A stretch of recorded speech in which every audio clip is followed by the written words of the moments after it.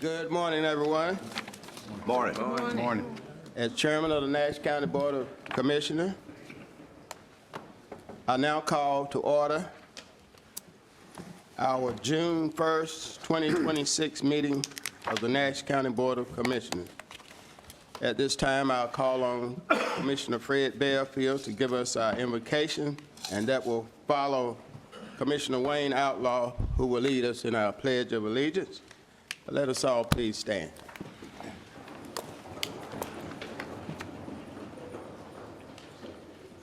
Good morning, everyone. Let us prepare for prayer. Jesus is the King of kings and the Lord of lords. No one can walk like him. Yes, Father, we understand your scripture. We know you're the King of all kings. We pray in the name of your Son, Jesus, that we are here as commissioners to transact county business. Decisions have to be made, and we may not all agree on the decision, but we want to love one another and not have hard feelings over anything, decisions that are made.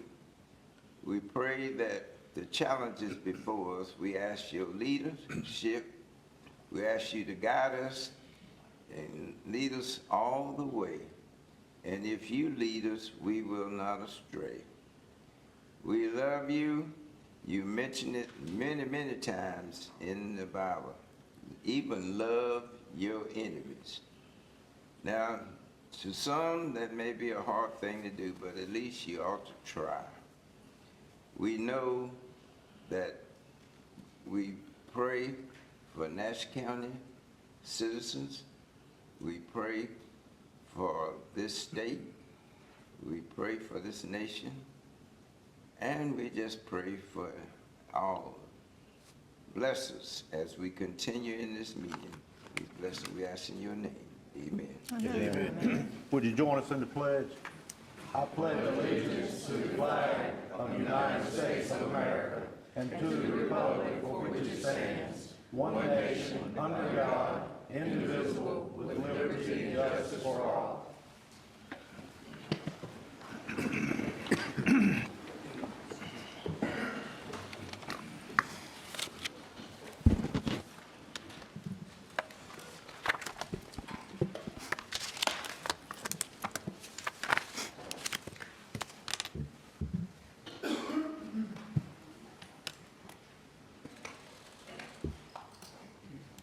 Okay, Commissioners, we will approve our last minutes, board minutes for regular meeting minutes of May 4th, 2026.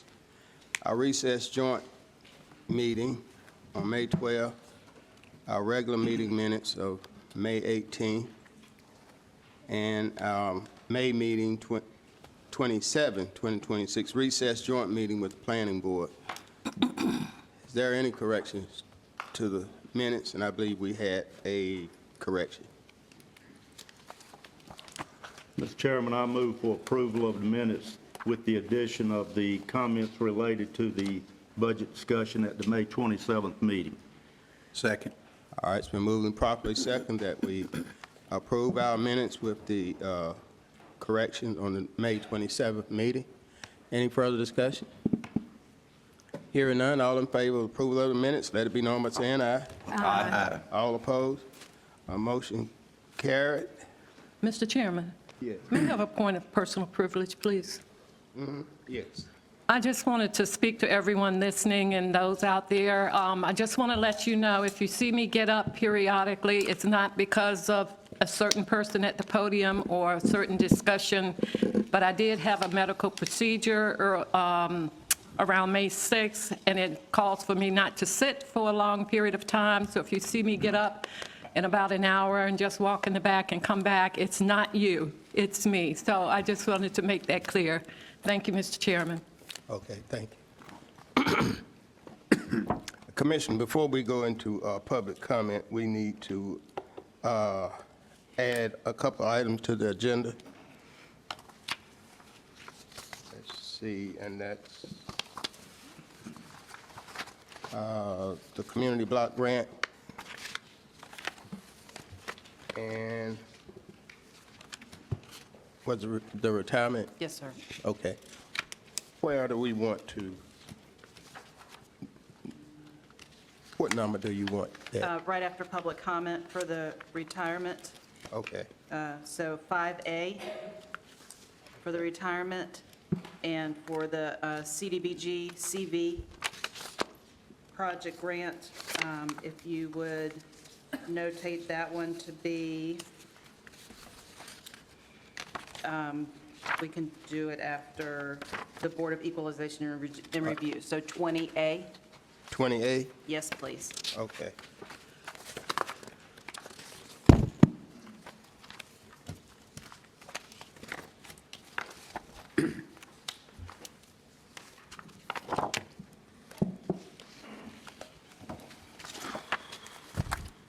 So moved, Mr. Chairman.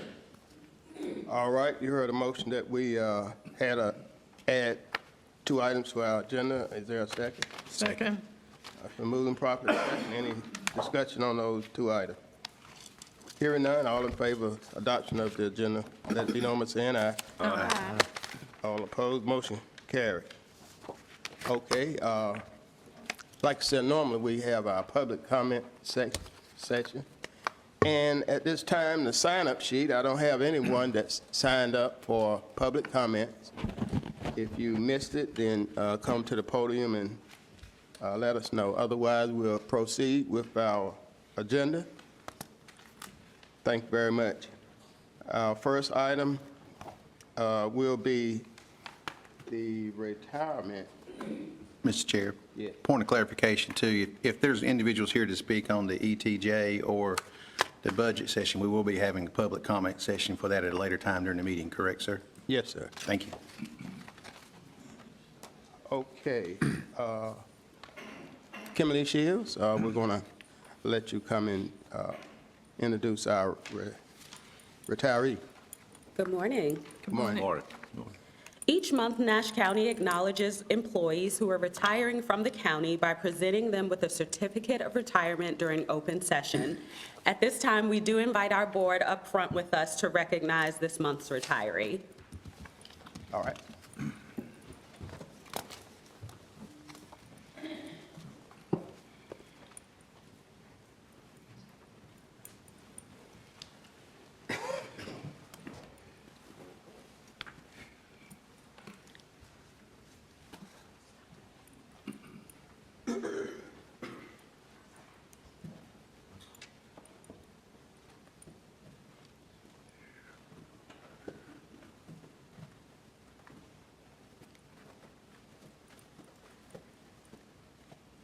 At this time, we would like to recognize Bruce Manu from our Solid Waste Department, who is retiring with 7 years of service with Nash County. Bruce, welcome. Come join us up front.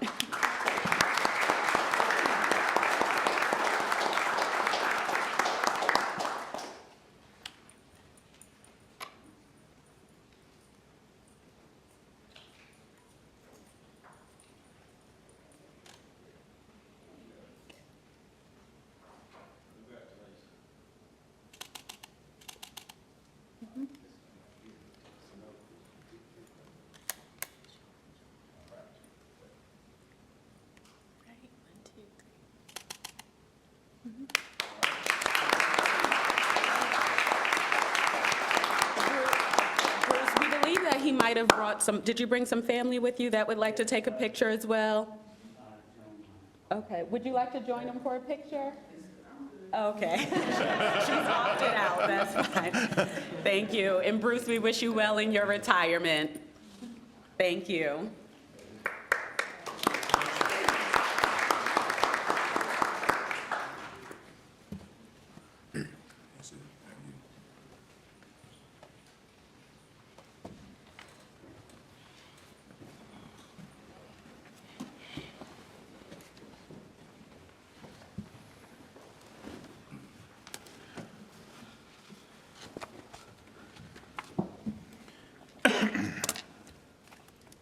Okay, now we will proceed with our number 6 agenda item, introduction of Animal Service Director, Ms. Tia Fuller.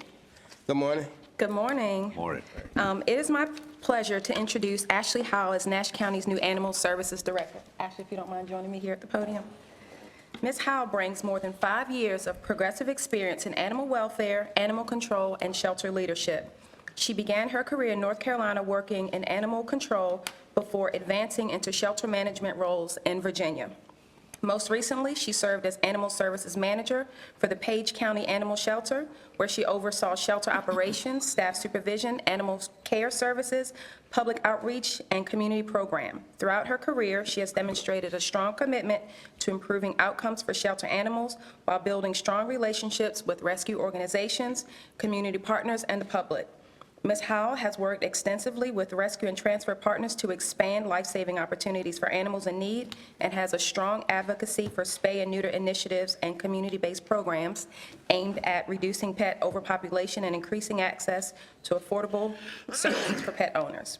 We are excited to welcome Ms. Howell to Nash County and look forward to the leadership, compassion, and energy she will bring to animal services as we continue strengthening services, partnerships, and care for animals and residents in Nash County. Please join me in welcoming Ashley Howell to Nash County.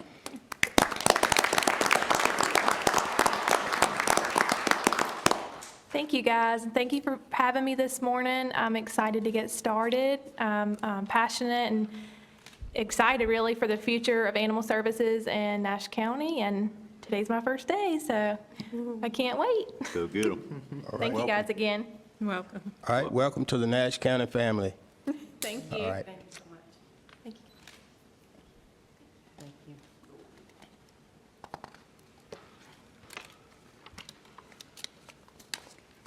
Move on to the next item? Thank you so much. So it is my pleasure to introduce our new Public Health Director, Ms. Angela Manning. If you would come up, please. Angela Manning brings more than 22 years of experience in local public health, including extensive leadership experience serving communities in North Carolina. Most recently, she served as Deputy Health Director, where she helped oversee public health operations, programs, staff leadership, and community health initiatives. Throughout her career, she has demonstrated a strong commitment to public service, community health improvement, staff development, and collaborative leadership. Her background includes experience in environmental health, public health administration, program oversight, and strategic leadership, all of which will be valuable as we continue strengthening public health services in Nash County. She joins us at an important time for our community, and I'm confident that her service experience, professionalism, and passion for public health will complement the strong team already in place within our health department. We are excited to welcome her to Nash County and look forward to the leadership, partnership, and vision she will bring as we continue working to improve the health and well-being of our residents. Please join me in welcoming Angie Manning. Angie, she goes by Angie, but Angela Manning to Nash County.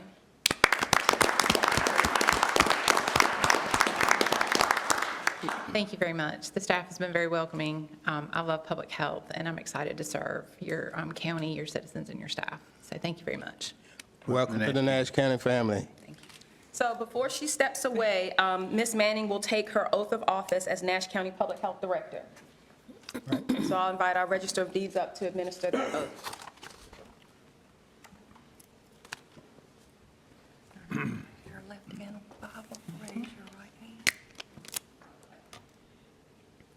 I, Angela Manning. Sorry. I'll say it. Okay. Okay. I, Angela Manning, do solemnly swear that I will support and maintain the Constitution and laws of the United States and the Constitution and laws of the state of North Carolina, not inconsistent therewith, and that I will faithfully discharge the duties of the office of local health director for the Nash County Health Department to the best of my knowledge, skill, and ability. That I will uphold and enforce the public health laws of North Carolina and the ordinances, rules, and policies of the Nash County Consolidated Human Services Board. That I will exercise the powers and duties assigned to the position under General Statute 130A-41 and other applicable statutes impartially, responsibly, and in the interest of protecting and promoting the public's health. and that I will conduct myself with integrity, accountability, and professionalism in all matters entrusted to my care. So help me God. Okay. If you would just sign your name for me.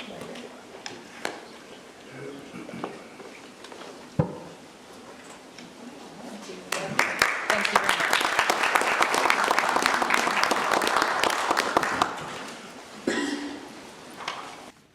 All right, we will now move to item number 8. Mr. Jonathan Boone, Animal Welfare Advocate, President.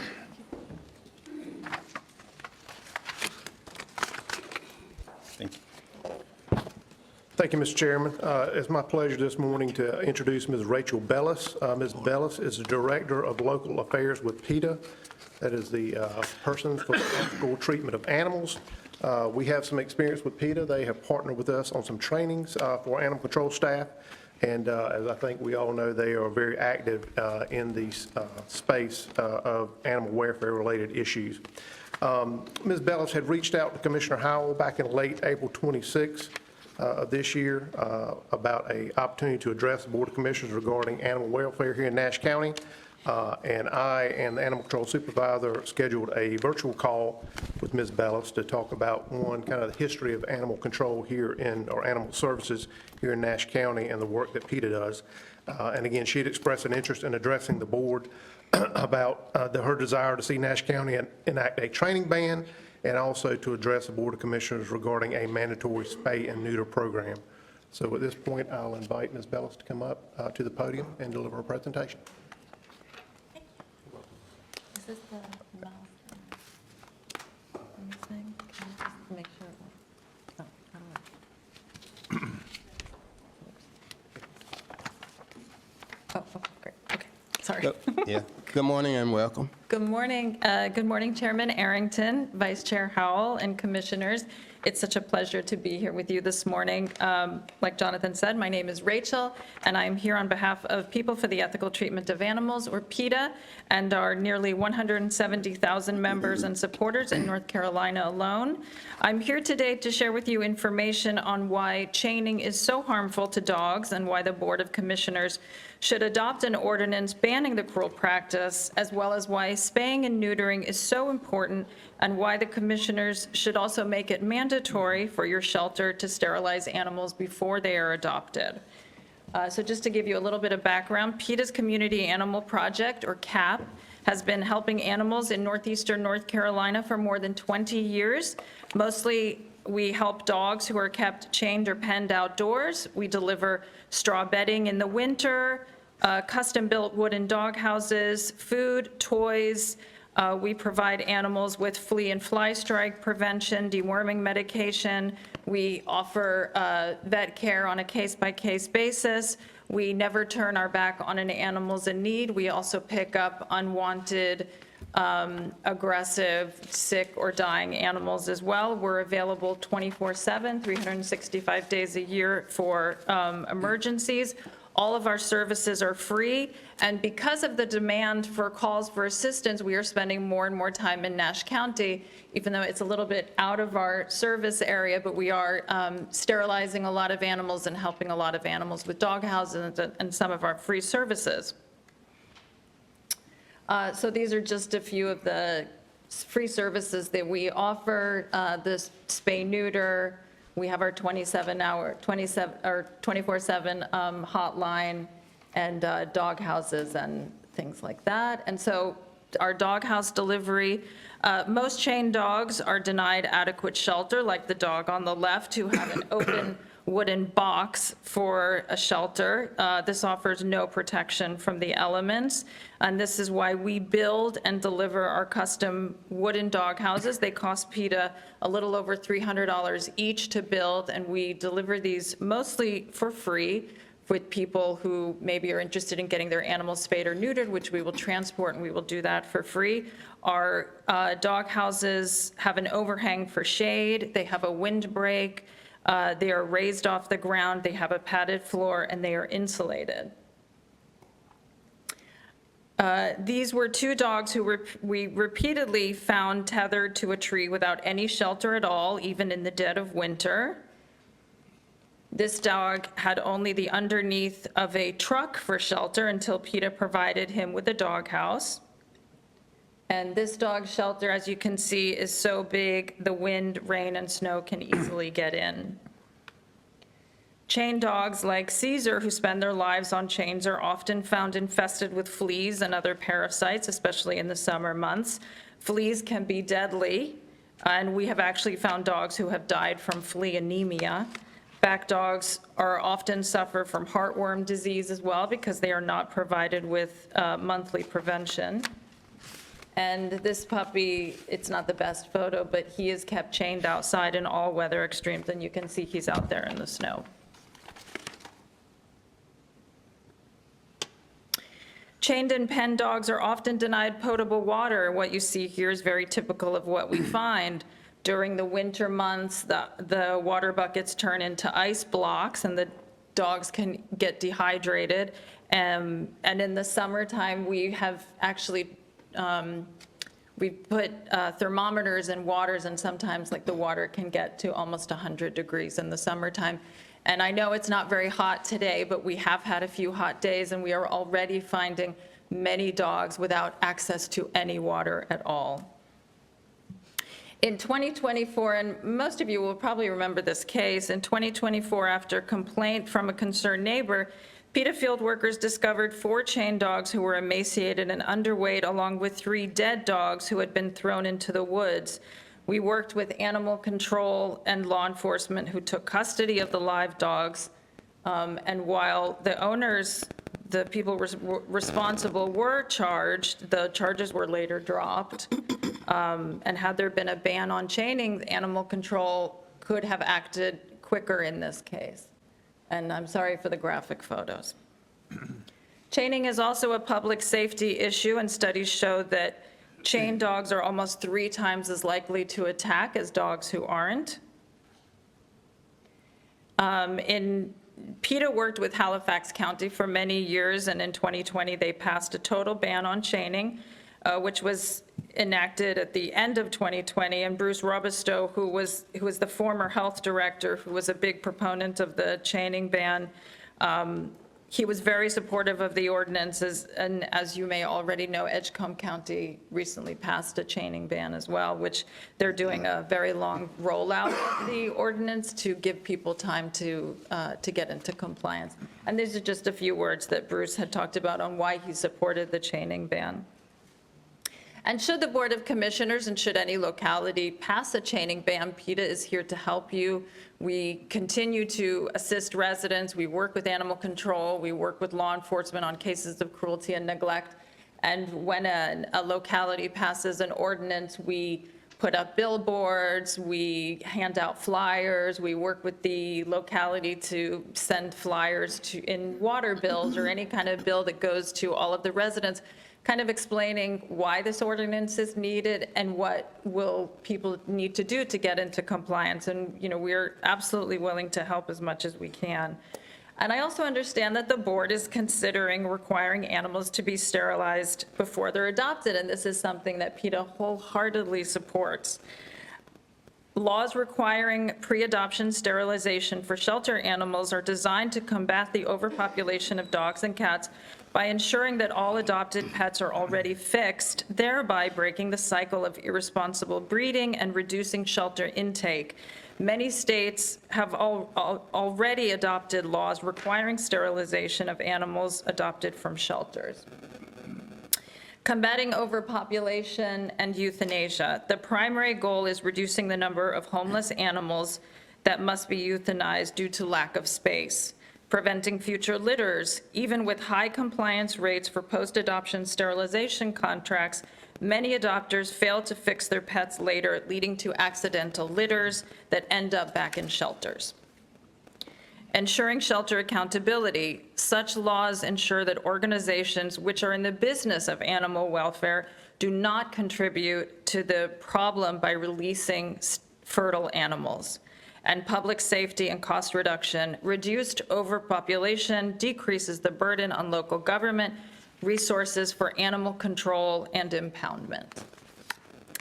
and common statutory frameworks, pre-adoption mandate, animals are sterilized by a licensed veterinarian before being released to the new owner. Post-adoption contracts, if an animal is too young or sick, the adopter signs a legal agreement to have the animal sterilized within a specific period of time or by 6 months of age. Medical exemptions, laws often permit veterinarians to sign written reports deferring the surgery if it would threaten the life or health of the animal. And there are roughly 32 states who already have laws like this on the books. So we are in total support of this. And I've just included a couple sample ordinances of a city in Texas and Arkansas that have mandatory spay-neuter before adoption, and a couple other things, like if an animal is picked up as a stray, before they are released back to the owner, they are sterilized. And that's something that obviously we would support as well. And I've included those sample ordinances in your packet, along with some quarterly reports, which just talk about PETA's work, and some expert opinions on why chaining is so detrimental to dogs, and just some other information. And I'm happy to answer any questions, and I really appreciate your time this morning. Thank you. All right. I'm going to ask the first question. When in Halifax County or Edgecombe, once they adopted these guidelines, did their adoption rate go up or down? Well, so I don't know that Halifax has a chaining ban, but I don't know that they have adopted an ordinance where their shelter animals have to be. I know they're trying to get their animals sterilized before they're adopted out, but I'm not sure that there's something on the books that legally requires them to do so.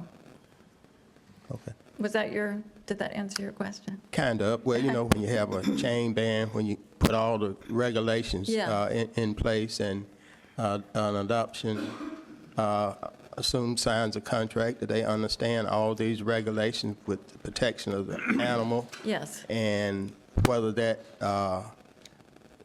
yes, decreases, once they read everything, whether that decreases, they'll say, well, I don't think I want that responsibility, or it makes no difference which one. Well, you know, I think that having an animal sterilized before they're adopted, it takes the burden off of the new owner or guardian to get that done. There really is no excuse not to sterilize your animal. It's better for their health.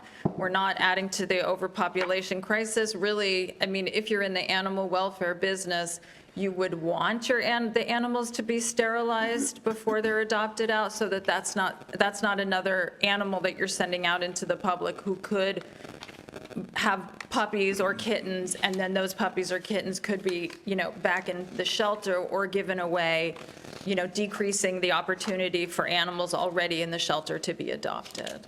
Yeah. Well, anyway, like I say, you're pretty much trying to make the public aware of animal treatment laws, and better treatment of animals, and that they better understand what's going on and the responsibility Yes. of owning an animal, a pet. Yes, sir. Any other questions from other commissioners? Mr. Chairman. Commissioner Wilkins. I just need one clarification, Ms. Felice. You had said that charges had been dropped on a couple in Nash County? Yes. And I was just wondering, were the charges dropped because there was no ban in effect for chaining or tethering? No, I mean, the case was, they weren't really charged for the chaining, they were charged for starving the dogs. They were charged with cruelty to animals, and I believe the charges were dropped against the mother. I'm not exactly sure why the charges were dropped against the mother, and I think that the son was already in jail and facing other charges, and so they just, they took the most serious charges in their eyes, which I think was larceny, I believe, and dropped the cruelty. Yeah, I remember that case now. Yes. Okay, thank But you. if there had been these dogs were chained, and so had there been an ordinance in place, they would not have been allowed to be chained, which means that animal control could have gone onto the property much sooner, educated on the ordinance, and perhaps, you know, the dogs would not have had to suffer the way they did. Thank you. Any other questions, comment? Commissioner Howell? Thank you, Mr. Chairman, and thank you for the presentation. Just a few things, and when you look at our budget for fiscal year '26 and what we're recommending for '27, when you look at specifically animal control operations and expansions, we're projecting or recommending a 57% increase in contracts for vets, 681% increase in gasoline, 189% increase in supplies. And then, of course, with janitorial contracts and pest control, they're all new items being added to the budget next year. So I think we're putting a lot of focus on our animal shelter now and our animals in Nash County. There's an expense with that, and of course, reproduction is one of the root causes. So if we can work with our animal shelter and prevent that, then we're going to reduce these costs. And as she mentioned, we're going to provide a better environment for these animals and for the citizens in Nash County. So thank you, Rebecca, for your presentation. Chairman, Commissioners, I just want to express my support for Nash County adopting a mandatory spay and neuter program. As a practical, responsible solution to our growing animal population changes, this policy is not just about giving animal welfare. It directly affects public safety, public health, and county finances, as I just mentioned. Counties that have implemented mandatory sterilization have seen clear results: fewer stray animals, fewer nuisance complaints, lower shelter intake. When they reduce the number of unwanted litters entering our system, we reduce the workload on our animal control officers and the operational costs borne by the taxpayers, A mandatory program also improves public safety. Unaltered animals are more likely to roam, fight, and behave aggressively. Reducing the population means fewer dangerous encounters for residents and fewer calls for service. From a physical standpoint, this is simply good stewardship. Every stray animal that enters our shelter represents a cost. When intake goes down, county expenses go down, and mandatory spay and neutering program is one of the most effective long-term strategies to stabilize those costs. Finally, this policy promotes responsible pet ownership while still allowing the county to partner with local veterinarians and nonprofits to ensure compliance is accessible and affordable. In short, this program protects our citizens, reduces long-term cost, improves the quality of life for both the people and animals in Nash County. I respectfully encourage the board to move forward with this initiative at a later date. Thank you, Mr. Chairman. All right. Any other comments from Commission? Seeing none, thank you very much. Thank you so much. Have a wonderful All day. right.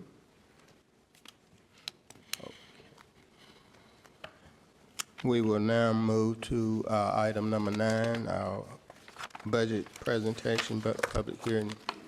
County Manager Stacy Stackman. Good morning. Good morning.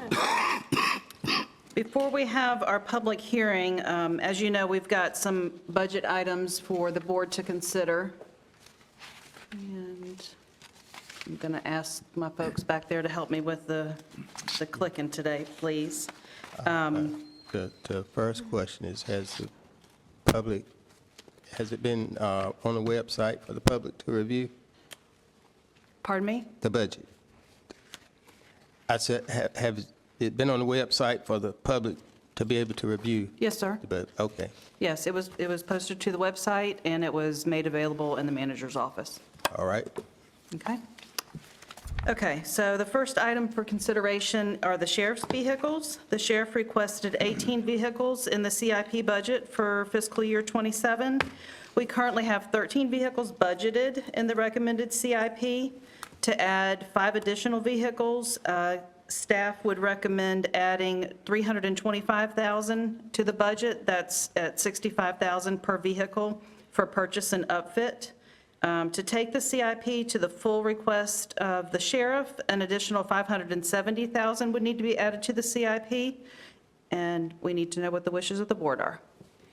Mr. Chairman, Commissioner Davis? could we hear all the requests and then take action on each one of them? I'd like to know the cumulative total before I take action on the individual one. Any problem with that? Okay? Okay, all right. All right, so the next item is going to be for detention center food and provisions. The current expenses in Munis through May 29th are $520,968. The recommended budget for FY27 is $550,000. The requested budget for food and provisions for FY27 is $780,000. The next item is detention center inmate medical. For the detention center inmate medical, the current expenses in Munis are $818,437. The recommended budget is $800,000. These costs have soared over the past several years, and staff are currently looking into our ability to offer inmates a market plan for their medical coverage in lieu of the county paying out-of-pocket for all charges. We have had some initial discussions with the sheriff about this possibility and plan to explore it further once we conclude this budget season. The requested budget for FY27 is $990,375. And then we can go on to the next one. The next item is adding additional CIP funding. This item is about additional funding for the CIP. Although the new EMS station and Miracle Park additions are not funded in the FY27 budget, staff will need some seed money to address items such as preliminary engineering work, permitting, cost estimates, and others. $200,000 is being requested for these initial costs for these projects. The next item is for lease rent for EMS stations. This rent amount has not been adjusted for many years. Staff calculated using the Consumer Price Index and recommend adding $50,000 to the rent line item in the EMS budget. This would take the cost per square foot from $6 a square foot to just over $9 a square foot. The next item is a request for detention salary increases. We've had several discussions this budget season around benchmark positions. These are included annually with our salary study as a way for Nash County to keep an eye on the market across the organization. We know our detention officer position is a hard position to fill for Nash County, and we've been running between 14 and 17 vacancies this year.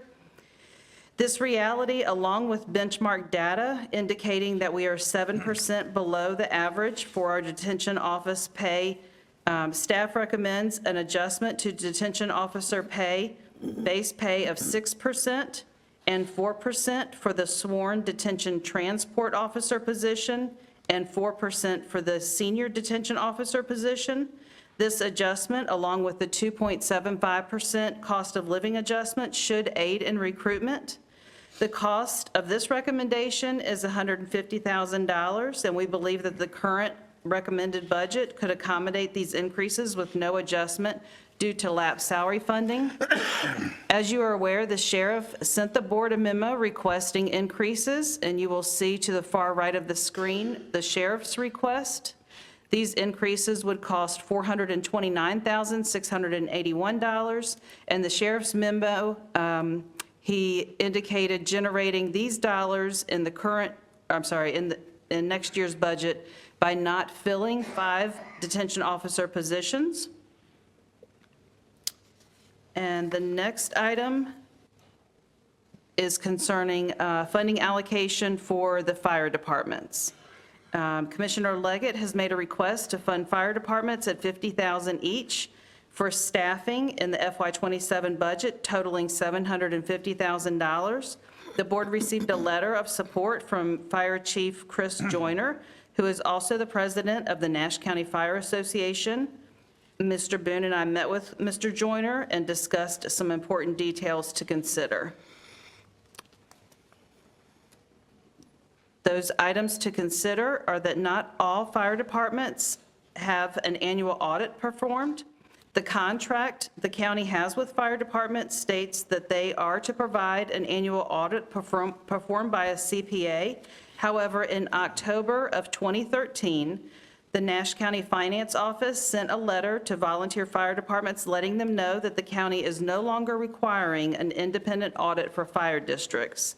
The county currently provides funding to outside agencies as part of a structured program that we require an annual audit for.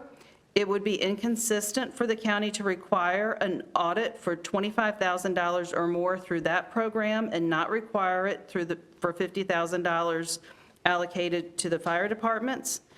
Items such as how the pay will work for those who do not currently process a payroll. Would the pay come from the county, with the county receiving timesheets, or would be on a reimbursement schedule? What benefits would be provided to these workers? Will they earn leave and other benefits? Chief Joyner mentioned a recent change in workers' compensation and recommends that checks and balances be in place to ensure that workers' compensation is in place. And also, what reporting would the county require? So the recommendation from Chief Joyner is to establish a fire commission with 7 members to include fire chiefs from both fully paid fire departments and fully volunteer fire departments, along with the 3 areas of the county, representation coming from the 3 areas of the county being the southern, central, and northern, as well as county staff, maybe our emergency management director or our deputy county manager or both. If the board approves this approach, staff could plan to present proposed initial 7 members at the June 15th meeting.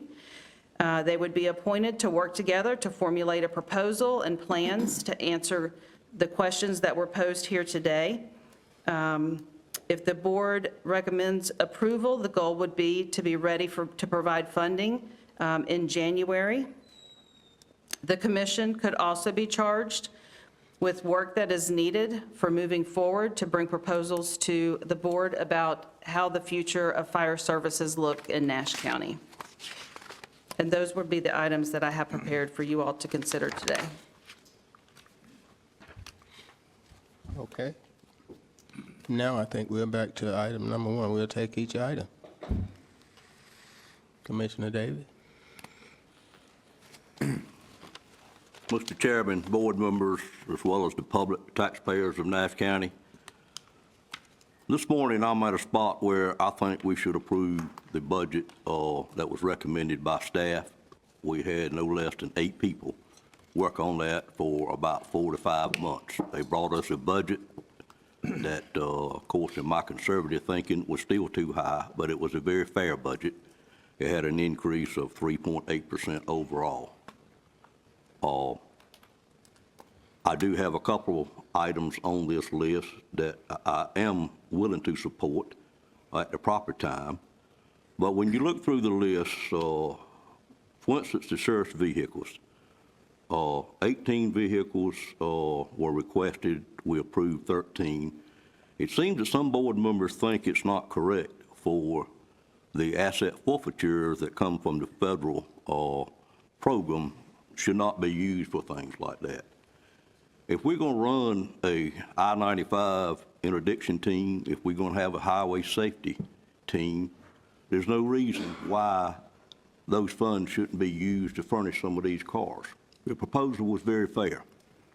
If indeed the taxpayers of Nash County are going to fully fund the sheriff's department, this board should seriously consider changing the policy that we've had for 9 years, where we allowed the sheriff to do what he chose to do with those funds that he receives from the federal government for any type of charges that he has and there's money involved in it. I think he gets 80% of those monies that are intercepted. This board made that decision because it gave the sheriff an opportunity, if he really wanted to, run these I-95 interdiction teams and so forth, which I know the sheriff understands. I've never been in favor of that. I think it's too dangerous. I think it's too dangerous for our deputies to be out there on the I-95. You never know what it is you're going to stop. certainly the sheriff does a great job of training our employees to work in that venue. And they do a great job of it. And so thankful that thus far, no one has been hurt, to my knowledge, with the exception, I have to retract that statement because there have been some instances, but I'm not sure they were drug-related.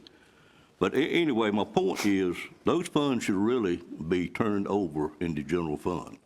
That's what the state requires us to do, and they go directly to our public school systems. If indeed we're going to fully fund the sheriff department, this board needs to take action to require all forfeitures and fines to be turned over to our school system. That's where the money needs to go anyway. The fact that our sheriff is, and I don't think a lot of Keith Stone because I do. He is a great sheriff. I want that fully understood. But on the other hand, it's just not right. If you look at other counties, the majority of them, those fines and forfeitures, regardless of the nature, go into the general fund. And I'm sure many of them end up in the school system. That's where our money should be going. We've got needs in our public school systems.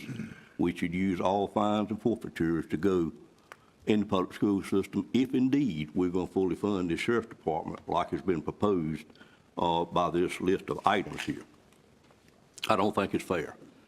We have a sheriff that has connections to the feds, which is great help to Nash County. He has friends that have great connections, and that's why we're able to get the very large amount of fines and forfeitures and push our cases into the federal courts. Many of them probably shouldn't be in federal courts, but with the help that the sheriff is able to receive, they go in federal court. Therefore, those fines and forfeitures are put in his budget to spend pretty much like he wants to. Of course, we have to account for it. I mean, we got to make sure fines and forfeitures and any revenue the county collects is properly spent and accounted for. When you go down to the detention center's request for additional food items as well as medical cost, folks, the facts are we have too many inmates over there in our jail. There are probably 100 of those inmates, 324, I think. Mr. Chairman, are we discussing the first one, or I'm confused? I'm Commissioner discussing Davis. my reason for not supporting the item. All right, hold on a minute. May I continue, Mr. Chairman? Yes, sir. Okay. What we should be doing is finding ways to help these people in our jail. There are many of them over there that have mental issues. There are many of them over there that have drug issues. Being put in jail does not help our citizens, and they are our most vulnerable citizens, quite frankly. It's just not right to continue building jail space to put our Nash County citizens in or other citizens from other areas and not help them so they will not return to our jail system. Many counties in North Carolina have programs that they have in place to help the people that are over there that have drug addictions. Many of them have programs in place to help the mentally ill. I've asked for a roster of the people in jail, have not received that yet. I think we need to start looking at why they are there, how many times they've returned, and find those programs that will help reduce that population rather than continue to add to it. We've added well over 100 inmates in a 10-month period. I think I know the reason for that, but I'm not here to discuss that this morning. And I hope a time doesn't come when this county has to support $134 million, the sheriff's numbers, new jail complex. But seriously, we've got to get serious about helping our people. It's a responsibility that this board has. It's a responsibility that all citizens have. I have dealt with this personally myself. I know what can be done. I know what we can do to help these people. And our DA, who is up for election, our sheriff, who is up for election, needs to buy into this and do what they can to bring the jail population down. And I don't think there's any board member on this board that if the time comes next March, next April, whenever it is, that we're out of funds for food, what are we going to do? Or what is the board going to do? They're going to fund it. Same thing with medical costs. If we run out of money, we're going to fund it. But why not incentivize by giving a reasonable amount as we go in this budget? The staff has spent many hours researching. They produced a great budget. And I just feel we need to take that. Now, the items that I'll take that back. I will let you know as I go what items that I will support or that I feel like are available to look at. And certainly the thing with the volunteer fire departments, I've always said there's no better deal in Nash County than volunteer fire departments. We need to do what we can do to prolong that system as long as we can prolong it. So with that said, Mr. Chairman, I will stand down for the time being, but I seriously hope this board will consider looking at our original budget as presented by the staff that is a very qualified staff. Thank you, Mr. Chairman. All right, thank you, Commissioner Davis. Commissioner Harrington, just a point of clarification. So we're talking about item number 1 here on the vehicles. Could Commissioner Davis say whether he's in supporting that or not? I couldn't tell by his statement. It was so much blurred there between all the other discussion items. Is he in favor of it or is he against it? Mr. Howell, I'm sorry it was blurred. I don't think it was blurred to everyone, but I certainly do not support this. I think I made it clear that sheriff should be furnishing some of these vehicles if indeed we're going to continue to allow him to have all federal fines and forfeitures. Thank you, Commissioner Davis. Commissioner Harrington, I guess I have a question for our county manager. Does state statute dictate on asset forfeiture which funds go to the sheriff's office and which ones go to the school system? They do. Are we following those state guidelines? Yes, sir. Okay, so we do have money going to our school system currently, We do. and our sheriff's department has money as well. Is it a true statement that in the last 10 years, our sheriff's department has used asset forfeiture funds to purchase 74 vehicles for Nash County? That's true. Is it also true that there is no asset forfeiture funds available currently? I believe that's true. So that being the case, our sheriff has come to us and said, hey, I'm out of money. I need vehicles. Is it a true statement that we approved for SROs 3 positions earlier this year? Correct. Is it also a true statement that for the forecast for next year, we've approved 3 more positions for the sheriff's office? Correct. So that would be 6 new positions. Would those positions require a vehicle? They would. So what the sheriff is asking for is 18 vehicles in total. 6 of those 18 are going to new positions.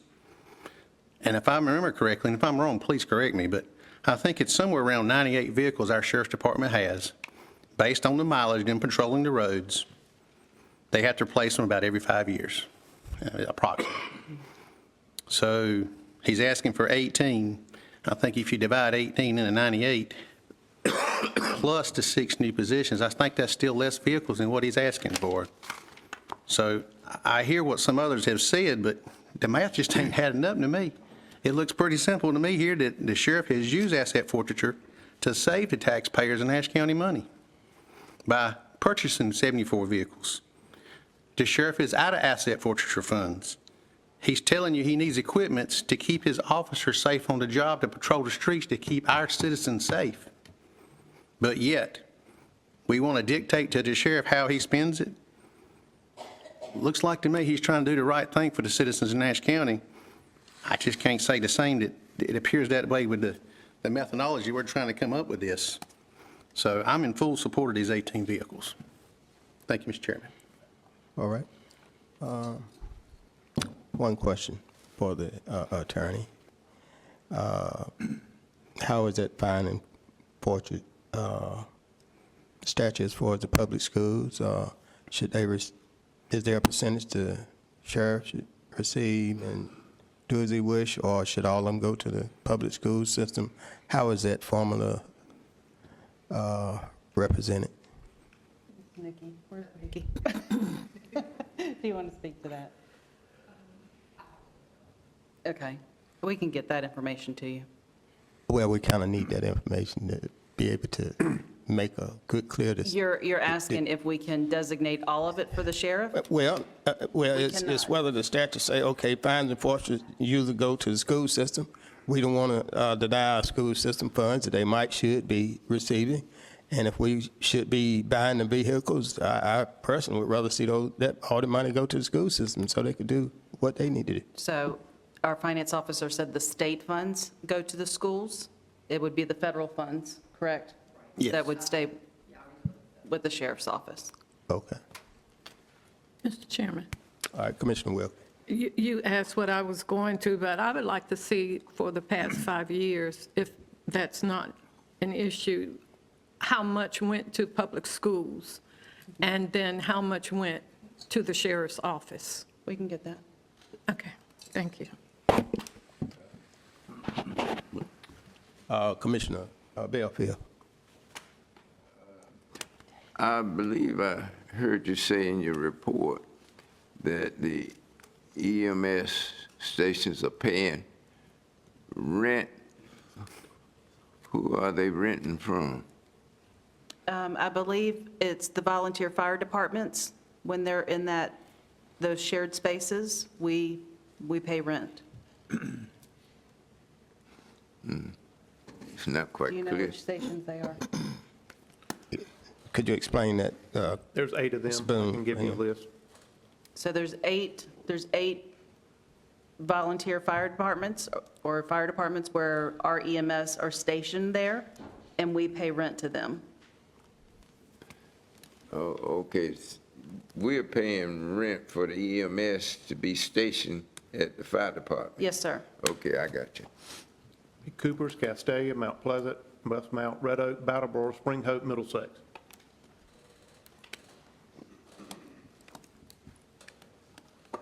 Okay, Commissioner Davis. I want to make it clear, because I do know sometimes I'm not clear in what I'm saying. But it is factual that all state cases, fines and forfeitures, go to the school system. It is the current practice of Nash County that the federals do not go in our general fund or go through our general fund, but the sheriff uses them like he wishes to use.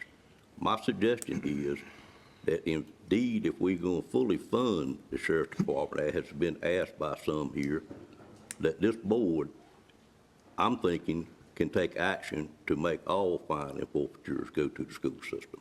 That was what I stated. Thank you, Mr. Chairman. Okay. Commissioner Outlaw. Mr. Chairman, what's the direction here? Are we going to deal with these one at a time? Or are we going to take a consensus vote to give the manager direction for the budget? What are we going to do here? I personally, number one, I fully support the sheriff and the vehicles that he has requested. What's the plan? Well, each one of these items are important, and we need to go through each one individually, I think. And that's, we're under discussion. We're trying to understand both sides and all the issues. We need to understand both sides, because we're talking about a lot of money, and we'll, just need to know what we are doing. Commissioner. One more Dave. point I'd like to make is the manager's recommended budget has put an additional little over $1 million in the sheriff's budget, which is right at a little over 10%. The average that the county department's got was 3.8%. I think she has been extremely fair with the sheriff's department with the original budget that was proposed. Okay. As far as the fine and forfeiture, our policies, any desire to change that or keep it as it is before we go with this vote?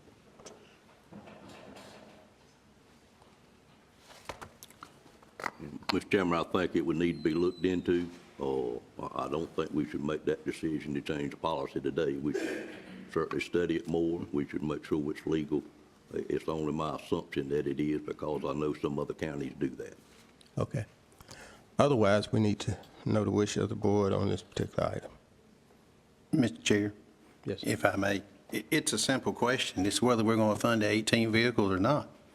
And the sheriff has made it plain and simple and told you he has used the asset fortress. So if you change everything as you're talking about and put it all back over in general fund, he would have spent the money on 74 vehicles that he's already spent for the previous 10 years. So he's not taking the money and going out and taking trips to Las Vegas and gambling. He's buying them for vehicles to put his officers in on the road. And he's told you he's out of funds. And to keep the vehicles in good shape, to keep the officers safe, patrolling our citizens, to keep our citizens safe, he's told you, I need these vehicles to keep the rotation. And if we fail to support this, we'll be doing the same thing we done to our EMS team, where we did not support the ambulances and replace them as we were supposed to, and we got a completely outdated fleet and having to replace them all in 3 years. So what we're doing is being proactive here by supporting this to prevent the situation that we're going through currently with our EMS. And the same thing we put our EMS staff in, vehicles that won't run, that break down, tires falling off, they won't work. So what we're doing here is we got an opportunity right now to prevent this from occurring by being proactive in doing it. If we don't approve this, then we're going to put those vehicles that's out there in use, and we're going to jeopardize the safety of our officers and also our citizens as we transport them, not to mention the response time and getting back and forth to our citizens. And we're at a situation in Nash County currently where this county is growing. The calls for service are increasing.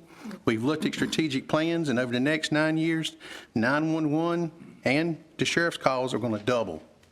So this is not a time to cut back on funding and supporting our infrastructure for our public safety. It's a time to support it greatly. Thank you, sir. Okay, Commissioner Belfield. I have a question. I don't think this has ever come up before since I've been on the board. Can we vote on line items? Maybe the attorney can tell us a particular line item that maybe all of us don't agree on, or Well, rather than voting in general on the total budget. Before we do that, can we vote on some line items? Yeah, well, this is kind of a line item. All right, the floor is open. Is there a motion to accept or deny this first request? I move for approval of item number 1 as stated. Second. Is this a consensus vote, It Mr. is a Chairman? consensus vote. Okay. All right, then This move. vote, consensus, gives the manager direction for establishing the budget. And may I ask for clarification? Is your motion for the remainder of what the sheriff asked for, which is $570,000, or the $325,000 that it would take to provide $65,000 for each of those 5 vehicles? There are 10 vehicles in the budget currently. 13. Well, the 13, the 3 additional ones are for the 3 new officers that are being added. So you got 18, you need to add 8, and then you'd have 21 total. You've got 10 budgeted plus the 3 detention, Correct? and the sheriff asked for 18. Correct. So we need to fund 5 more. And I think it's 8 more. But whatever, that's my understanding. Is that incorrect? 5 more. The sheriff requested 18 vehicles. 5 would get us to 18. 18 vehicles carry you at 18 per year. That handles the removal of those vehicles that are high mileage. These 3 additional vehicles that you're talking about are for the new officers that are being added to the staff. That's my understanding. I think he factored the new officers into his request for 18. That was addressed in the sheriff's memo. So he asked for a total of 18. So he asked for a total of 18. Yes, sir. Then that would be my motion. I think we've got, and I've said this before, and I'll say it one more time, I'm not in law enforcement, I'm not a lawyer, I'm an everyday average person. I have great respect for this sheriff. He knows what he's doing. He's the best sheriff in North Carolina, and we need to support him and support our citizens by supporting him in public safety. So I support his request. I go down the line and I'll support all of his requests. Thank you, Madam Manager. Thank you for that clarification, Deputy Manager. No problem. All right, is a motion to, this is to add the $570,000? I was trying to learn if that's the motion for the amount. Is it for the 570 or the 325 that it would take to purchase 5 more at 65,000? It sounds like we need 5 more. We need That would 5 meet- more. That meets the sheriff's request, Correct? and that would be the 300 plus, right? Yes. Then that would be my motion. Okay, thank you very much. All right. Mr. Chairman, Okay, the motion been moved and properly second. Oh. Now it's open for discussion. Mayor, Yes, sir. I think the difference in the numbers is, so we'll all understand, is what the sheriff asked for per vehicle versus what the staff has determined to be the cost for the vehicles. That's why we're off in the numbers. The staff has determined it takes 60,000 plus to provide a vehicle. The sheriff had a higher number than that. May have something to do with the type vehicles, I'm not sure. But that's the difference in the numbers, and it appears like that the motion was for the 325 based on the 5 vehicles at what the staff determined they could be bought for. No, the motion is the 5 vehicles at what the sheriff requested in the total ask. What is that number? That would be adding an additional 570,000. So what's the difference in the 3 and the 5? What the sheriff used to calculate the cost would be for his 18 vehicles, and what we are looking at are actual costs, the vehicles that have been purchased and the upfit, that we're running between 61 and 63,000, I believe, for this year. So we put 65 in there for next year. So is that a fair cost for the vehicles, the 5 additional vehicles, 65,000 is what you're saying? We believe so, yes, sir. Then that would be my motion. That total number is 325, right? 325.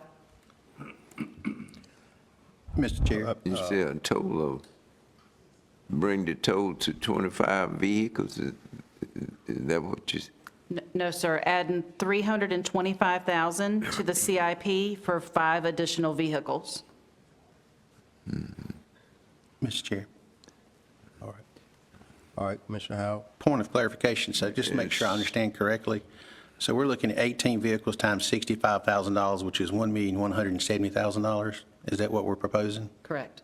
Okay, and what was the amount that the sheriff asked for total 18 total vehicles? 1.3 something. Jonathan has it in his stack there. And do you know what the discrepancy there is? The number that the sheriff used to calculate the cost and what staff are using to calculate the cost. And just for clarification, these vehicles are on state contracts, so the price is preset for the vehicle. This is upfitting and charges for decals, radios. All of that. Equipment to go in the vehicles. So we got $100-something discrepancy between what he's asking and I guess who determined what those prices were? If it wasn't the sheriff, who determined those? The vehicle purchases that we're making today. Okay. And the upfits that we're doing today, we know what those costs are. We're paying those bills today. So And you're saying they're running we're- average 63 to 65,000 today? Well, 61 to 63 during this current year. Okay, So next year, we're putting 65 in. okay. Thank you for clarification. Yes, sir. 1346370. 13, 46,370. Okay, no further discussion. All in favor of the motion, let it be known by saying aye. Aye. All opposed? Nay? All right. Got one opposed? Motion carried. Mr. Chairman, Yes. can you clarify who made the second for me, please? Commissioner Howell. Thank you. Okay, we all clear on that motion? Okay. The next item is for the detention food and provisions.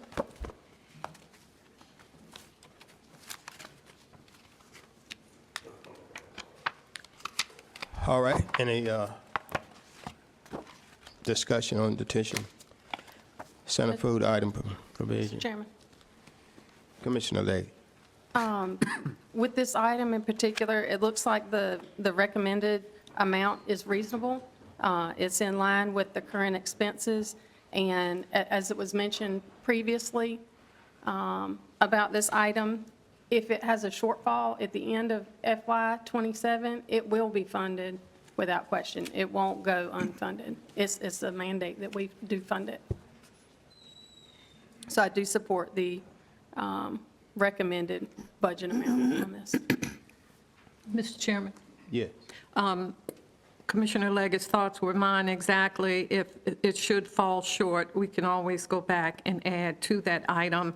If we give the entire amount now, not saying it could be, but any department could maybe use some of those funds for something else, but there's always the possibility that the board could go back and add an amendment to the budget.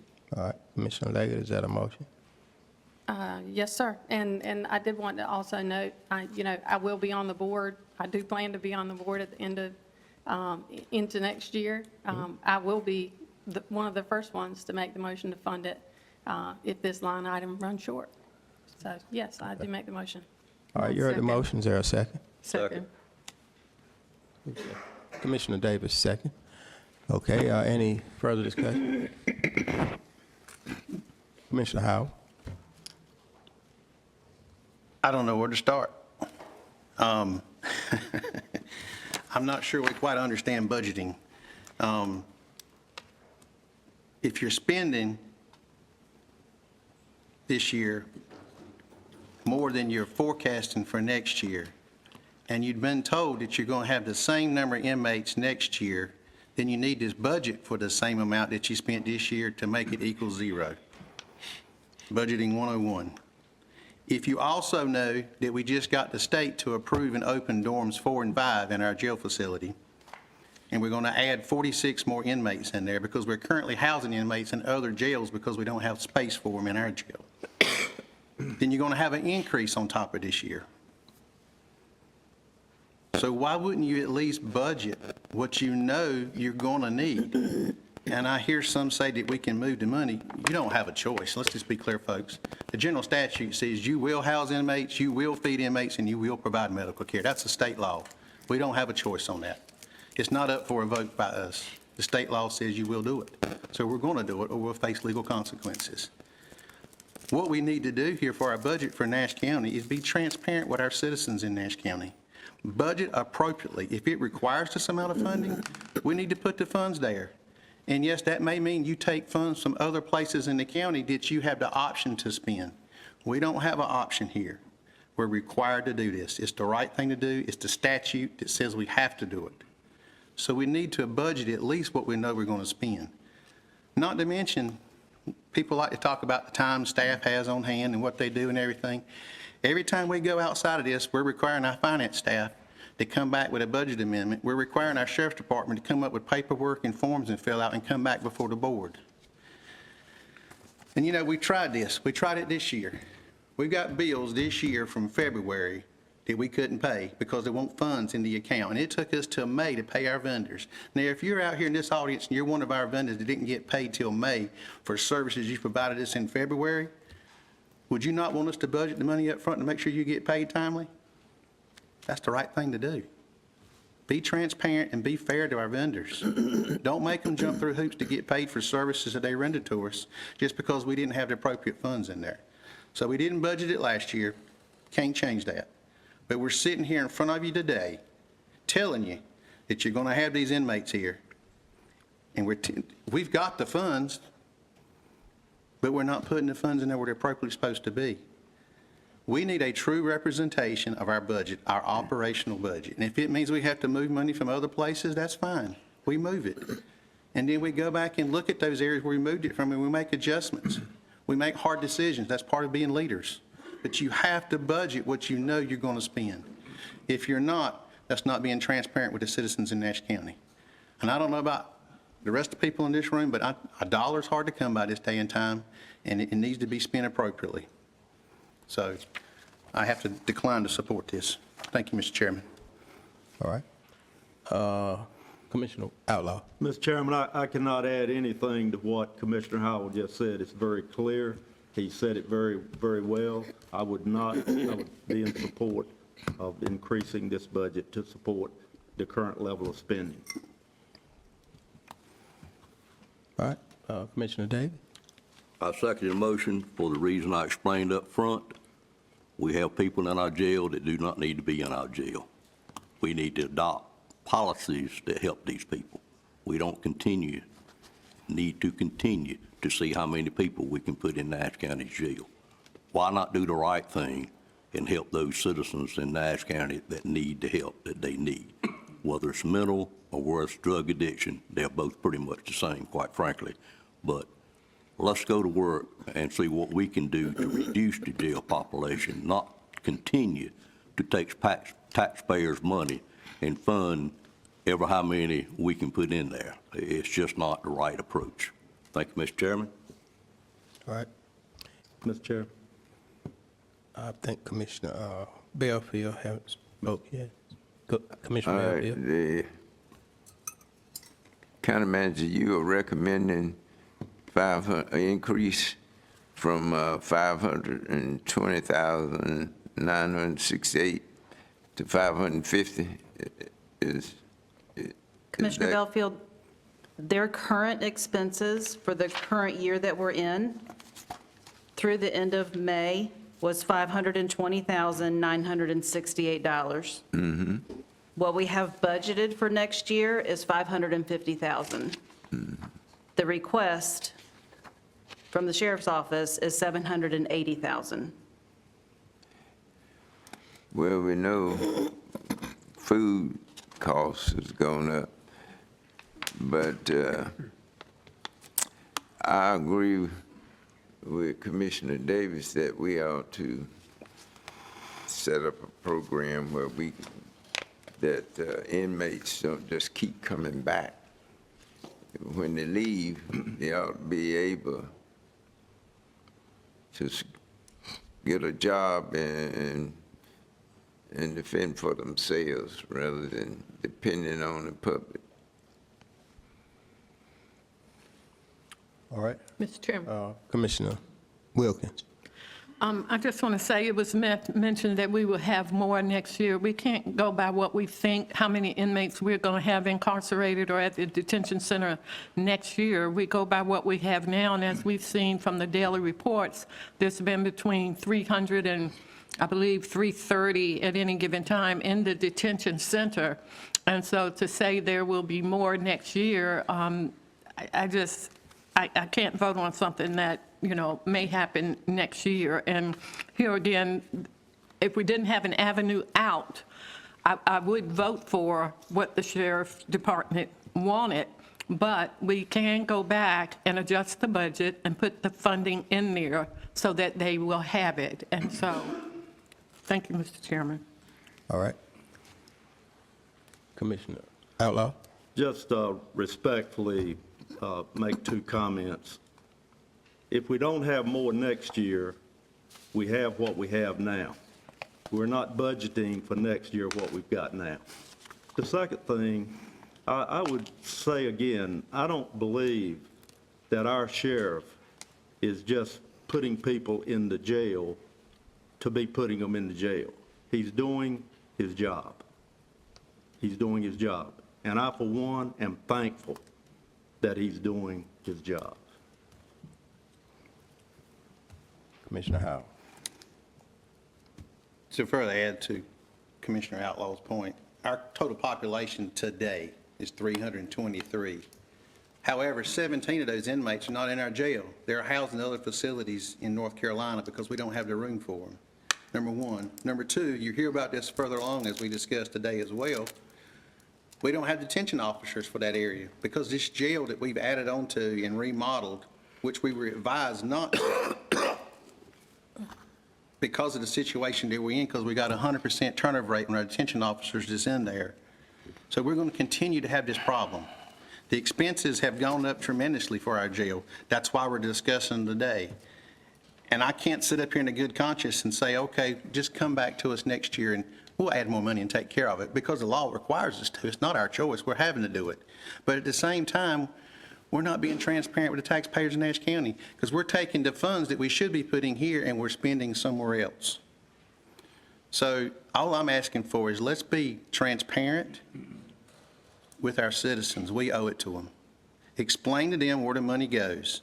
And it's not going to stop. We're going to keep dumping funds into this jail because of the way it's laid out and the implications that it has on those officers that are having to serve. It's one of the worst ones in the state, if not in several states around.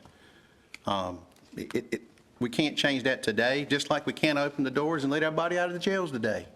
But you know, I know just here this week, I saw one where we had an arrest for drugs. 12 kilos here in my area was apprehended here recently. That's 12 kilos. I bet you there's not a person in this audience here today that's not affected by drugs. We all are affected by it. So by opening the door and letting them out and letting them keep poisoning our children and our grandchildren is not the answer.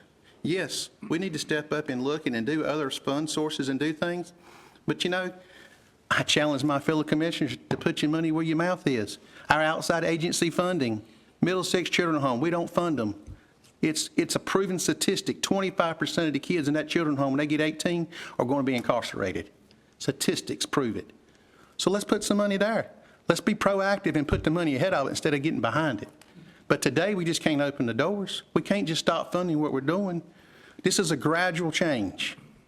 But if we don't get in front of it, the citizens in Nash County is going to pay the price. Thank you, Mr. Chairman.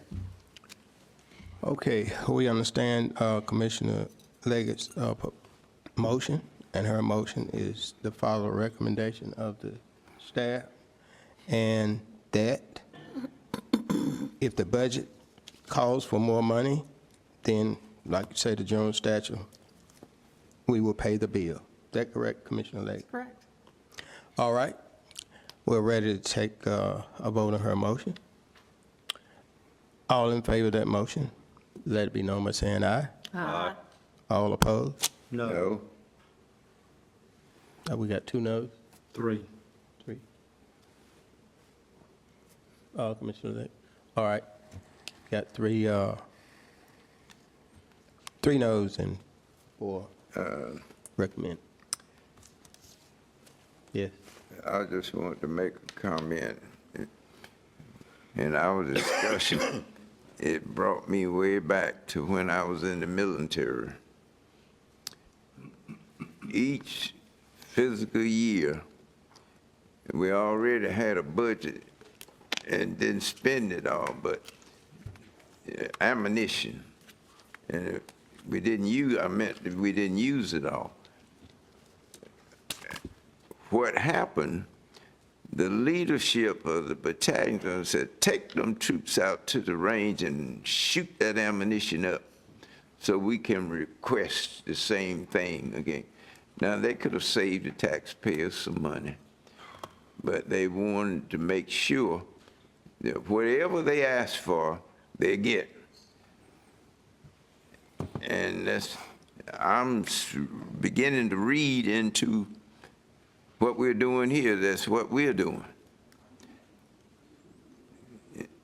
They got a request. We can amend the budget if it's needed. And I don't think we should,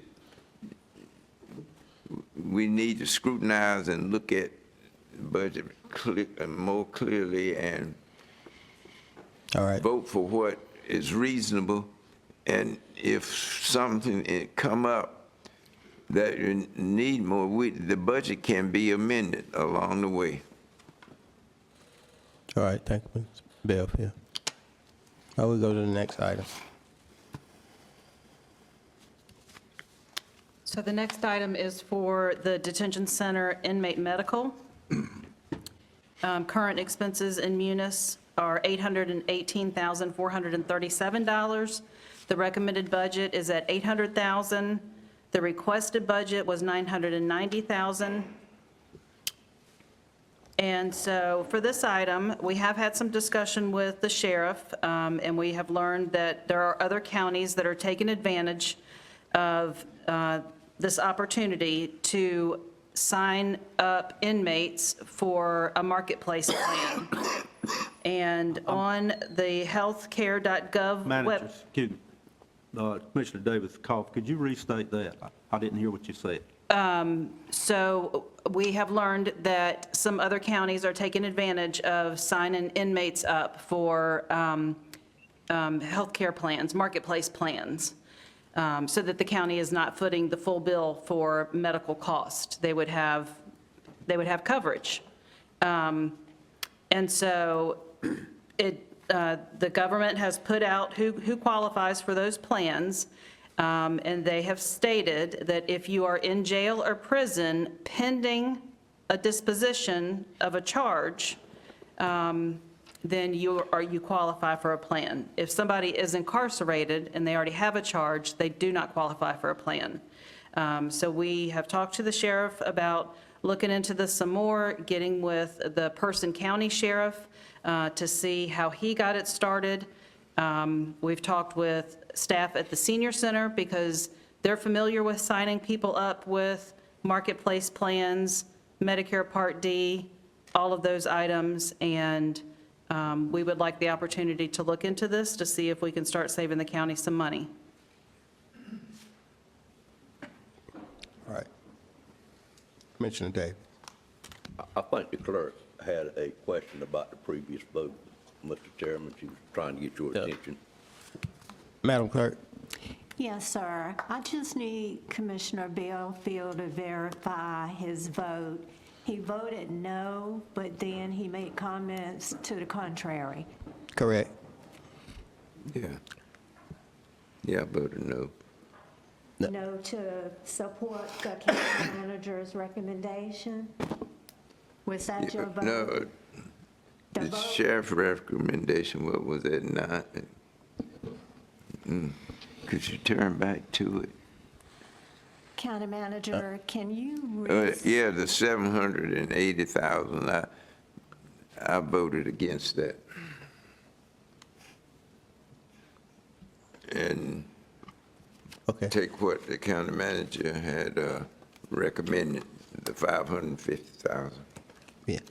Okay, so yours was a yes vote for the motion. Mr. Chairman, No, I may I voted. clarify?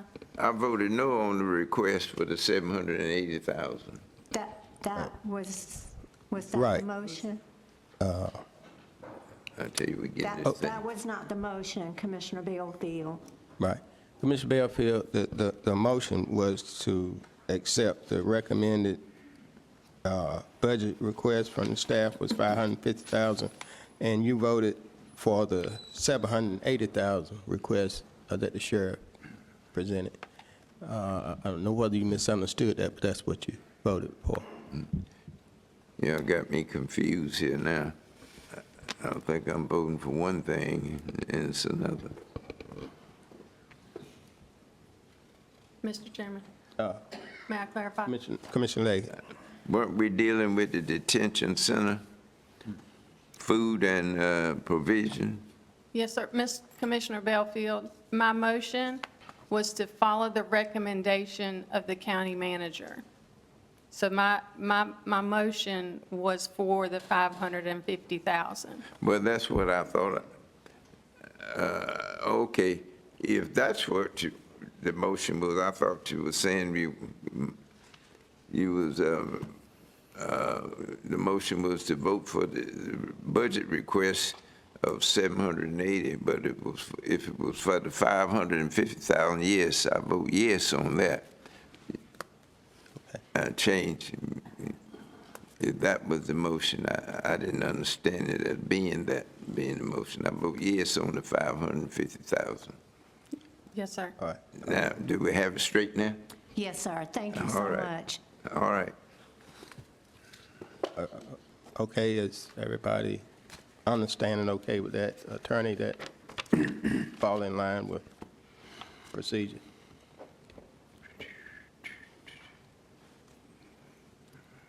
As long as y'all accept it, I think that's correct. That's why I say y'all accept Commissioner Bellfield's Yes, sir. vote. Okay, all right, let's move forward. Okay, now we are on the detention inmate medical. Commissioner Davis. Are you ready for a motion? Yes. I'll make a motion that we accept the county's staff recommendation for this line item. All right. Is there a second? I second that motion. Second by Commissioner Bellfield. Discussion on this motion. Commissioner Outlaw? Madam Manager, was the sheriff in agreement with what you just gave us? He was very encouraged and that we would be looking into it, and yes. But I mean, was he supportive of it?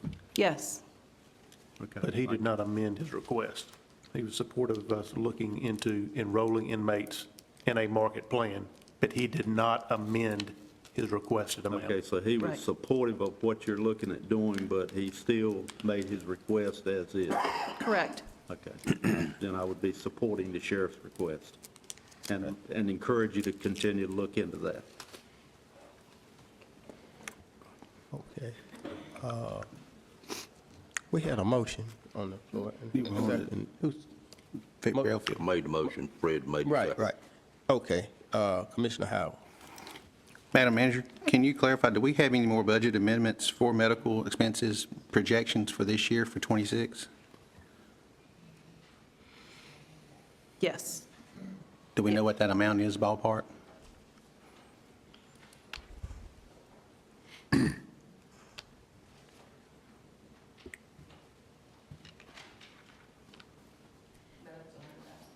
I'm sorry? 100,000. Another 100,000? Is that another budget amendment for today, later today? So actually, our current expenses for fiscal year '26 is going to jump to $918,000 for this year. Is that correct? I don't know what, If we, she's got a budget amendment today for $100,000 that she's going to ask the board to vote on. And of course, we're going to have to approve it because state statute says we have to pay for medical. that's, right. Okay? So the 818 is not what is budgeted for the current year. It's what they've spent. Okay. So But I'm we're, not sure what the budget is. but we're putting in another 118, or excuse me, another 100,000 in for this year today. We are, to ensure that we can meet all of the So to make bills. sure I understand it correctly, if I'm wrong, please correct me, but we're looking at 918,000 in Munis for expenses for medical for this year, but we're putting in a request for fiscal year next year of 800,000, which is close to 200,000 or a little more less than what we're putting in this year. Correct, and we anticipate savings through enrollment in market plans. Do you know what percentage of those savings would be? I don't. So it could be $50,000 or it could be $1 million. We don't know. So we're really not far enough down the road yet, really, to activate this program yet. But it sounds like it could be cost savings for us and more benefits for the individuals as well. But again, we're going to gamble at putting the funds in there appropriately to budget this. I'll let this go, but it's the same thing as the previous one. We're underfunding this line item, and then we're using those funds somewhere else in the county for some projects that may or may not be required by law at the citizens' expense. Thank you, Mr. Chairman. Any further discussion on this item? Okay, well, again, we will pay, and hopefully the staff with the marketplace,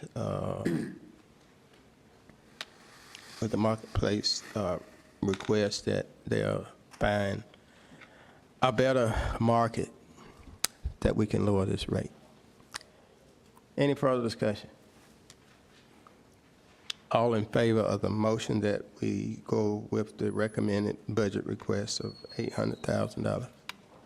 Let it be known by saying aye. Aye. All opposed? No. No. What we got? 3 noes? All right. 3 noes and 4 yes.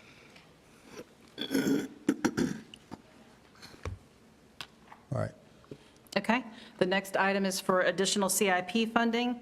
Again, the new EMS station and some additional projects at Miracle Park at Coopers are not funded in the next year's budget, but we do need some seed money to start preliminary engineering work, permits, cost estimates, and et cetera. We're requesting $200 to be $200,000 to be added to the CIP for these items.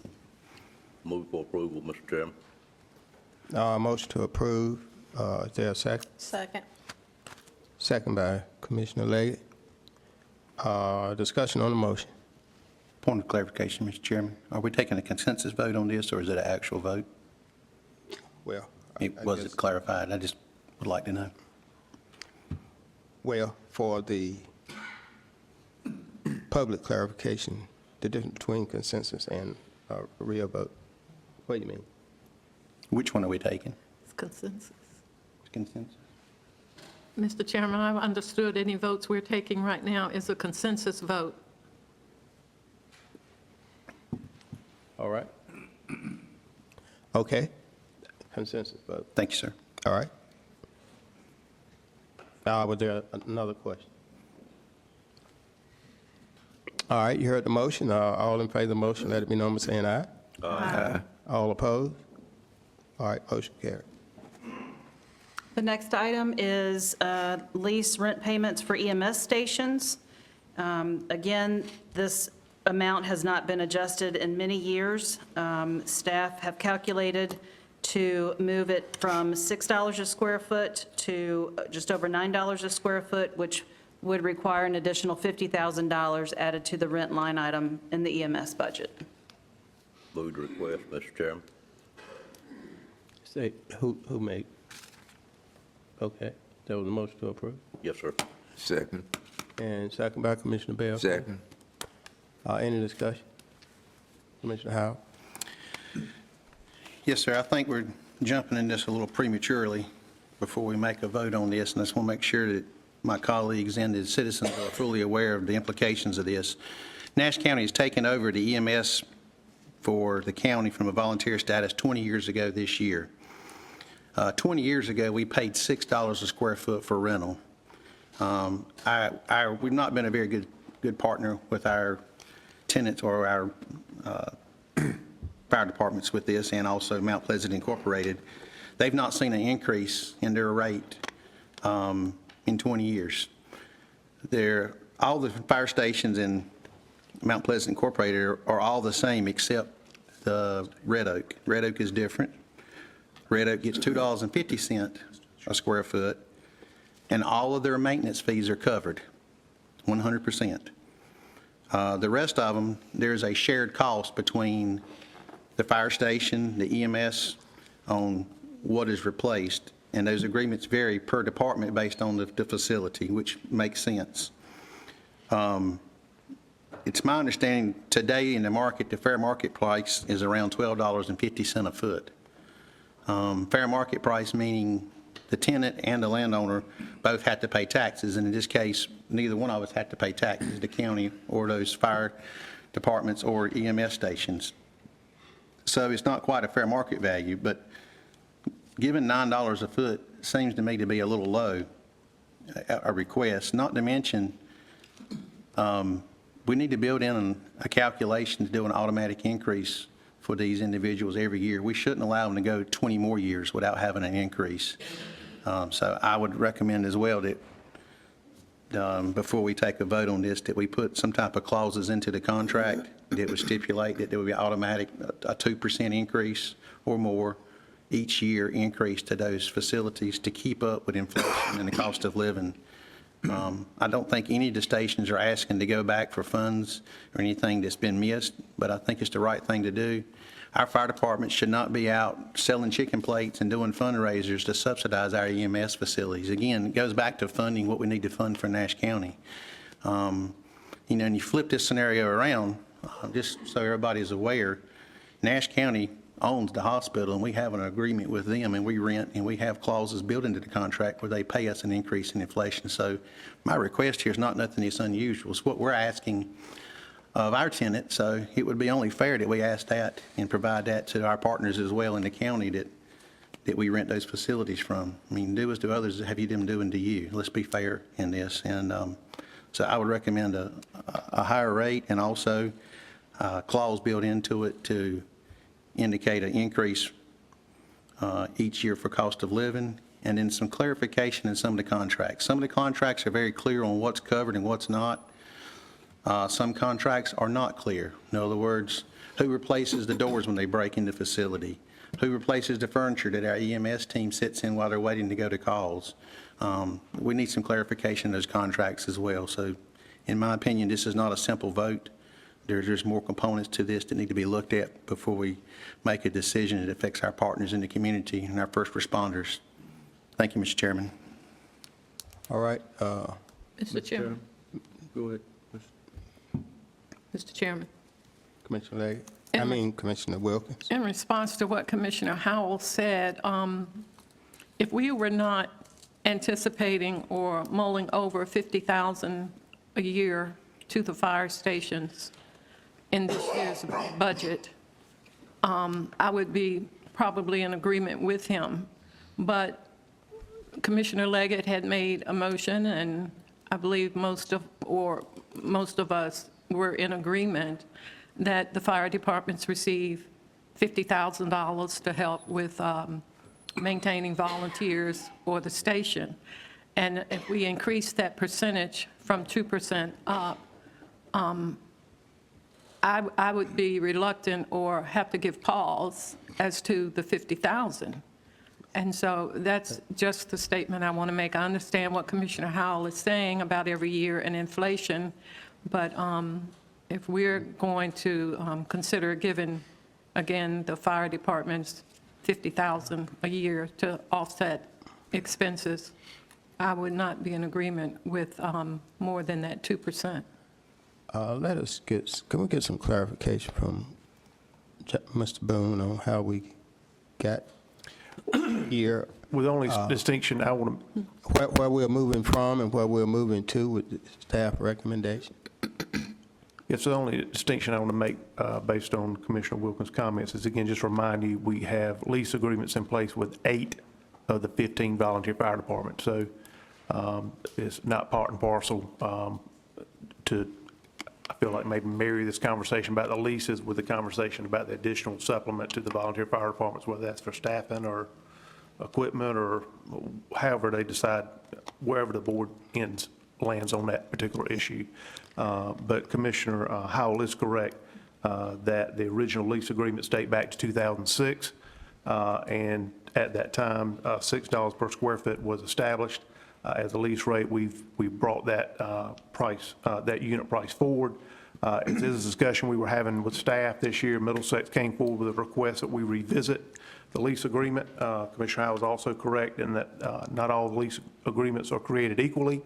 And we wanted to revisit that issue and also build in an annual escalator, which Commissioner Howell mentioned, so that we are taking into account what inflation does to these contracts. So we do want to be good partners. We recognize the service that volunteer fire departments not only provide to the county in terms of emergency response, but also in terms of housing EMS staff. And we certainly want to recognize that and be fair to them in that regard. So that is why we requested the amount, and then the intent was to coordinate with the county attorney on an updated template for these lease agreements so we could build some of these items into the lease agreement moving forward. But again, just adding the annual supplement that the board discussed earlier to the lease agreement, just know we're only talking about 8 of the 15 on the lease agreements. So that would still leave 7 that would be impacted that would not be impacted by any adjustment to the lease agreements and the unit price that we use for those contracts. All right. Kind of explain how that process worked, because we own the facilities, correct, and how that process works. There's some facilities that we own, and again, these are the 8 locations that we lease space for our EMS staff. So we own EMS 800. We own the facility on Porter Road. But there are 8 that we lease space. We do not own the space. So we are co-located with emergency responders. All right.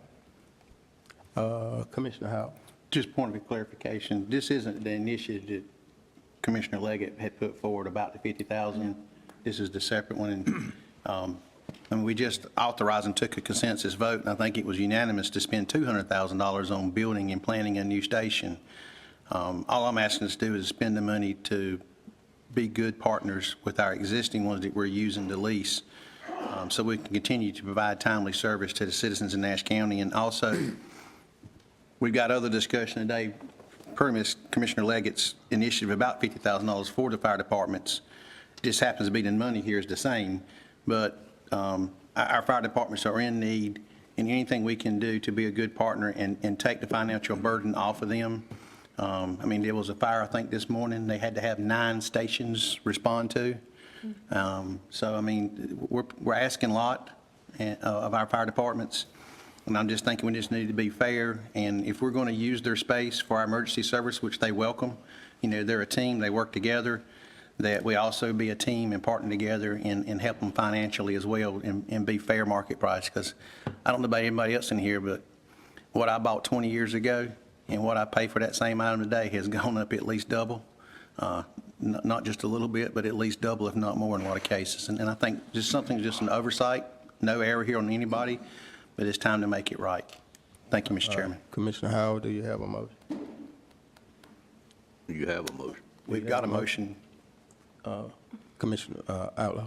Commissioner Howell, are you recommending an amendment to the motion made by Commissioner Davis to change the cost per square foot and add the escalator? I am, sir. I would request that we change it to 1045 and include the escalator in at 2%. I second that motion. All right, this is an amendment to a motion, I made the motion. right? I believe we have to vote on the amendment first. All right? Is that correct, Mr. Attorney? Yes, yeah. Commissioner Davis? Discussion on the amendment. Fortunately, I'm in a position where I rent many buildings, and I know the value of the rent. And there's no doubt it needs to be a cost of living index in the rent moving forward. And that is a very widely known cost of index that's used on all rental rates. I will tell you, I think what we're overlooking here is that these fire departments are paid for by our taxpayers anyway. Each one of them has a fire tax, and each citizen that owns property pays the fire tax. So they are certainly being looked after through the fire tax. But I've always said that these volunteer fire departments and the men that serve in those are the best deal the county's got. I do know that the $9 proposed is a very fair rate for what we are leasing at these spaces based on what the the private sector pays for rents. I have rents as low as $5.43, but it's warehouse space. The $9 is fair. I certainly support the original motion that I made, now understanding that we were already looking into putting a cost of living index involved in it also. So I would not support the amendment of raising the rate. All right. And one more comment is, one of my fire departments asked for this, and what the county has proposed is considerably more than what they asked for. All right.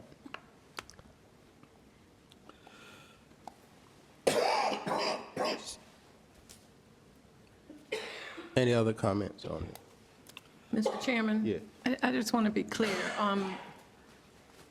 The Commissioner Davis declined to accept the amendment, and according to Robert's rules, he would have to accept the amended motion.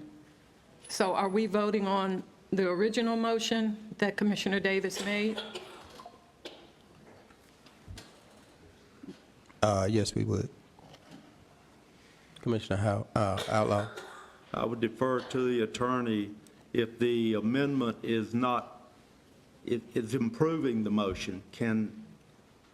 Does the original motion, person making that motion, have the right, the authority to not accept the amendment? I always thought that's what the rule is. I think that is the rule, sir. That's what, Mr. Chairman, that's what I said. No, I think the rule is you vote on the amendment. The amendment is improving the motion. No, the attorney, state that again. I believe state what you said I think again. the person who made the, or man or woman who made the original motion has to consent to the amendment. You are the attorney. That's what he said. Then I'd be a no vote on the motion. So, whatever. Right, so we're voting on the original The motion. original motion doesn't even include the escalator, which the person that made the Well- motion just said he supported. I believe Commissioner Davis, state your motion again. With the additional facts that have been brought out by the deputy county manager, my motion would be that we support the recommendation at the $9 per square foot, and that we include in there a annual review based on the cost of living index that is properly used to raise the rent or look at the rent each time. And sometimes you may not have a rent increase, but generally you will have rent increases. But it would include the cost of living index. All in the right, motion. that motion was seconded by Commissioner Bellfield. Oh, I was going to say, I believe the rule is you vote on the amendment first, vote it up or down, and and then you go back to the original. That's not what the attorney said. Anyway. Mr. Chairman, I'll second the motion if there wasn't one. Commissioner Bellfield had second original motion, and the second one, was restated.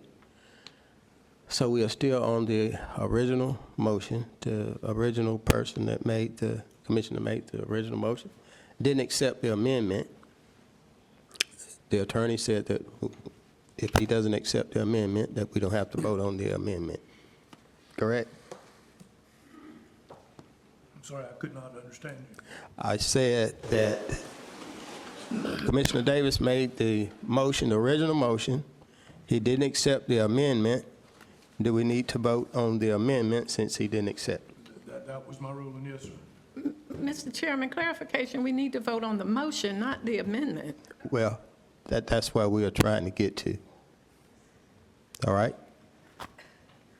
So, any other discussion on the motion? Call the question, Mr. Chairman. All right. All in favor of the motion, let it be known by saying aye. Aye. All opposed? No. No. All right. 2 noes and 4 yes. Before I go on to the next item, which is the request for a detention salary increase, the finance staff have provided information that was requested earlier. So just to clarify, for federal asset forfeiture funds, those federal funds they must be spent strictly for law enforcement related purposes, such as equipment or funding training. And then in contrast to that, the state constitution dictates that asset forfeiture under state law must go exclusively to the public school system.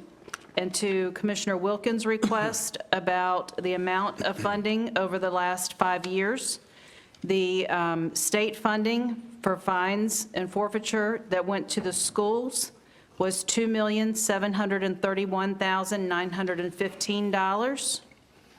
Do you want me to say that again? $2,731,915.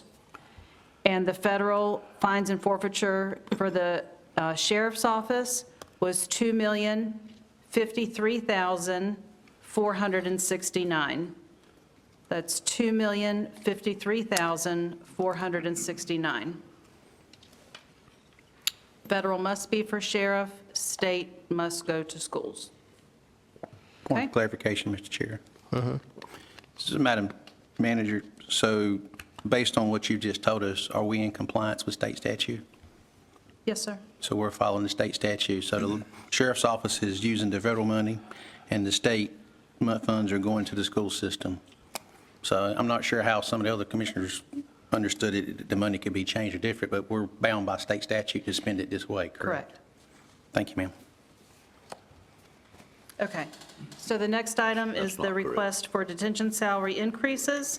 I went through this with you all just a little bit ago. We do have, we've been running 14 to 17 vacancies in our detention center with the salary study data that we received for the benchmark position of a detention officer. We are 7% below market. We recommend adding 6% to the detention officer position, 4% to the sworn detention transport position, and 4% to the senior detention officer position.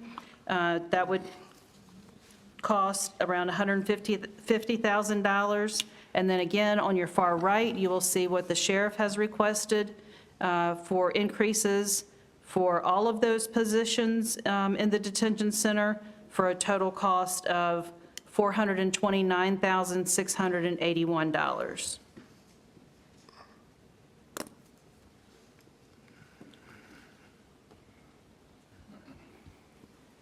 All right, Commissioner Davis. I'm ready to make a motion to accept the staff's increases in the detention officers as presented. And second. All right, it's been moved and properly second by Commissioner Bellfield. Motion open for discussion. Mr. Chairman. Madam Manager, the items and the salaries in red, are you saying that they will not get an increase or they will get the cost of living increase? They will get the cost of living adjustment, yes. The cost of living adjustment will be on top of the 6% and the 4%, and then would also go to the rest of the staff, as well as what we're able to determine the merit meets expectations is in January. The sheriff's office would, the detention center, sheriff's office, all of them would receive that as well. Okay, thank you. All right, any other discussion? Commissioner Howell. I don't expect this to change the vote, and I don't expect this vote to pass based on previous positions already taken by some of my colleagues, but this is more for the citizens that sit in this office, in that audience today, and the ones that are watching. You hear my colleagues sit up here and tell you that they support law enforcement. They talk it, but they've yet to support a single one to back them up and do it. This jail facility is not the fault of these detention officers that are having to work in it. It's a known fact that it's 98 to 99% turnover rate in the last 12 months in this jail facility because of the layout, the way it is. It takes 8 minutes to get from one side to the other. I've done it twice between all the doors that have to be open and shut. And if your husband, your wife, your child, your grandchild is a detention officer working in this facility, and they're in there with these inmates, and the way this jail is laid out, you can't divide them all up and basically separate them by the offenses so they're lumped together. 8 minutes to get to them to help them. So they leave. Simple and do. They come in, we fill the positions, and they leave. And they go other places where the facilities are set up, where it's be able to manage those inmates properly and protect the safety of the officers. Because at the end of the day, we all want to go home at night and be with our families. We work and serve as a way of means to provide for our families. We shouldn't be put in situations where our life is in jeopardy unnecessarily. And that's the case here. And the sheriff is coming in and asked for an increase to help these individuals that want to work in this facility until we can do better with the facility. And I ask for that. And the rate that we're proposing here, the increase, I think we proposed a 2.7% increase for cost of living for all county employees this year. So when you take 6%, 4%, the rest of that we're giving is really a joke. And I hate to be so bold in that statement. I mean, the state just proposed a 15% increase for state detention officers. And we're not even at that level. But yet we think a 6 and a 4% is okay. So I'm pretty sure we're going to vote this down. But just remember, these are your family members. These are your people that we're putting in jeopardy.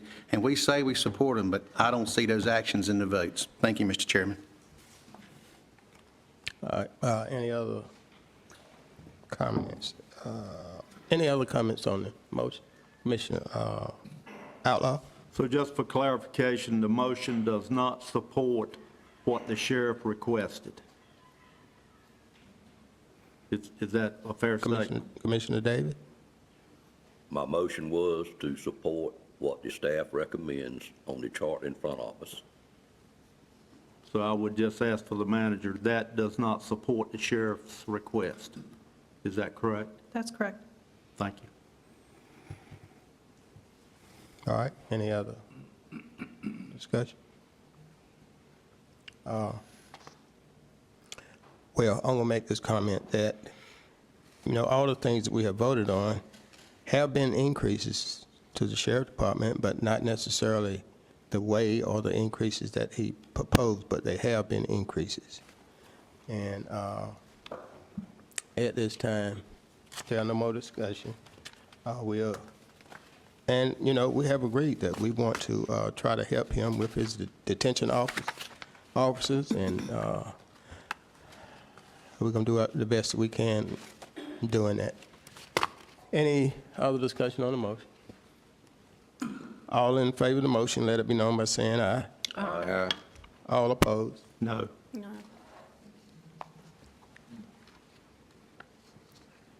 All right, 4-3. motion failed. Mr. Chair, Yes. I make a motion that we support this request at the sheriff's request. It's the right thing to do. Mr. Chairman? I have a motion on the floor that we support the proposed request. This is I've mainly seconded for that the motion, Mr. detention Chairman. officers. The detention officer proposed. Mr. Chairman? Commissioner Howard, I'm sorry, sir. was this mainly for the detention officers proposing? Remember, we said that We do would the su- we increase- would support his detention officers. The detention officer salary increase as proposed by the sheriff's office. And point of clarification, and I'm comfortable either way, but I believe the sheriff actually made the recommendation to keep from increasing the budget for the county by not filling 4 positions or 5 positions because of the problems he's having, to see if this is a thinking outside the box to try to get retention in that facility. So he was going to forfeit 4 or 5 positions and use the funds that's currently in the budget to use to pay the other staff to increase their pay for dealing with the conditions they were dealing with. So this would not be an increase to the budget for fiscal year '27 as he proposed it. That is correct. All right. Mr. Chairman? Who seconded I that motion? seconded the motion, Mr. Chairman. You second the motion? Yes, Commissioner sir. Outlaw? Yes, sir. All right. Was there other discussion? Mr. Chairman? Commissioner Wilkins? I just want to make clear here again that this is a consensus vote, and we're not voting on the budget today, but every vote we're taking on this is a consensus vote, is it not? It allows the county manager to put these things in the budget. Okay, thank you. All right. Mr. Chairman, Commissioner Davis? could we get the manager to repeat what the total cost of this line item will be as the current motion stands? The recurring cost, again, he would not fill 5 positions in the current year's budget, but moving forward, well, based on current numbers, not based on the increases, so $429,681. Is what the total cost would be. I understand the other side of it, but that's what the total cost would be to provide these increases shown on the whole list, Correct. $495,000. I'll just say, Mr. Chairman, it's extremely bad budgeting practices to eliminate positions that you know you need just to pay your current positions more money.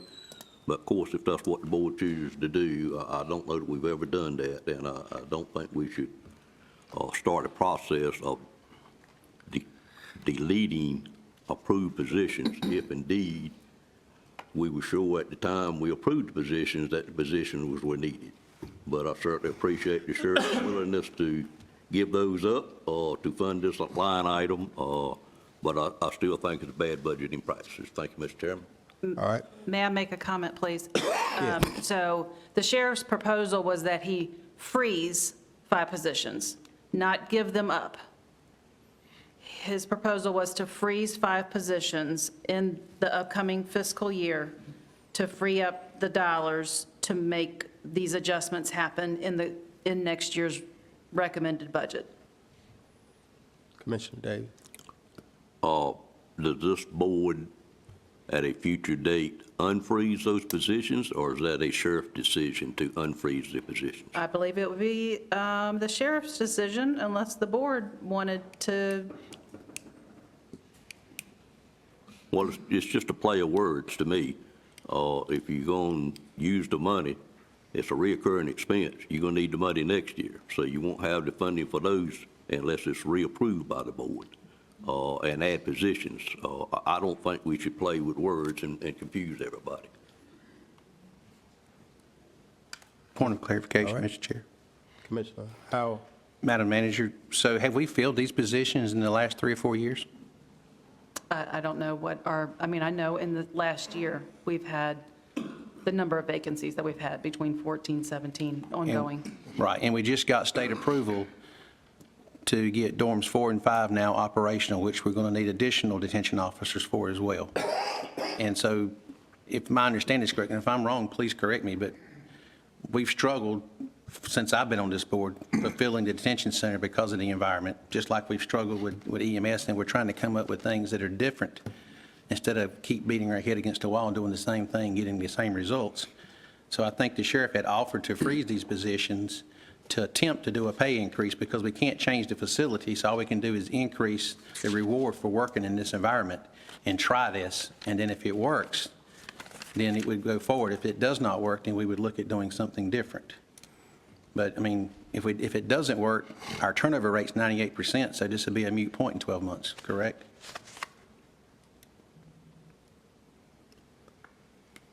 Yeah.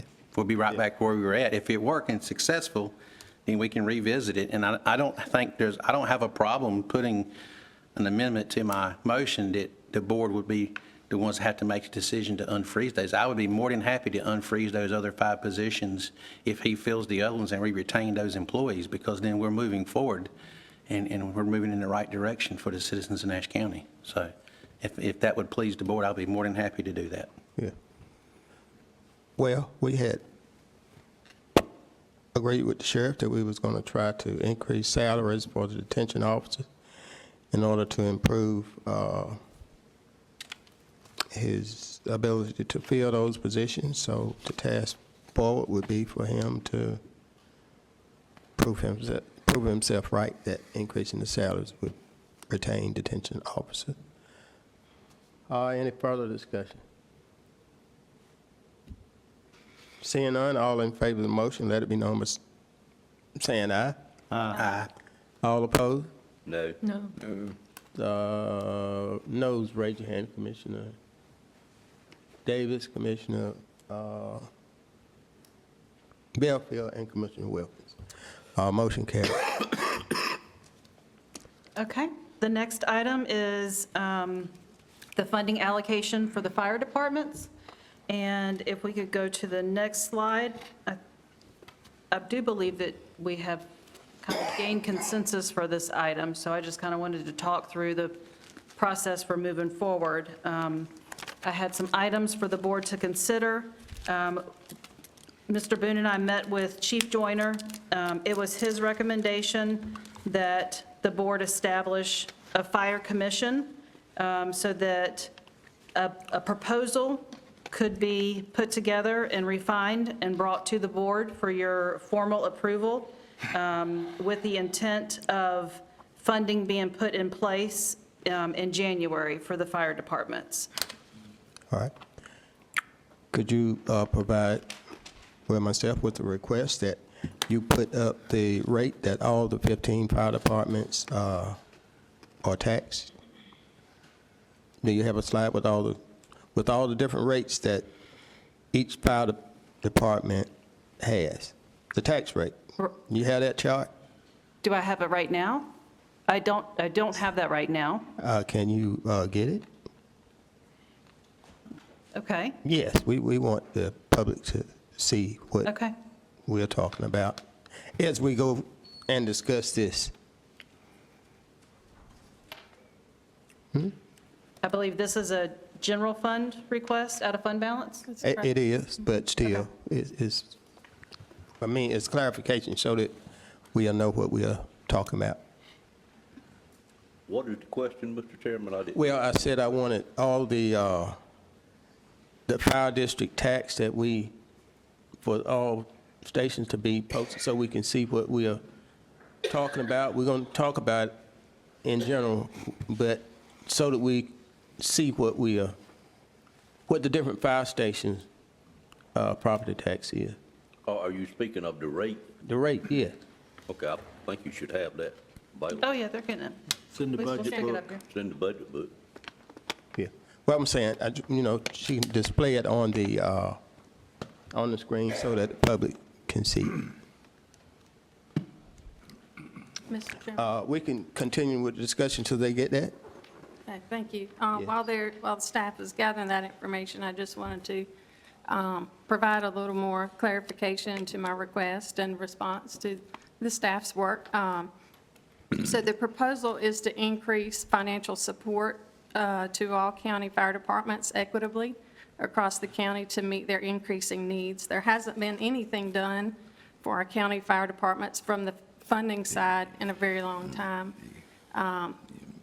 So it would be $50,000 payment to the Nash County Chartered Fire Departments and potentially a designated amount to Silver Lake Fire Department, who is a Wilson County Chartered Department, because they do provide coverage for a small portion of Nash County at this time.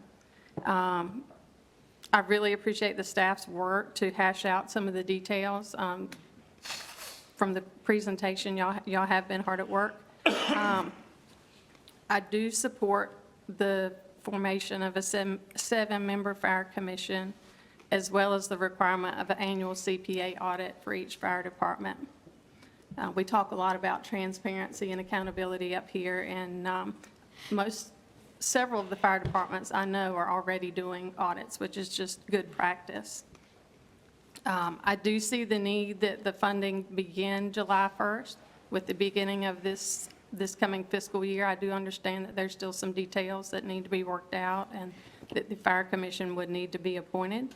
I understand that the fire commission purpose would really be future-looking, as to make future plans for the county fire service and rescue service. And I ask for the funding to be available for use by the departments for personnel or equipment, not solely for personnel use, but for personnel or equipment, and that would allow them the flexibility they need, whether they are solely volunteer or have paid staff already. Thank you. All right. Commissioner Davis. I want Commissioner Legg to clear up one thing. We already give them an amount of $7,500 each station. What is that amount? Regardless of what it is. Yeah. Is your thoughts that this 50 is in addition to what we already do, is what I think you want? Yes, sir. Okay.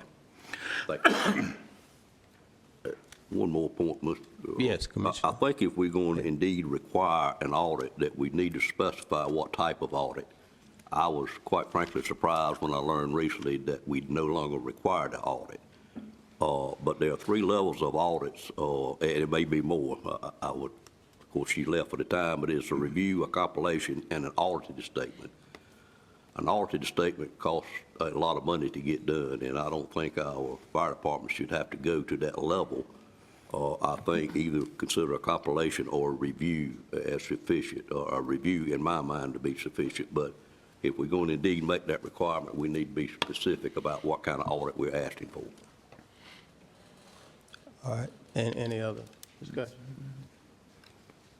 Just a point of clarity on the audit, what does the state require?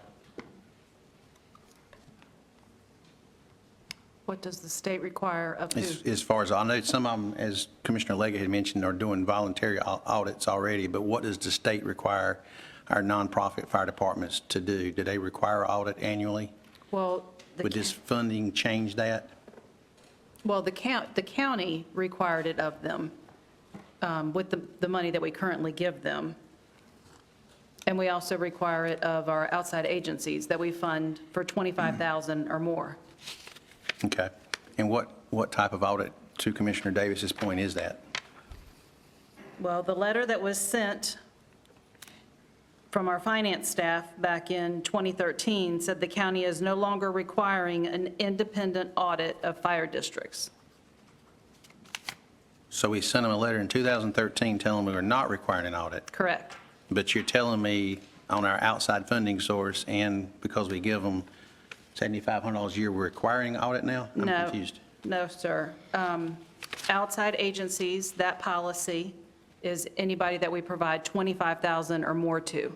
We require an audit. So it would be consistent that if we're going to provide, is it $7,500 that they currently get? I think that's correct. So if we're going to be providing them with $57,500, we should be requiring the same thing that we're requiring for outside agencies. But also, aren't all the taxes, the fire taxes collected through the citizens in Nash County, aren't they passed through currently and go to the fire departments through the county anyway? That's correct. So that would exceed the $25,000, and it has been, correct? So are we classifying the fire departments as outside agencies, or are they different because all their funding comes from the county anyway through collected taxes from our citizens? I'm just trying to understand. I'm not trying to be controversial. I am too. So, I mean, I'm just trying to say, are we classifying them as an outside agency? Because we're already taking all their funds in. The taxes are paid and collected by Nash County, and they're distributed. And most of the financial institutions required it to be spent, come back before the board and be voted on anyway. And then, based on the information that's here, this is a reimbursement schedule. So before any funds can be dispersed, they're going to have to be proof shown they were spent first, correct? That's all to be determined. So would our How audit not it's- be looking at that, not their audit? I'm just, The difference is that right now, we're not using general fund money to fund anything for the fire departments. They have their own fire tax revenue, and that's designed by statute, so therefore, that's not general fund money that has to be reported. other than the 7,500. But once we get over the 25 threshold, to stay consistent with our outside agencies. So we're not treating them as outside, we're just going to be consistent for the audit purposes. Okay, now I understand. Okay. Completely understand. I'm just trying to get clarity on that. Thank you. All right. Did you locate that chart with the fire district? It's coming. Okay. Commissioner Davis? I still would like for us to address, Commissioner Howell, what type of audit we're asking for, because it will be a burden on the fire departments to require an audited audit. And I'd like for the staff to look into to see if they would be, if we would meet the law and would be satisfied with a review, which is what many companies do, and not an audited audit. When we do this, we need to tell them what type they've got to provide. Mr. Chair, and to Commissioner Davis' point, my concern is what financial impact, if we're going to give them $50,000, what are we going to take away by requiring that level of audit?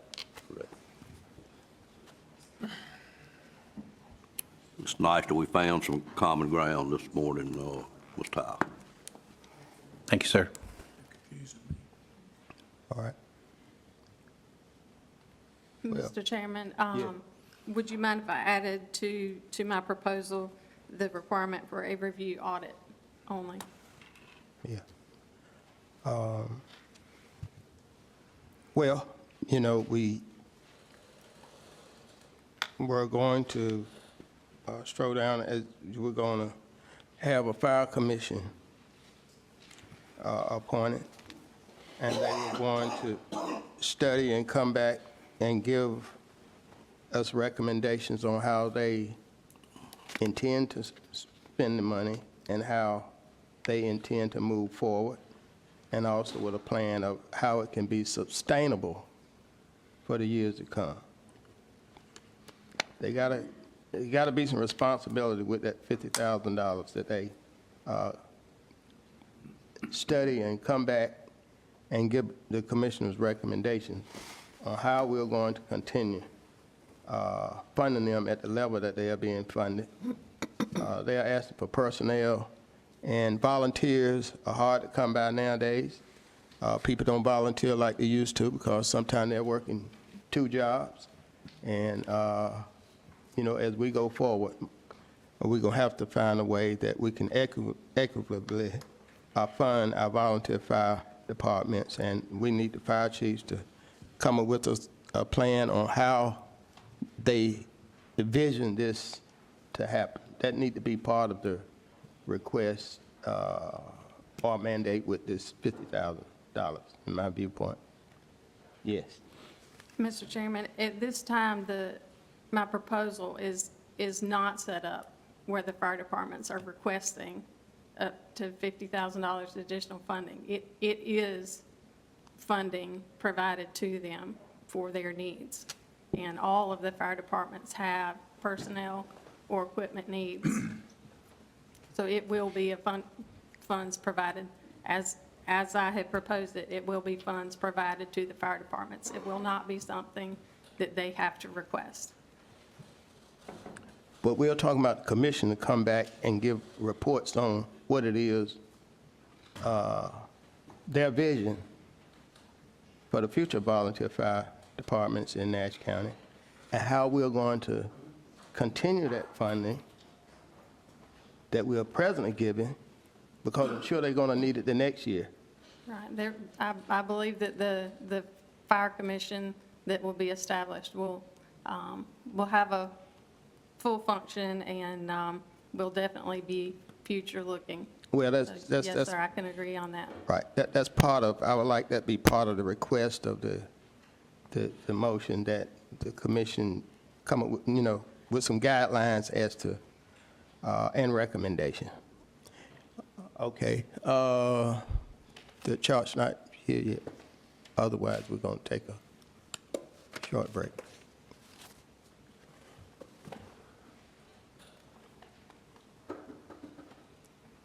It's only 4,500? It's 4,500. That's what Tripp just told me. It's 4,500. Okay. Stand corrected. All right.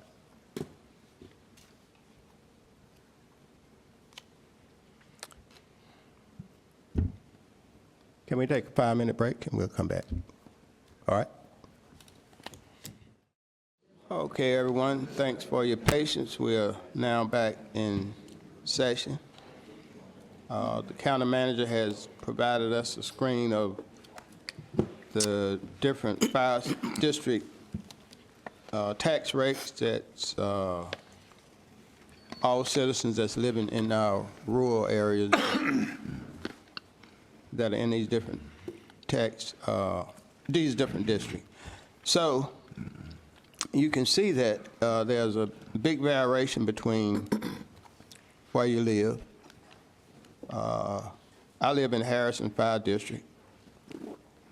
Addition to that 61 cents on that the county tax is, I also pay 14.5.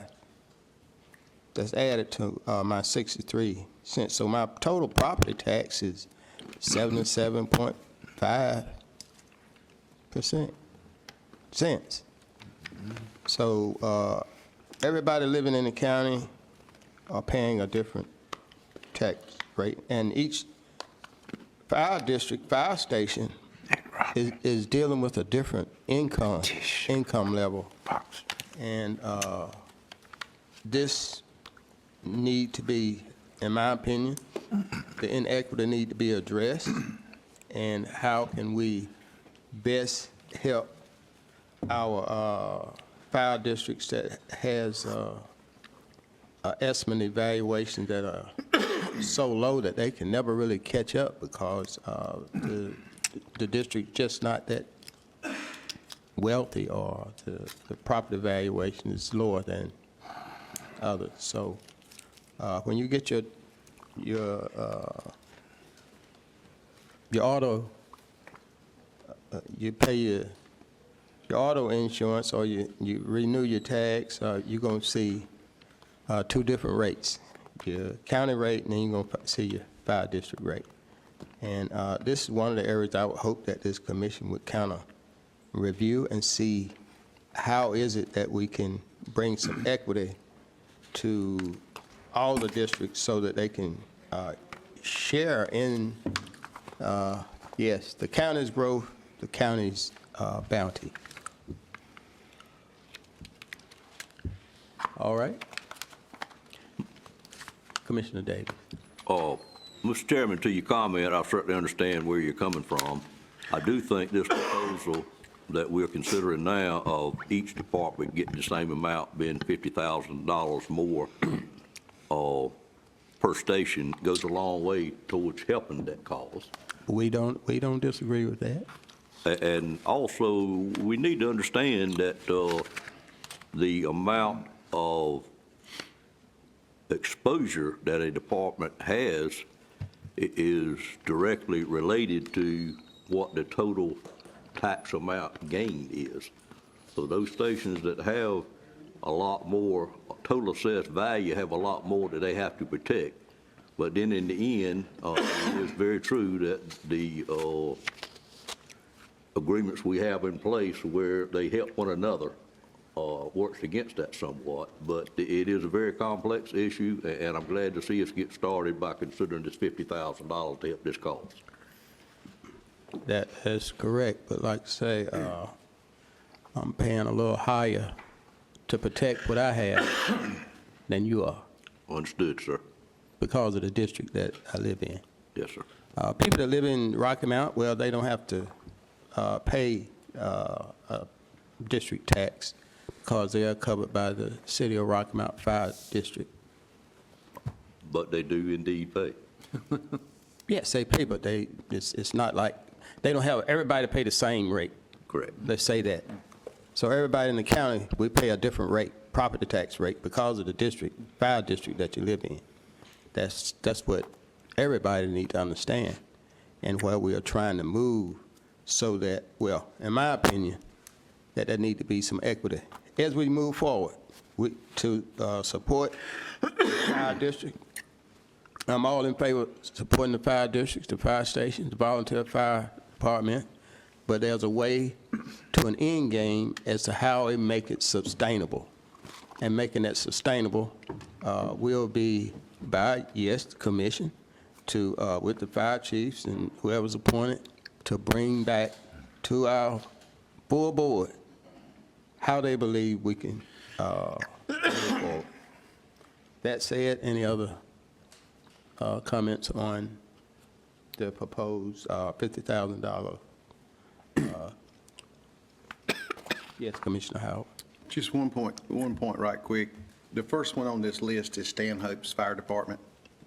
Some of you may have heard me say this before, but regardless what the tax rate is, you've got 3,000 roughly kids and teachers every day that's going to be in that area because there's 3 schools in that district, and those schools don't pay any taxes. So we're sending kids in all across the county to those 3 schools.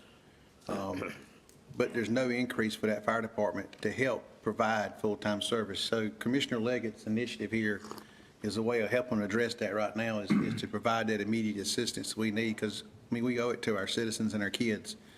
So I just, we got to look at this, and this is part of a bigger picture, but I think if we can all come together at least today to go ahead and agree to do the $50,000 and get that going, preferably July rather than January, I think it would be very beneficial and help support our volunteers to take care of us in the county. Thank you, Mr. Commissioner. All right. Any other discussion? If there's no other discussion, I'd like to Commissioner Legge? move forward with the motion.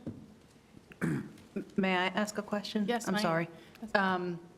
$50,000, July 1. Just provide it to them? Is it a reimbursement basis? What guidelines do I give finance? It's provided to them in addition, just like the current fire The payment. yes, $4,500? In addition to that. Yes, Okay. ma'am. In point of clarification, Mr. I Chairman. just, no, I'm going to say this. I thought we were agreeing to a fire commission, and that the fire commission was going to come with some guidelines and come back to the county manager and say how best they going to do this, other than just giving them $50,000 and they start doing what they want to do. What's going to be the use of the commission? If I may make my motion? Hmm. Sir? Yeah. Okay. My motion is to provide an additional $50,000 fire payment to Nash County chartered fire departments and the designated amount to Silver Lake Fire Department for the purpose of personnel and equipment. This would include the formation of a 7-member fire commission that will be forward-looking into the future of Nash County Fire Services, and also the requirement of, at a minimum, review audit by each department receiving the funding over $25,000. That is my motion. Second the motion. All right, motion been moved and properly second. Any discussion? Mr. Chairman, Yeah. I just need clarification, maybe from Commissioner Leggett. I heard her say that it would be used for personnel and equipment. Is that in your motion? It is. Okay, I didn't, all right, thank you. All right. May I ask a question? Yes. Can we get clarification on the designated amount for Silver Lake? Is that? $5,000. Okay, thank you. My second stands with the $5,000 added. Thank you. And Commissioner Howell. thank you, sir. Would there be any funding for Sims as well, since they cover part of the? As I understand, Sims coverage area has been reorganized, and that they are no longer the primary responder to the area that you're speaking of. Okay. And then this committee would meet and come up with the guidelines before we do reimbursement to the counties? Is that? Not Or- reimbursed. Well, this would be added to the existing funding that is happening. Okay, so we're just going to add the money to the existing funding with guidelines for it through that commission. And then that was my point of clarification a while ago. Somebody had mentioned 7,500 earlier, but it's actually 4,500. Is it not 4,500, correct. Okay, thank you. All right. Could we amend that motion to require that the commission that's formed could bring a preliminary report to the commissioners in January? No, sir. I don't think that it is, I don't understand the purpose of the commission to be tie strings to these funds. I didn't say that was funds. I said to give us a preliminary report on what what they are coming up with, what they see. Well, I think that it's to fair be a working committee, to come back and give us a report. I think it's fair to report on the business of the committee or the commission. I think that is a fair expectation. Repeat that again. Just a report of the activity of the commission is a fair expectation. Yeah, I was saying that, could we give at least a 6-month date that they would give us a report? That's all I was saying if I amended your motion. May I that- call on That Commissioner they Outlaw? just give us a preliminary report of what they have discovered during their meeting to that point. Mr. Chairman, Yes. the motion maker has denied your request for an amendment. I call for the question. Commissioner Davis? I'm not sure I can speak after Commissioner Outlaw called for the question, but I think we should put that responsibility on staff to report back to the Board of Commissioners what the action or what's going on in that committee. Well, that wasn't in the motion. But Correct. Call for the question, sir. all right. All right, any other discussion on the motion?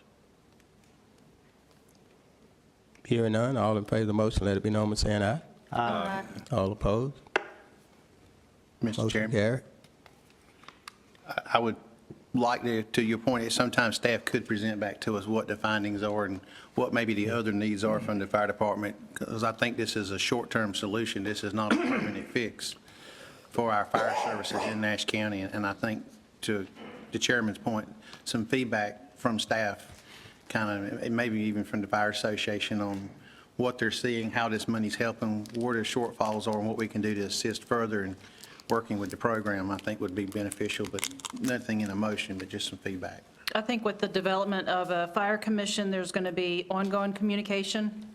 I will plan in your next meeting, your June 15th meeting, to be providing the board with the recommendation of who would be the initial 7 members of that commission, and let you all bless that so that they can get to work. All right, thank you. Okay, we finished with agenda item number 9. We will go to agenda item number 10, public hearing on a resolution approving extension of an extra. Yeah, We're not done. we're not done yet, We I'm are sorry. not done. Okay, We're not. let's keep going on Sorry, number 9. folks, we're not done. We need to have a public hearing on this budget. And if I could get, there we go. All right, we can go ahead and move on to the first slide there. All right. So the recommended budget for fiscal year 2027. Mr. Chairman, do we not need a motion that we're going into public hearing? We're not yet. Oh, you're not ready yet? I'm sorry, ma'am. Excuse me. I'll let you know when we're going to do that. I appreciate that. Okay, so. All right. 2027 budget priorities. The recommended budget for the fiscal year 2027 addresses these Nash County priorities: employee wages and merit pay that recognizes hard work and attracts talented professionals; capital projects and infrastructure needs to assist with recruitment of industrial clients and enhance economic development; technology replacement, equipment, and vehicles to ensure safety and efficient business practices; consciously prioritizing resources between public safety, human services, and education; and creating sustainable enterprise funds while improving facilities for customers and staff. The overall FY27 proposed budget, which includes the general fund, enterprise funds, special revenue funds, and internal service funds, is $160,707,492, compared to the FY26 overall approved budget of $146,445,372. The general fund operational budget is proposed to be $136,868,984, which is $8,745,291, or 6.4% greater than the original FY26 budget.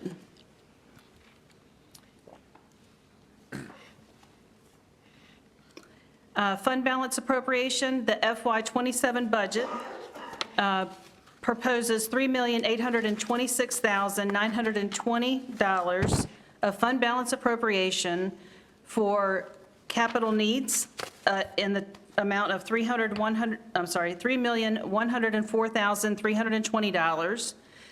Capital needs for the community college at $455,600, and the lock replacement program for the Nash County Public Schools of $267,000. Today, the board voted on several items. We added $325,000 for vehicles, $200,000 for CIP projects, $50,000 for rent and leases. The detention center salaries are going to be absorbed in the budget that's currently there. And then the $750,000 for our fire departments, sorry, $755,000 for our fire departments.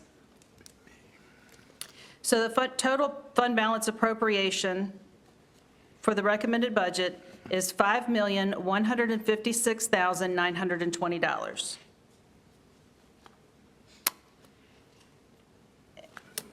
And that concludes my presentation, and we need to call for a public hearing.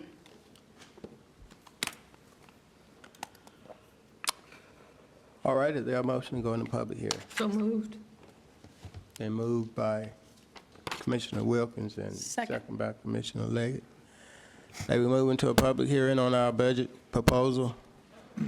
Any discussion? All in favor of the motion, let it be known by saying aye. Aye. All opposed? Motion carried. We're now in the public hearing on the budget for 26-27. Anyone wishing to comment, please come to the podium.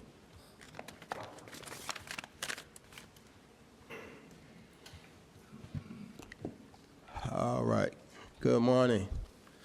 Yes, it's still morning. Yes, Good it morning, is. Mr. Chairman. Members of the commission, Madam Manager, I appreciate the opportunity to be able to come and address you today about the budget. Two items in particular that I wanted to discuss. First of all, let me say thank you very much, Commissioner Leggett and others for what appeared to be unanimous consent for the $50,000 grant. It's going to be a significant amount of money for departments that need to purchase equipment and for others who are trying to cover staffing, particularly where we have daytime hours with very little coverage, and we need to put daytime staff in the building. For a long time, Nash County has been a very rural community, but we live on the edge of three large municipalities, Rocky Mount, Wilson, Raleigh, and their wave of growth has slowly encroached in on us. I spent a little over 38 years chasing emergencies in the city of Raleigh, and I've done the same with the Middlesex Fire Department now for about 35 years. And so I think I can give a lot of firsthand experience on this. The fire truck, it's not going to go any faster than you can drive it. The objective is to get the truck out the door faster, not drive faster, but to get the truck on the road faster. And the way you do that is with some paid staffing. So this is what I believe really smart, forward-thinking governance looks like. Again, this is not intended to be permanent, I understand that. But I think the knowledge that we will gain by auditing our responses and seeing how this is working out, for those departments that choose to direct this money toward staffing, I think we're going to gain a lot of knowledge from that and see what our needs are going to look like in the future. So again, that's the first item. I want to say thank you very much, and I certainly appreciate you including that in the budget, and we look forward to seeing that approved and as the budget's approved. Second item, yes, Deputy Manager was correct. Middlesex Fire Department brought forth the issue of the rent, and I should have said in the very beginning that I don't even know if I said my name, but let me back up and say my name's Keith Wilder. I apologize. I sort of fell into all that, didn't I? All right. But I'm currently the president of the Middlesex Volunteer Fire Department. And yes, we brought that issue forward because one of the first things I did was I wanted to dig into, the finances and different things going on in the department. And what I discovered was that we've been in this contract. We're almost about to complete year number 9 in July and move into year number 10. And I discovered that the value had not been adjusted, the price per square foot. And interestingly, the value when it was set in 2017 was the same value that was pulled forward from 2006. So it was 11-year-old data when it was used. So when I hear the presentation today about using the Consumer Pricing Index to determine how the value should be valued, a couple things come to mind. I'm not sure Consumer Pricing Index is the correct way to value real estate. No, I was a firefighter, okay? So I'm not claiming to be an expert on this. But we hired a broker with 35 years of experience to give us what's called a broker's price opinion. And he came back with a much higher level, which was $12.45 per square foot. And we felt it would be appropriate to reduce that down. We reduced it by $1.95 to $10.50 was our request. Because again, as was mentioned here earlier, we don't pay taxes. We weren't trying to be unreasonable. We're trying to be partners. And we certainly value having that EMS apparatus at our station. But at the same time, we're starting to see some of our funds that are supposed to be designated for fire response it being used to support the cost of having that ambulance in our station. So I certainly want to see the math. I would like to see how that's done. Math should be an exact science. It's something we shouldn't argue over. But it does seem a little odd that as the tenant, the county is setting the price rather than the landlord having some dialogue there to determine what the square footage price would be. So anyway, I appreciate your support in moving forward with a raise in the rent, but I don't believe it should just be, hey, here's your contract, sign it, and this is it, because our contract does not include a lot of things that should be included. For example, we're on our second set of furniture now that's used in the day area by the EMS crews, and that comes at a cost of about $12,000 for those 2 sets of furniture that we purchased. So anyway, I won't belabor the point about those unreimbursed expenses, but what I would like for you to do is just direct staff to continue to work with us and dialogue with us on this issue, and I would like to see a date of, say, October 1st, that these contracts are signed and in place. So let's set a time limit on so we don't continue to drag this out any further.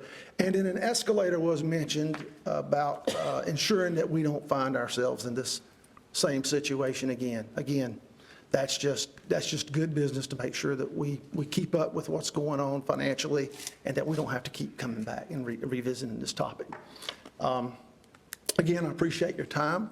I appreciate you including those items in the budget, but I do believe we need to sit down and have a lot more discussion, particularly in the case of Middlesex Fire Department, because our contract is only 4 pages long, and I believe 2 pages are signatures, so it lacks a lot. It's very simple, but it lacks a lot. And I've already sent letters to the commission, the manager and deputy manager, sort of laying out all of those items, and I do look forward to having more discussion with you all in the future, near future, hopefully, so that we can get this done quickly. And again, I would ask by October 1 that we have these contracts signed and in place. Thank you. All right, would you state your name for the clerk? Yes, sir. It's Keith Wilder. Thank you. Yes, ma'am. I'm All sorry. right, thank you, sir. Thank you. Anyone else wishes to speak on the proposed budget for 2027?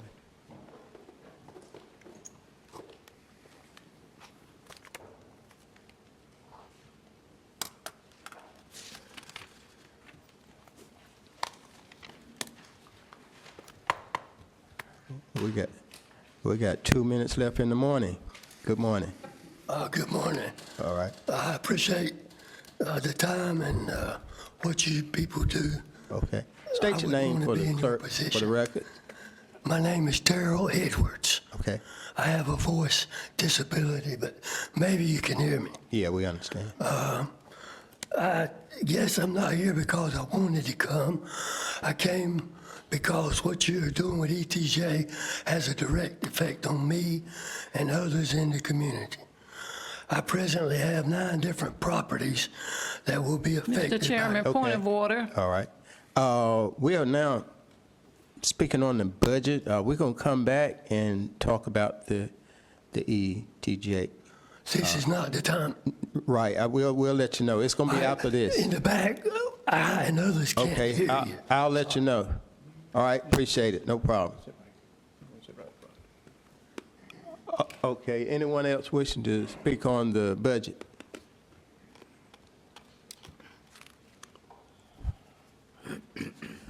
Okay. Well, seeing none, I need a motion to close the public hearing. So moved. Second.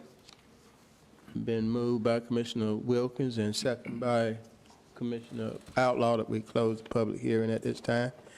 Any further discussion? All in favor of the motion, let it be known by saying aye. Aye. Motion carried, public hearing closed. Now we are back in the open session. Madam Manager, anything else?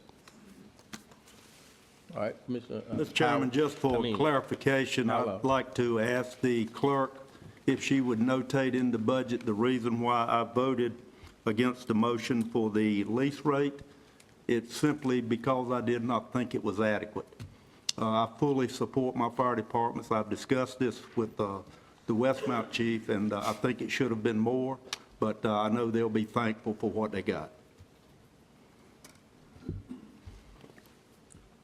Okay. All done. We ready to move to agenda item number 10? Done. Okay.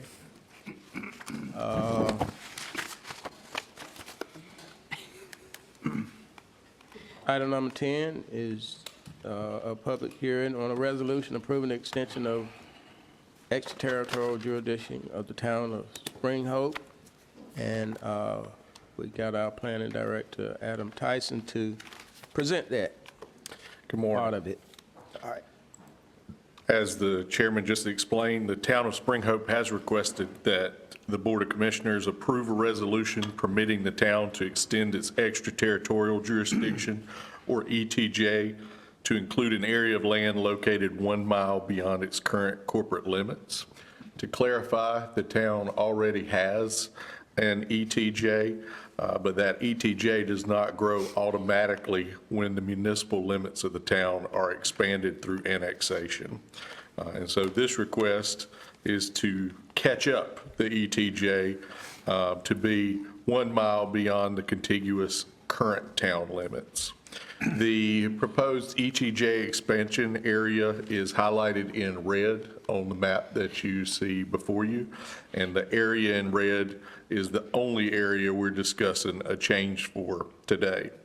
If the resolution is approved as proposed by the town, then the properties within that red extension area, which are currently subject to Nash County's Land Development Authority, will instead become subject to the town of Spring Hope's Land Development Authority.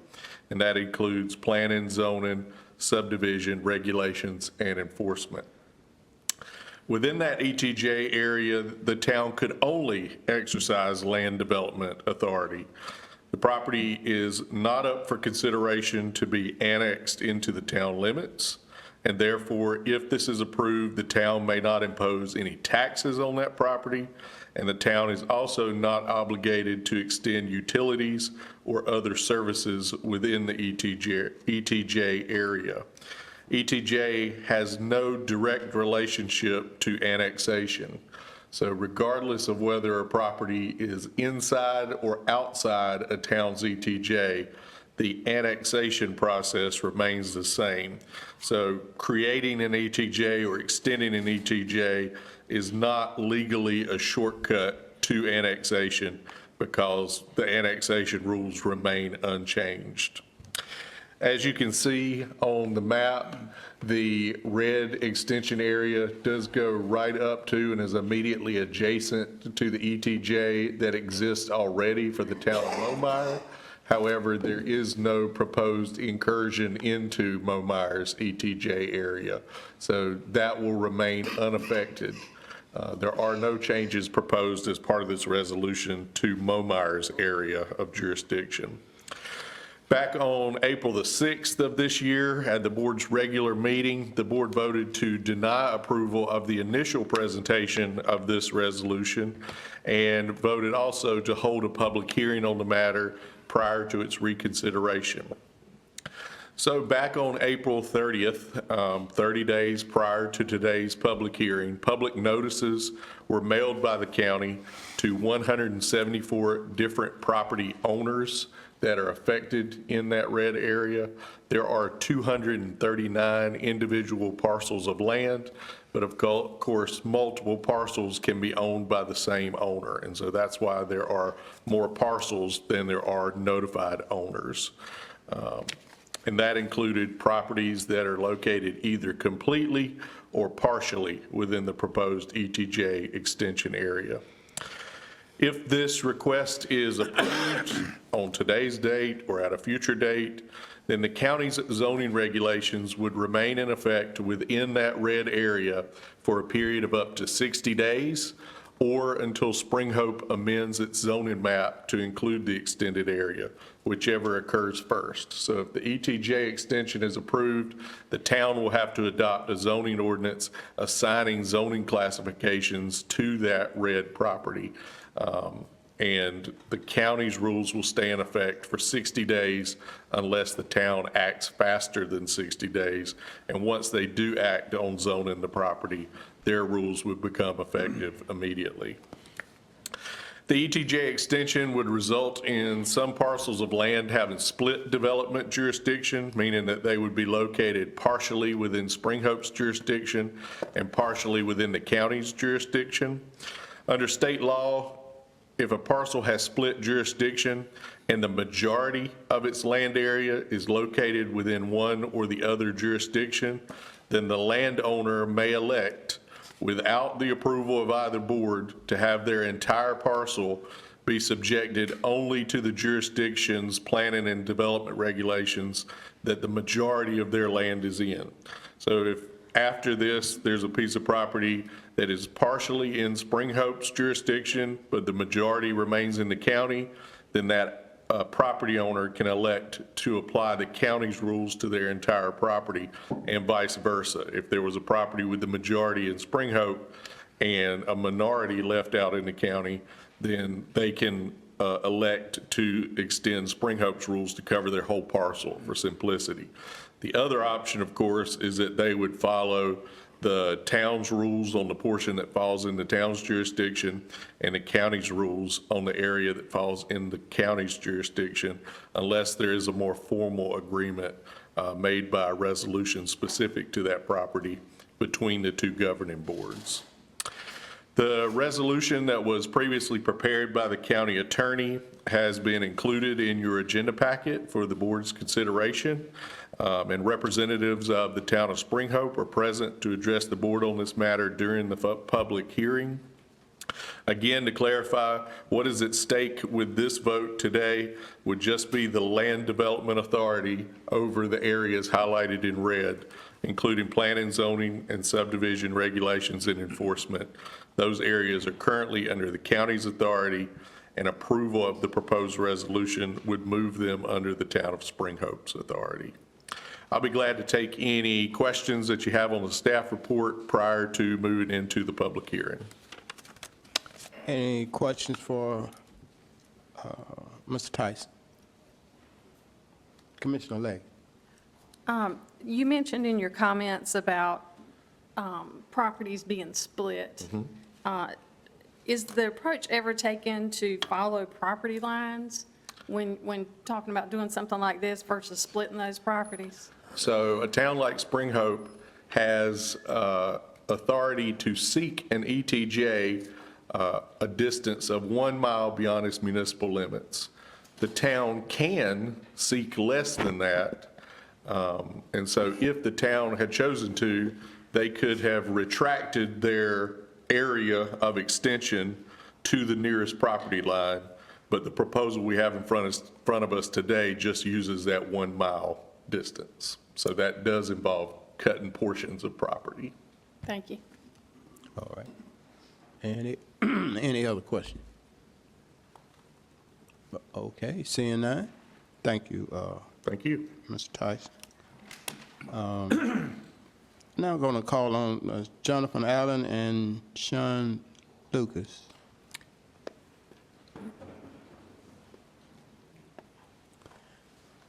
Good afternoon, sir. Good afternoon, Commissioner. County Commissioners, my name is Jonathan Allen. I'm the town manager for Spring Hope. I remember all of you from the 6th, and thank you for welcoming me to the community. I have with me Sean Lucas, our zoning officer, as well, to go over any questions. Just wanted to really go over a couple of items real quick. Some background on ETJ expansions in the state of North Carolina. It is used to prevent incompatible uses, and it began in North Carolina in 1912. So it's been around for a long time. It continues to be used to protect landowners living along their peripherals from uses that could damage or devalue their property. In 1958, the North Carolina General Assembly did create the Municipal Government Study Commission to examine the issue, and the commission concluded that one, health and safety problems arising outside the city, around the city and towns do not always respect city limits or town limits as they spread. Subdividers of land outside the city commonly wish to tie into water and sewer systems. New industrial and commercial development may, for a variety of reasons, take place just outside the corporate limits. Visitors to the city receive their first impression from these outlying areas, which makes a big impression on them coming in. The commission recommended that ETJ authority be extended to all municipalities with a population of 2,500 or more. And since that legislation has extended that power to cities and towns across the state of populations below 2,500 people. And that was according to North Carolina League of Municipalities, March 7th issue 2025. For growing towns and cities, careful planning may mean the difference between having the utility capacity and taxpayer-supported resources to bring a major employer to an area or not. Orderly growth also allows for the amenities and aesthetic appeal that make an area attractive to businesses in the first place. Allowing residential or commercial growth with little or no local government land use planning invites haphazard use of taxpayer resources for infrastructure, local citizen pushback, and anti-growth sentiment, as well as poor standards that damage long-term economic growth. It is also important to note that this is about residential choice. This also assists residents in choosing whether industrial growth or residential growth is more important. According to Coates Cannon, UNC School of Government, when a municipality expands its ETJ, bona fide farms generally retain their status and protection though they must comply with specific regulations to maintain these exemptions. Although there are no additional compliance requirements by being added to an ETJ, additionally, the bona fide farm exemptions have also been extended beyond city and county zoning.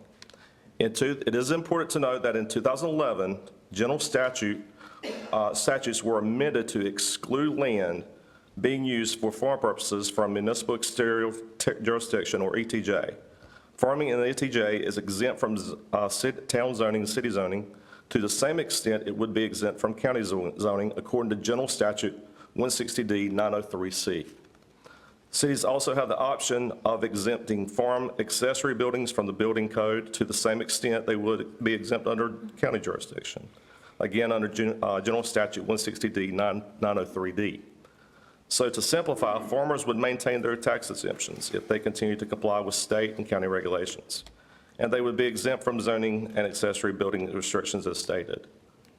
According to UNC School of Government, North Carolina effectively ended forced or involuntary annexation through major legislative reforms in 2011 and 2012, which your planning director Ashley stated as well. These changes replaced the municipality-initiated annexation process with a requirement for a referendum or vote by residents in the affected area, making forced annexations non-existent. So just to clarify, the town of Spring Hope can only annex land into the town limits, that's taxes, services, if those affected file a petition to be annexed into the town. To be clear, we are not looking to annex any of these areas mentioned today. Those in the ETJ will not have to pay town taxes nor be forced to obtain town services. Just a little background, the town of Spring Hope held a public hearing on this matter in November of '25. Voting was postponed until January. 192 letters were sent out, and all state mandated obligations for public hearings on this matter were satisfied. The matter was passed by the Spring Hope Board of Commissioners on February 26th. A couple of things to clean up as well. There is the possibility of a landowner having a right to opt out. Basically, we would be working that with them. They would reach out to us, and we could work through that with them as well. Additionally, we would be looking at adding a second ETJ board position to the planning board that would actually give a voice to this additional annexed area. And I stand by to answer any questions. Any questions? Commissioner Legg? You mentioned a right to opt out. Is that for a single landowner, or are multiple landowners allowed to do that with discussion? With discussion, we would open that up to anyone that would be willing or be interested. how would that process go? They would reach out to the town, and then we would speak with them, get the reasons why, and, again, we're about being a team player and actually working with our community, and that's one thing that we could do is an olive branch for them.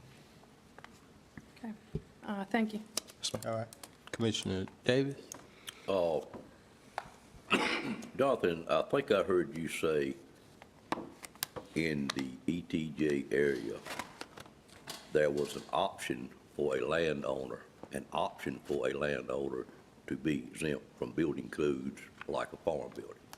So that is an option that the town would make a ruling on, not automatically given. It's actually automatically given. If I spoke out of turn, I apologize, sir. Well, you stated option. Yes, sir. to exempt. I was wrong on that. I apologize, sir. Okay, that's fine. Thank you. Thank you. All right. Any other questions? Seeing none? Thank you. Thank you, sir. All right.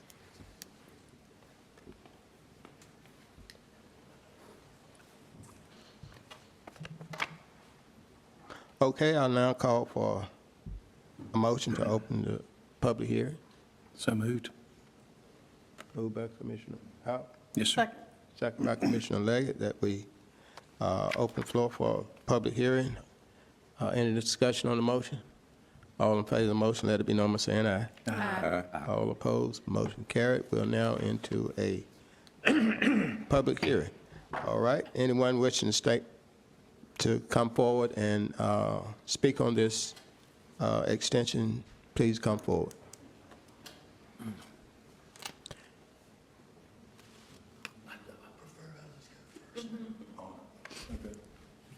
All right, well, state your name, and we'll go from there. My name's Jay Manning. I'm a rural resident outside the ETJ currently for the town of Spring Hope. I did speak at a previous meeting in the town of Spring Hope where there was at least 150 people present, that it was clear at that gathering that it was involuntary, that people did not want this to take place. I know that we've had some conversation now that some things may be in place, may be optioned, that could allow changes within the current motion, but I'm going to speak on what I know to be asked of today. If things happen in the future, we can, readdress those things, in my opinion. But as of right now, I got to talk about what the motion is for today, which is the ETJ moving forward. So to give you some context, not because I think anybody cares about what I do for a living or have done, but I think you need to have some context in my history. I'm not biased against growth. I'm not biased against Nash County's growth. It's inevitable. We're going to be consumed, and that growth is going to take place, but we have to do it properly, as we've seen through the budgets that were presented this morning. Not having a voice in those, but I do agree that we are going through growing pains, and we're going to have to readdress in how we think to move forward in the future. So I'm not biased against growth. I've been a general contractor since 1991, built over 300 custom homes. I've developed 3 subdivisions, developed over 200 lots in my career. I was a fire and police officer for the city of Rocky Mount with 13 years of tenure. I currently am the senior plant operations manager for Pfizer in Rocky Mount. So I have a background across all municipalities and things. So I don't want you to think I'm biased. I'm just going to tell you how I feel about it and what I think we need to do in this situation. I have been asked by multiple people rurally to speak after speaking in our last meeting in the town of Spring Hope. I am speaking directly for my father-in-law, Marshall Edwards, and y'all probably glad because I'm sure he'd be a lot more colorful than I am in reference to how he opposes this. But either way, this is how we feel about it from a rural standpoint. People can say all they want to about ETJs not being directly associated with annexation. It is a soft landing zone for future annexation. I asked a question and we never got a response from the town of Spring Hope. What benefit does this ETJ have for the citizens outside of Spring Hope? rurally, we have no representation in the town of Spring Hope. I know it's an option that's just been presented, that we would have an additional board member possibly. That doesn't exist today, so it doesn't mean anything. If it's not in writing, it doesn't count. We don't have representation for anybody to tell us what we can do with our properties that are currently outside of DTJ. They bring us into DTJ. Now, as a property owner, I now have to go through the town of Spring Hope to develop or not to develop. They get to tell me how many lots I can have, what those lots need to look like. They can tell me what the houses need to look like. They can tell me how many I can put in, how close the driveways have to be. They can come up with any ordinance that they want to once they're within that, once they have that jurisdiction over us. If someone chooses to develop their piece of property and they want to do that, they can come to this, just in front of y'all. They can put in for subdivision, have a public hearing. They can develop their piece of property however they want to and go through the same process that everybody else has to go through as we continue to develop, and y'all have passed many subdivisions that are on the books for today. I don't need Spring Hope telling me as a rural property owner what I can do with my piece of property, nor do I want them to have the jurisdiction to tell someone beside me what they can do with their piece of property that can affect me. I want you to understand something about the history of Spring Hope. Most people who live in Spring Hope for a reason. They live outside of Spring Hope or outside of a municipality because they like the rural life. We like to shoot guns, we like to go fishing, we like to ride our four-wheelers, we like to put up our buildings how we like to, we like to raise our children the way we want to raise our children. Understand that when you start having people put in subdivisions or change and control what's going around your piece of property, it impacts you as a rural property owner. If you put 200 houses beside my farm where we are 6 generations deep, my grandchildren are now living on the piece of land that I lived on. We are 6 generations deep, and we lived on that piece of land, and we lived the way we live because of the way we want to live. You put 200 houses beside me, and I start shooting my guns or I start riding my four-wheelers, I have a two-stroke, you start getting complaints. More burdens on the sheriff's department to come out for communicating threats, because there's going to be some, I can promise you. There's going to be increased calls of complaints, trespass, thievery, all kinds of things can take place to affect how I live and how we live rurally on our pieces of property currently right now, as you impose more people. I know we're not going to stop the growth, but I don't believe that the rural citizens around Spring Hope want Spring Hope to have the ability to tell us when that's going to happen and how it's going to happen, and tell us how we're going to use our land. Okay? I know they're saying we can separate it out. I'm one of the people who those lines cross directly through the center of our farm on 2 different areas of the parcel. One side is going to be heavily weighted into Spring Hope. One side is going to be heavily weighted into Nash County. So it's going to put I'm going to be in a conundrum in reference to just my property. I'm sure it's going to happen to other people's properties as well, right? What I want to stand up here and ask you to do is, one, I don't want it passed, but at least table it until we can get legal representation and we can get the answers from Spring Hope that they're saying are options, put them in writing to make sure that we know exactly what we're looking at in reference to being able to opt out, opt in, or whatever else they want to come up with, representation, which we currently don't have in Spring Hope, living outside of Spring Hope, okay? People are living where they're living right now because they enjoy the lifestyle that they enjoy right now. It's a soft landing when you start ETJ. Annex is coming. And I'm not saying annex is going to be stopped. It's not probably going to be stopped in the future, but I'm going to stop it as long as we possibly can because it's a way of life for us. I've asked the question, what can Spring Hope do for Jay Manning, for my grandkids and my kids? And I'm not throwing stones here. This is factual. We've had poor management. And there are people that are going to get up and talk in a few minutes that own properties inside of Spring Hope as well as outside of Spring Hope. And they will verify that there's been poor management in the town of Spring Hope. ETJ and annexation takes place so that the cities can control growth, planning, et cetera. They've already proven in the town of Spring Hope that they do not have the ability to plan properly.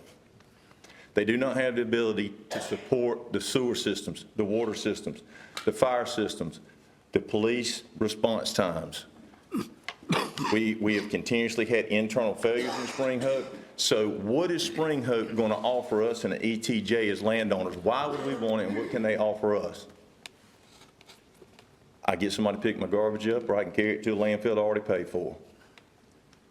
Our rural fire departments that are already being funded, already carrying us in response. And our Sheriff Stone, the response times, I agree with everything that we said this morning. I think we need to support them as much as we can through the growth, and we need to pre-appropriate the funds to make sure we take care of the growth in Nash County.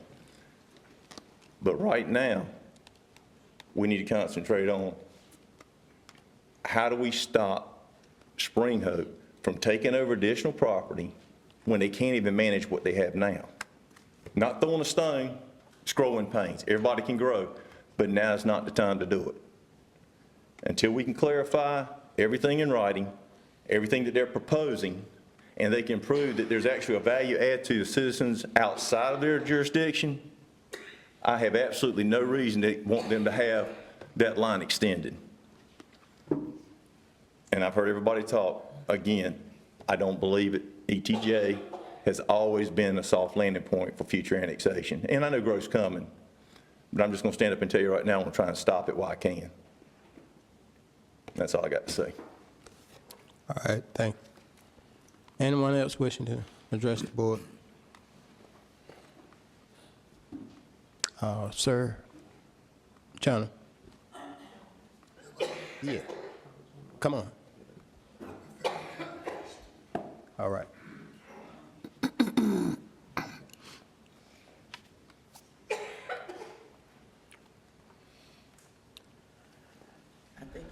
Yeah, good afternoon.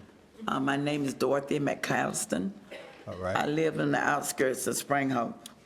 What I got to say is just simply quick. I agree with the gentleman that was up here. We bought our land in the place we bought it at so we can live on it the way we would choose. I do like to hunt, I like to fish, and I do like to shoot my gun if that's what I want to do. And like he said, unfortunately, Spring Hope is not telling us, they didn't give us letters.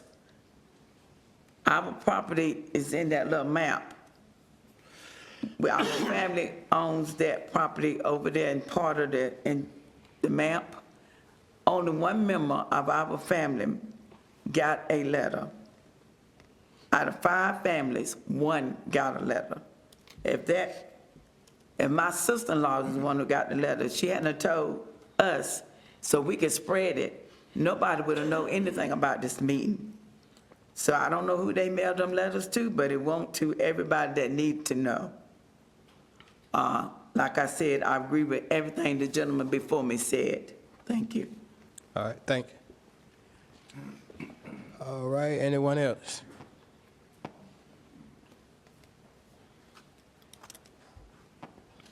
All right, good afternoon. Hello, sir. I've stood here before many times. Yeah. I'd just like to reiterate what Mr. Manning said. And there's a lot of my friends and a lot of people here from the Spring Hope area that's not in favor of this. Nothing against Spring Hope. Spring Hope's been a part of my family's life for many, many, many years. My dad served as the city attorney for many years. I worked as a part-time police officer in Spring Hope, so it's nothing against Spring Hope. But if something's not broke, why fix it? We have got, I think, one of the best planning departments in the state. And I think we have permitting processes, we have interaction with the public in our planning department. If I want to do something now we've got several acres out there. If I want to do something now, I can call Adam, talk to him about it. I got to get permits, your processing, all those things are done here at the county. So why would we ask as a citizen in the community that's already got something working to change that? And the Board of Commissioners have the final say on all the zoning actions. And we can't vote for any of them or vote against them. If I have a problem with the county with some issue with my land and I'm being zoned by the county, and Mr. Arrington is my representative, I can vote against him in the next election. But I have no voting right for any of the commissioners that have the final say-so in the zoning area of the town of Spring Hope. Again, nothing against Spring Hope, in favor of Nash County continuing just like it is, and I think the majority of the people in this room would agree with me. And I do thank you for your time. All right, I think did you state the name for you got? All right, we good. Thank you. Okay, anyone else wishing to address the board?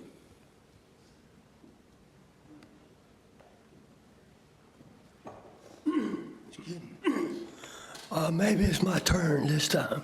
Yes. And State your name listening again. to what Adam State your name said again. and what the representative from Spring Up said. Okay, go ahead. And my name is Darrell Edwards. Okay. And I'm a very private person. I started not to even wear an Edwards shirt today. I've never been in this building but 4 times. But I'm a big contributor to Nash County, tax-wise, very big. And I'm proud to be from Nash County. Even though the town of Spring Hope and in Nash County, I've had some concerns with, but would you want to own property? You bought property based on zoning. And like I said, I have 9 properties that are affected by this. But one great big one is the Masonite Corporation. The whole Masonite Corporation, I brought it from out of the ground to a productive property. It has a clean bill of health from the state of North Carolina. And the zoning is heavy industrial. Why do I want, and I support Spring Hope, I was raised in Spring Hope, but why do I want Spring Hope superseding Nash County with the professionalism in planning, zoning, permitting, inspections, environmental, fire codes? Why do I want to be influenced or driven by Spring Hope with a property? And, I ask each of you, it's not that, I'm proud. Spring Hope is where I'm from. But we're going backwards, very much so. And I appreciate what Jay Manning said, what Brian said, a lot of truth in it. But why? And I'm not even saying, listen, if it was your property and all the conditions that Adam talked about, I could have hired a lawyer to come today, but I believed in standing up for myself.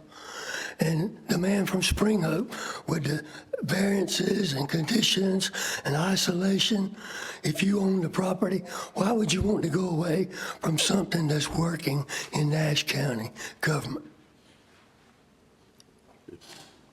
I ask you that if it was you and your properties and a lot of other people here today. I got sidetracked by coming early. Maybe I've rambled too long, but I just ask maybe, why do you want to go backwards and create wasted time, wasted motion? And I also would like to comment on me and a lot of other taxpayers today were held up 2.5 hours by something scheduling-wise that should have been the commissioners and budgeting. sit here 2.5 hours waiting for nothing. Thank you all. All right, thank you, sir. All right, anyone else wishing to speak on this public hearing? Anyone else wishing to speak on the public hearing to annex the extension? Mr. Chairman, I think the town of Spring Hope got their hand up. Okay.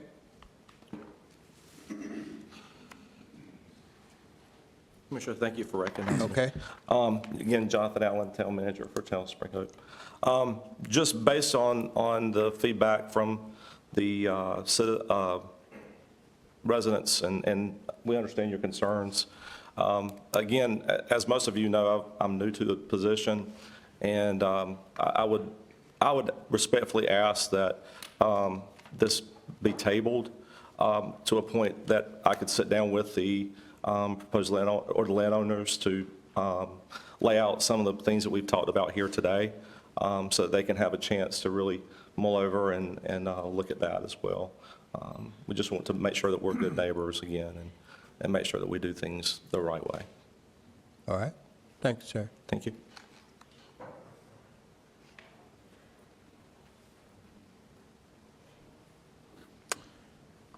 Good afternoon. Now. I'm Franklin Lamb. I just wanted to say I concur with my neighbors and my friends. We do not need ETJ outside of Spring Hope. Okay, thank you. Anyone else wishing to speak?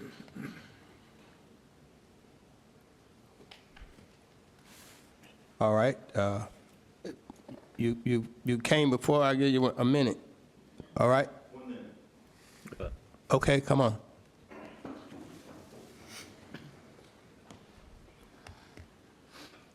I do want to take us into, and it's Jay Manning again, I do want to take into consideration exactly what Darrell just said.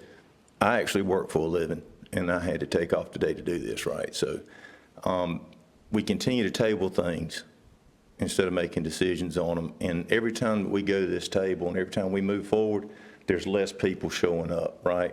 And it's not because people don't care. It's because people have to work for a living. We've already talked about how much it costs to live right now.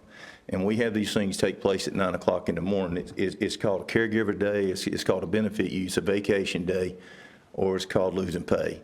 So I respectfully appreciate the tabling, I do. And I did state that I wanted to table it. But at some point in time, we've just got to make a decision, because people are not going to be able to continue to come as working citizens over and over and over again to keep fighting the same rebuttal. The people outside of the current ETJ for Spring Hope do not want this motion. I think it's resounding. And if you were at the other meetings, there were plus 150 people. If it goes forward, it would be considered, in my opinion, and everybody in this room that's represented so far, as an involuntary. Okay? So let's think about whether or not we really want to push it down the road and table it again. I can appreciate what they want to put in writing, but we've got to, as the commissioners representing the citizens of Nash County, understand the burden that it puts on the citizen to come up here and take a day off of work or half a day off of work to be represented and make sure that something doesn't take place that we don't want to and didn't vote for and don't have representation for. Okay? All right, thank you. Yes. Good afternoon, Mr. Mayor. Cal Pritchard, Spring Hope, North Carolina. Commissioners, I respect the tough decisions that you have to make. And to all of the residents and the neighbors that have come out to speak today, I appreciate you coming out to speak. I appreciate the opportunity to listen to you and hear from you. And I wish I had the opportunity to listen and hear these concerns before today's meeting. It was made clear by both the county and the town that concessions can be made, property owners can opt out, and I would like the opportunity to meet with you all and make those concessions, whatever it is that you would like. Again, we weren't given that opportunity to do so. I also want to speak up on behalf of the residents that want the ETJ protections because they see the opportunity that it affords them to have a say-so in what is built beside their property. Again, I appreciate the individuals that are here that have spoken out against it. We want to work with them and have the opportunity to accommodate their request and have them opt out if that's what we choose. But I also don't want to neglect the residents in the proposed area to not be able to have the protections that they came to us and they wanted to have. So I do also respectfully ask that you all table this, and every single individual that is here in the room, if we can please get their names, and if we cannot meet their concerns, then absolutely vote on it in the next meeting, vote it down if that's what you choose to do.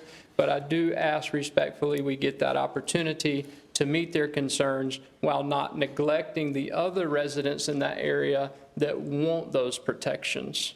Thank you so much for letting me speak. And again, thank you for all of the support that you give for our community. The Brantleys, thank you for the well. Thank you for the lift station. Mr. Edwards, thank you for all of your support in Spring Hope, everything that you have done for Spring Hope and continue to do. Mr. Lamb, thank you for your support on that region for the school system. Mr. Manning, I respect and appreciate riding four-wheelers, shooting guns. I grew up doing that too. And so I want to respect you all's, what your traditions and your culture and your heritage are.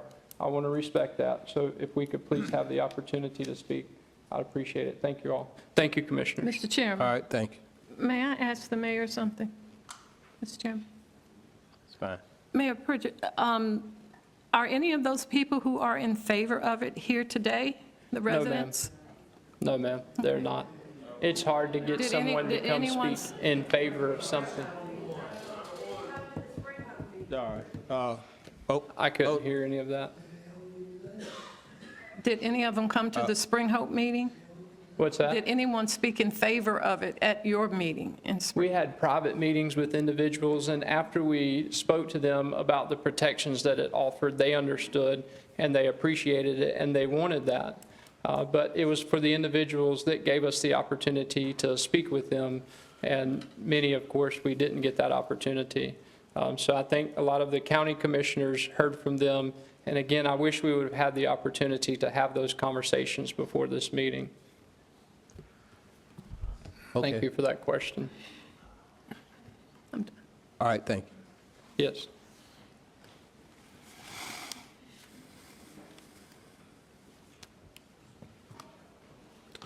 All right, anyone else wishing to speak on, all right, you've been before, 1 minute. All right. I ask one more question. Could this be voted on today? Or is it going, will it be deferred? The commissioner, they're going to answer for you in a minute. Thank you. All right. Okay. Any other comments during the public hearing? Seeing none, is there a motion by the commissioners to So close the moved. public hearing? Second. The move by Commissioner Davis and second by Commissioner Howard that we close the public hearing. Any further discussion on the motion? Mr. Chairman, Yes. the answer will not change my mind because I think it's evident. But I would like to know the procedure if this is turned down today, that Spring Hope has available to bring it back up at a later time if there is such an ability to do that when they may have better public support. Yes. I'll ask Adam.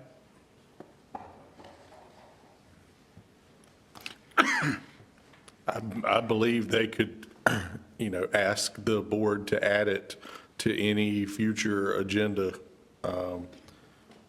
if today's vote is to deny. And then obviously if today's vote is to table, then you would hopefully table it to a specific future meeting date. But I don't think that there is any specific waiting period after a denial that they would have to wait before bringing it back before the board. Of course, the board does not have to hold a public hearing on future requests unless it opts to. But I'm not aware of any kind of waiting period or delay that the town would have to go through if the resolution was denied today. Thank you, Mr. Chairman. All right, all in favor of the motion of closing the public hearing, let it be known by saying aye. Aye. Yeah, well, there was a motion. Can you repeat that? We just closed it. We haven't voted. Mr. Chairman. Wait a minute. Okay, We- I'm sorry. Wait a minute. You're right, you're right. You can close the I public hearing. asked, we didn't ever take a vote on No, closing. sir. We never took a vote on closing the public hearing. No, That's sir. correct. Right, so I'm asking you to vote on closing the public hearing. He asked a question, all right? All in favor of closing the public hearing, let it be known by saying aye. All opposed? Okay, motion carried, public hearing closed. All right, now, Mr. Tyson? Mr. Chair,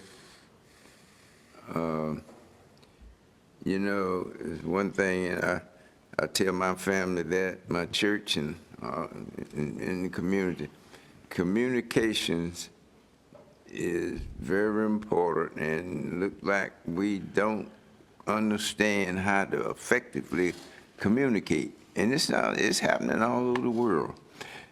And the town of Spring Hope, in the extraterritorial jurisdiction that they are proposing, should have already communicated with those people, and not only communicated with them, what they would love to do to make the town grow and the citizens within that area be satisfied and what services they're going to provide.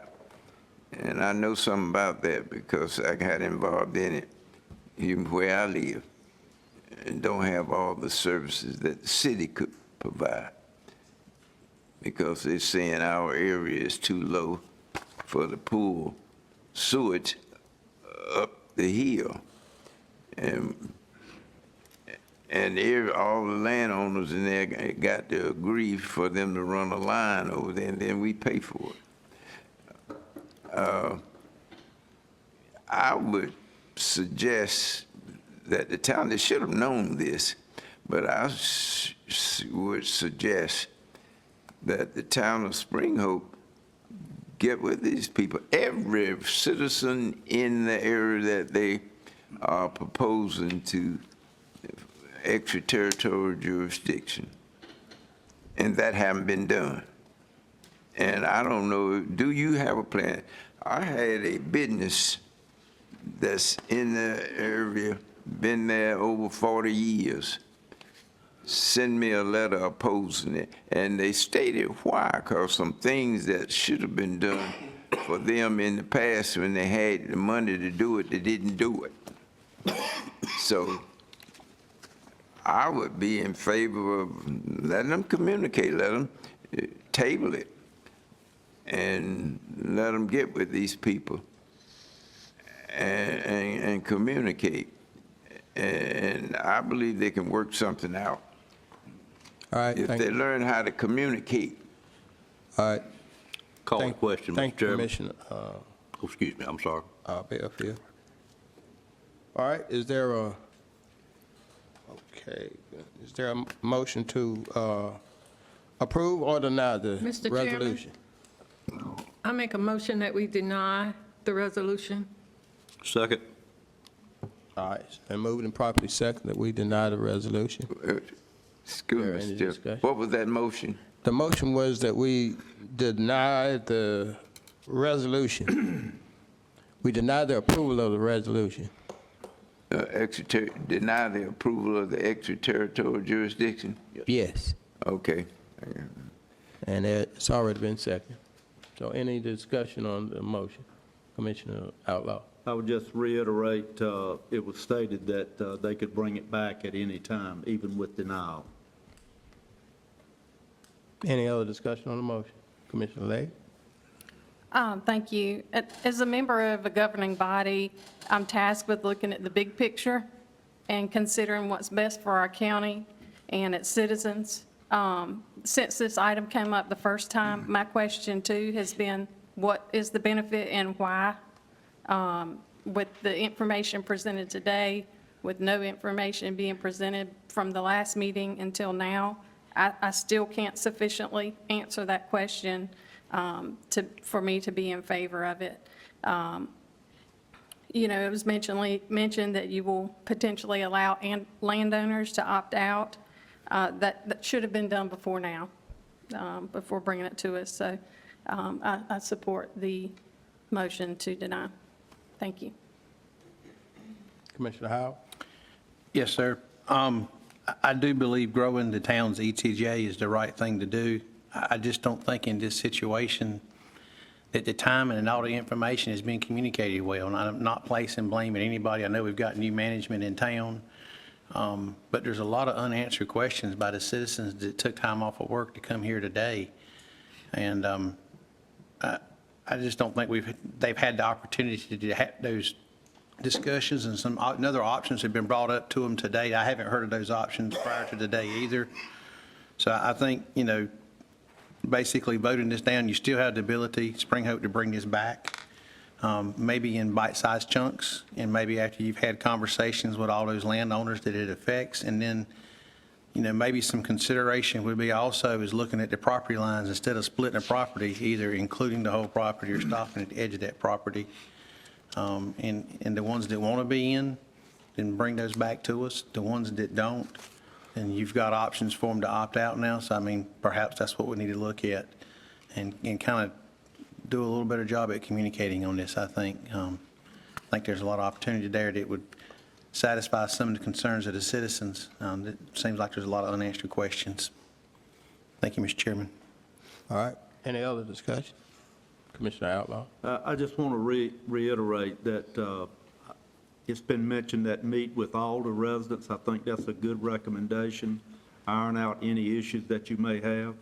And if that's done and you've got the support of the residents, then bring it back. If not, I wouldn't bring it back until I had that support. All right. Any? And it's Commissioner? official that they can bring it back? Yes. Okay. Any other discussion on the motion? You heard the motion. All in favor of the motion, let it be known by saying aye. Aye. All opposed? Motion carried. Thank you.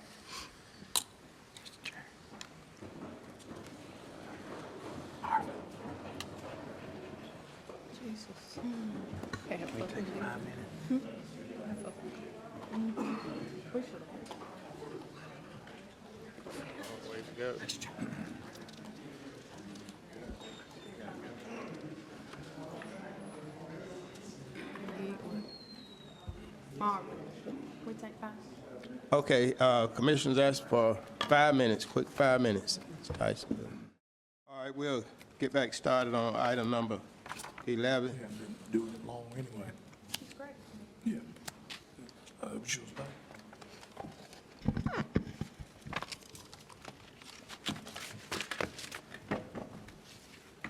Okay, Mr. Tyson. All right, our next item is also a public hearing on a conditional rezoning request. This is actually a second public hearing.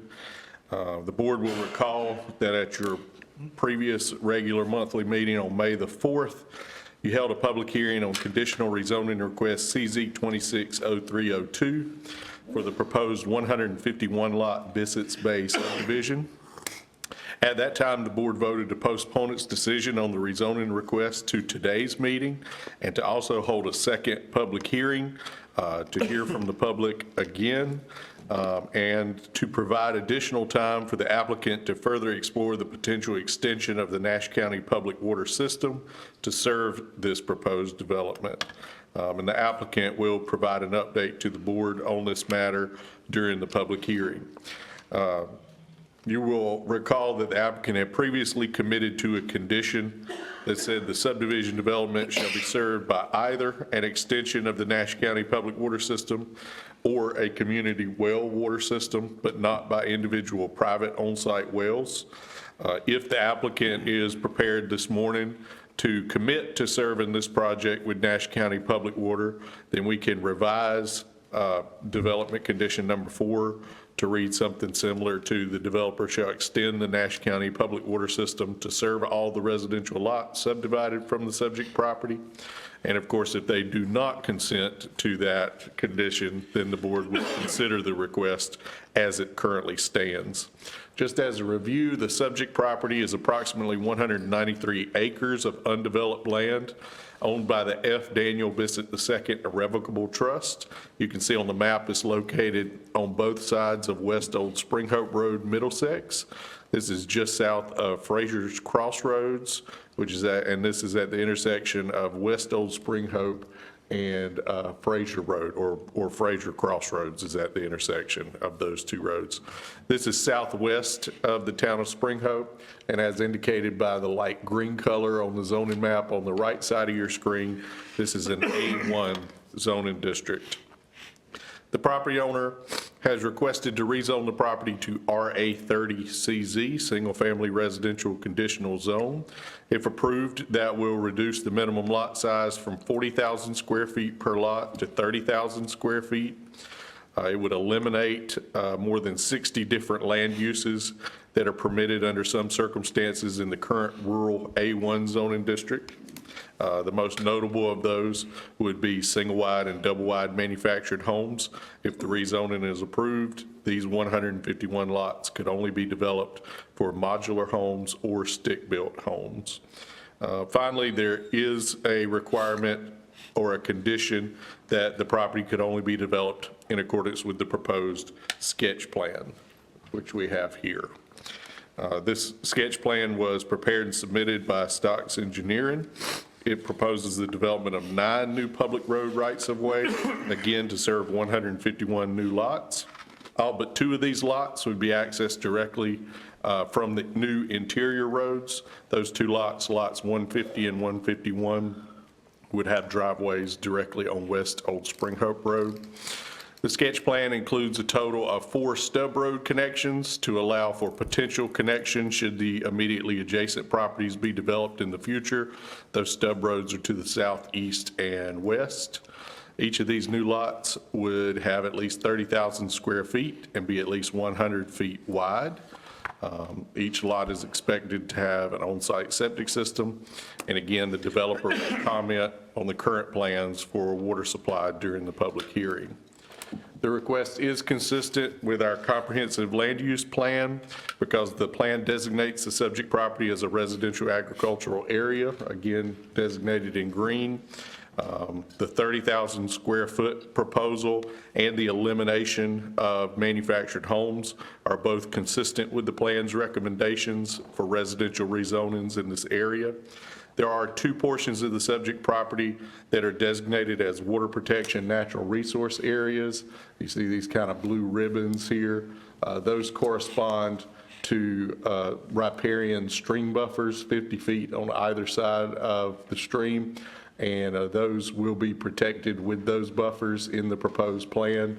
There will be a crossing permit that will be required from the state for the stream up here in this location for the entrance road. This request may be considered reasonable and in the public interest. Because it would not be spot zoning, the property already is and will continue to be zoned for residential use. It would have smaller minimum lot areas and increased density, but the new zoning district as a trade-off is much more restrictive in terms of permitted land uses than the current zoning district. The TRC considered this back on February 26th and recommended approval.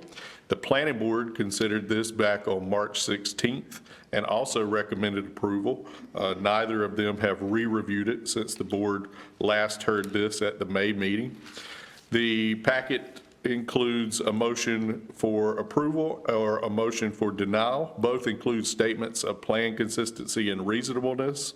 Under the motion for approval, I want to call your attention to the development conditions, specifically development condition number 3, which requires a private access easement at least 18 feet in width be provided on the final plat of the development from the proposed new interior public road right-of-way to the immediately adjacent property of David N. Manning III at 4152 Fraser Road. That is in this corner of the development up here, so the access easement would come off of this road to that property. That property has a path out to the main road, but this would provide it with a legal deeded access easement. And the applicant previously agreed to provide that at the planning board meeting, and so that is documented with development condition number 3. And development condition number 4 is the one that currently says that the development will be served by either an extension of Nash County Public Water or a community well water system. And we can amend development condition number 4 as appropriate after we hear an update from the applicant. And with that, I'll pause and take any questions that the board has on this request before we open the second public hearing. All right, any questions for Mr. Tyson? Is there a motion to open? So moved. Public hearing? So moved. Move, go ahead. It's been moved by Commissioner Howell, Second. second by Commissioner Bellfield, that we go into a public hearing on this matter. Any further discussion? All in favor of the motion, let it be known by saying aye. Aye. Motion approved. We are now into a public hearing on this rezoning. Anyone wishing to speak?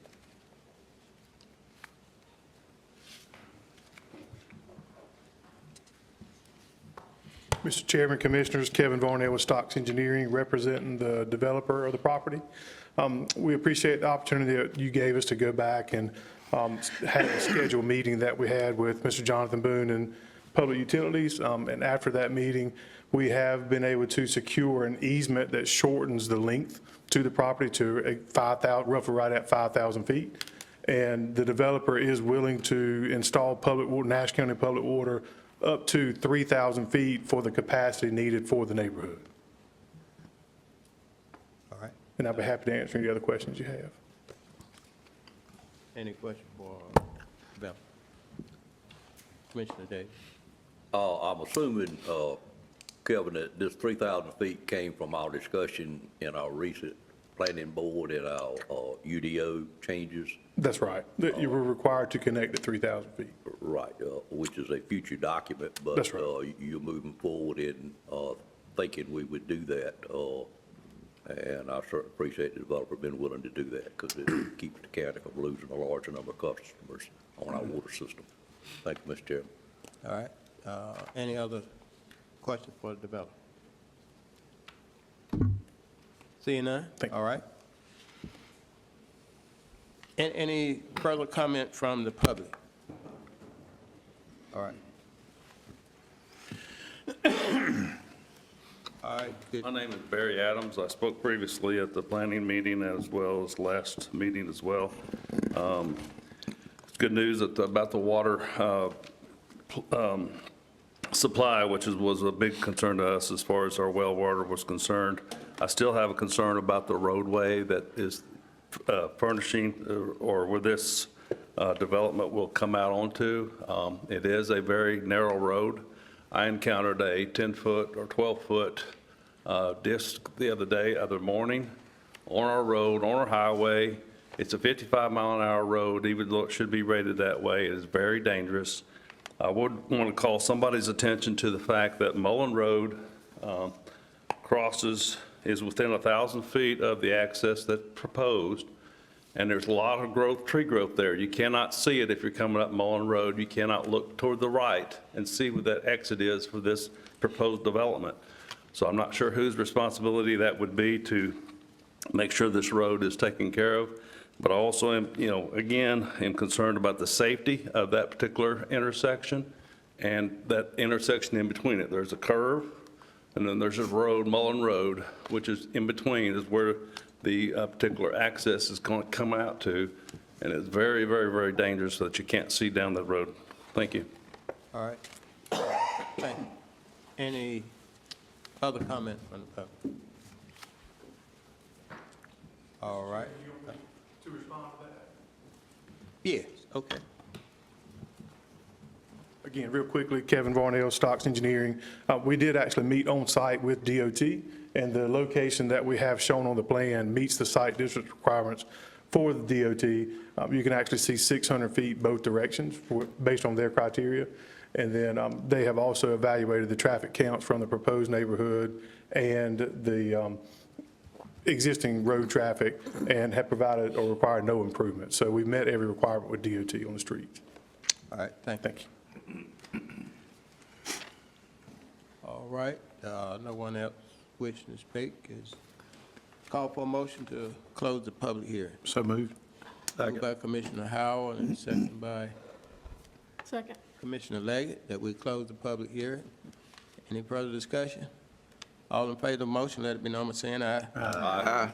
Motion carried, public hearing closed. All right. We're now back into our regular session. Mr. Tyson?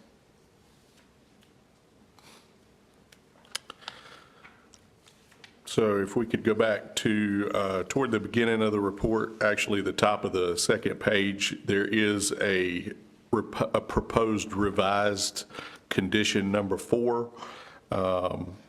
And that condition needs to be amended a little based on Mr. Varnell's comments. The applicant is agreeing to amend condition number 4 to read, "The developer shall extend the Nash County public water system to serve all the residential lots subdivided from the subject property for a maximum extension distance of 3,000 feet for the capacity needed to serve this particular development."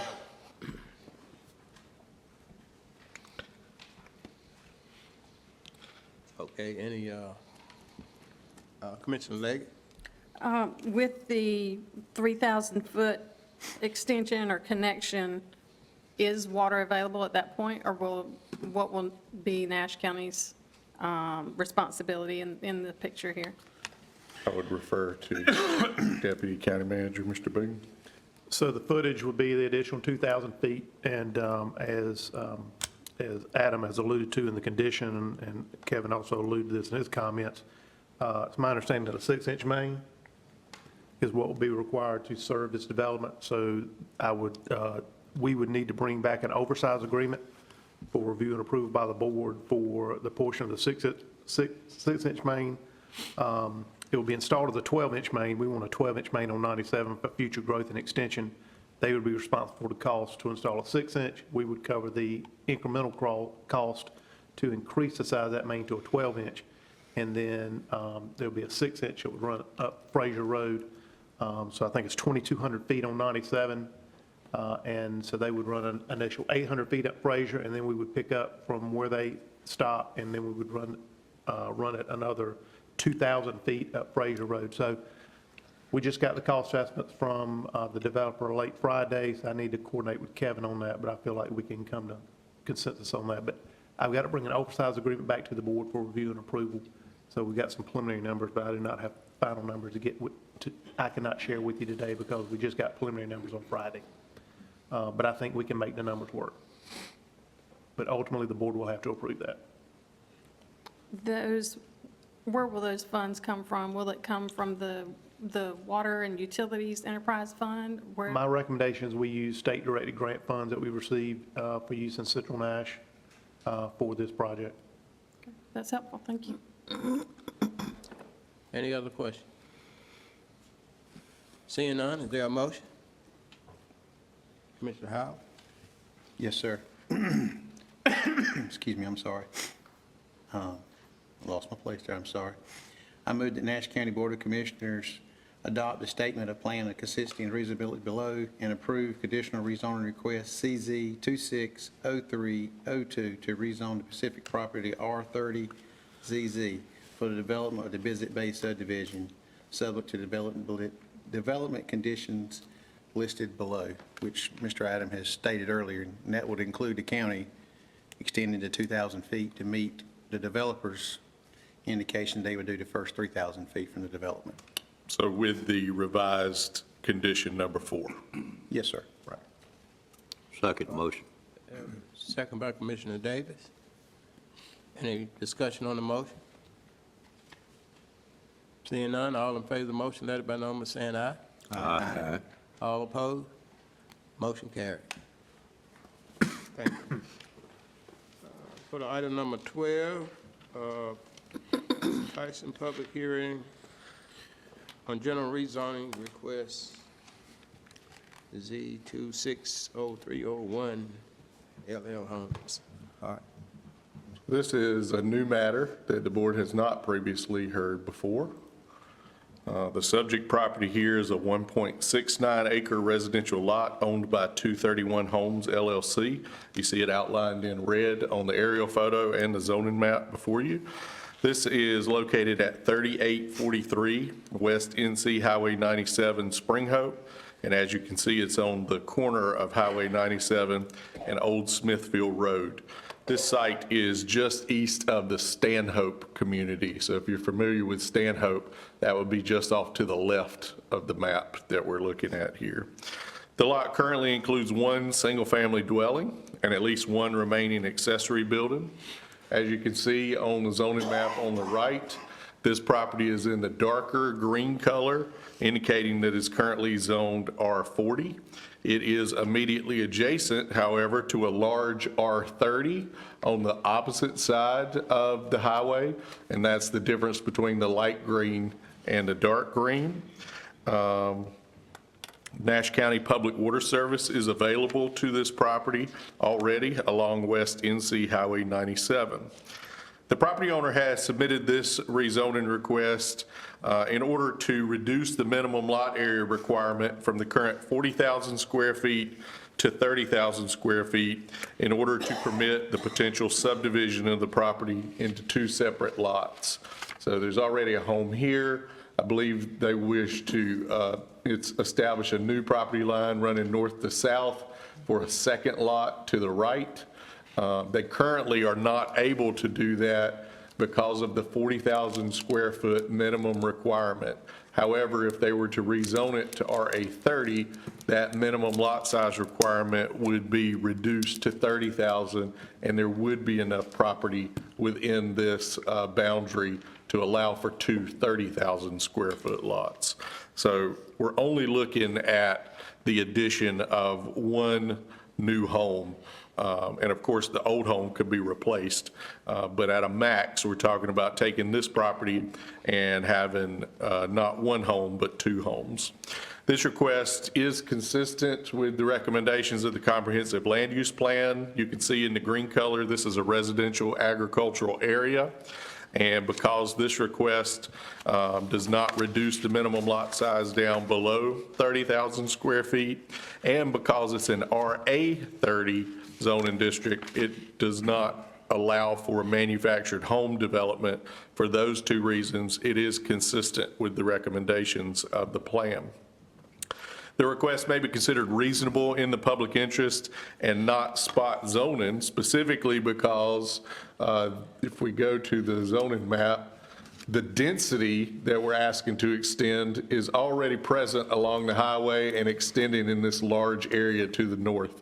So everything above Highway 97 already has a minimum density of 30,000 square feet per lot, and this would extend that just to include this immediately adjacent property.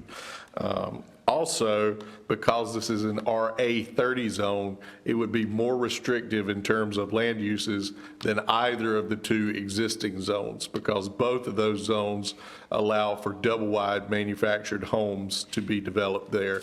And this would stipulate that they have to be modular or stick-built homes.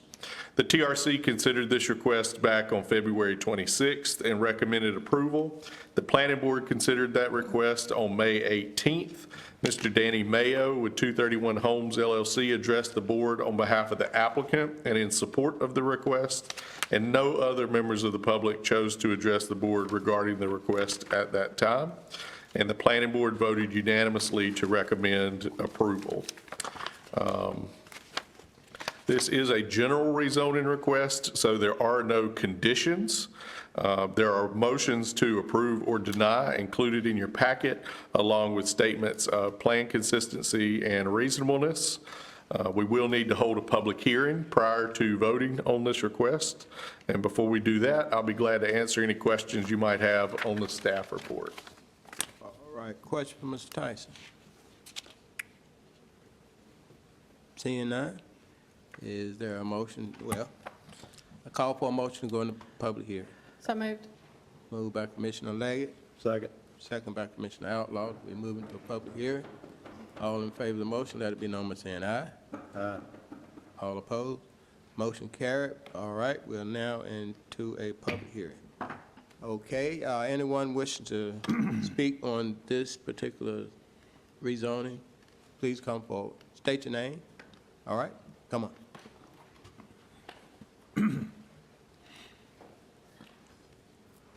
Good afternoon.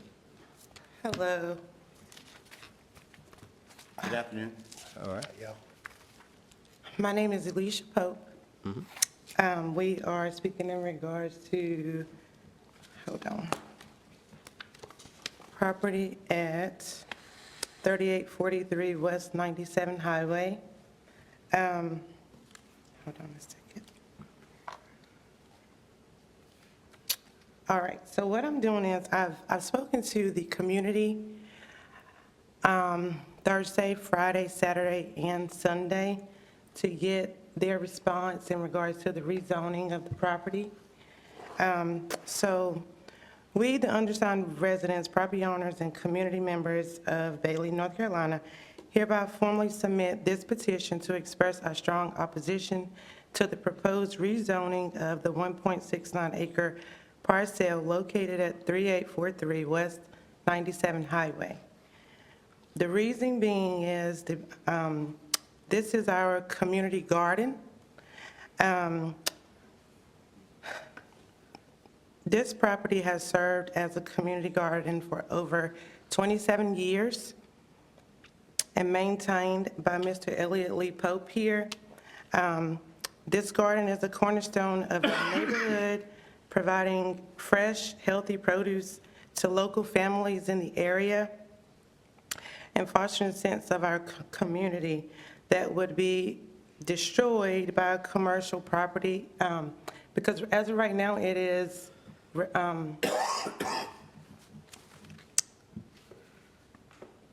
have mercy. Okay.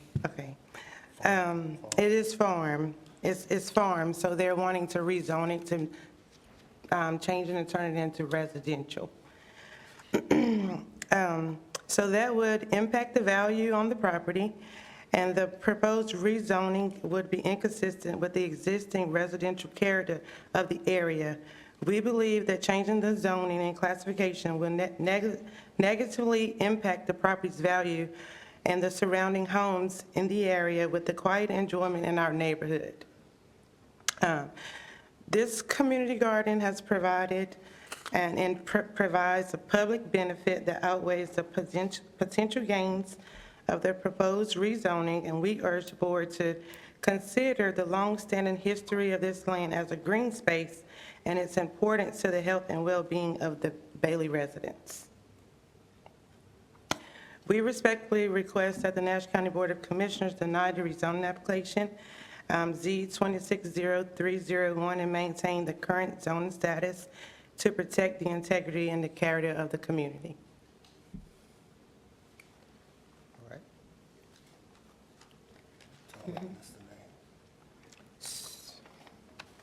All right. Hi there. Also, we have a list of signatures of the local residents in this area, which are approximately 33 signatures. And the proposed 40,000 square feet to get it approved to possibly 30,000 square feet dwellings across the street. There are no 40,000 square foot dwellings on the right-hand side from Stanhope all the way to the light, which is spanned about 6 or 7 miles. This would be the only dwelling on that side of 97. And gaining access to the green space for farming that helps the community for the last 27 years would be devastating. Sir, what was your name? For the record. Yeah. Albert Pope, L.E. Pope. Okay. Anyone else speak? Just state your name and. What do you say? Yeah. Albert Pope. Yeah, you done your name. Anyone else wishing to speak, just state your name and say what you intend to say. No. All right.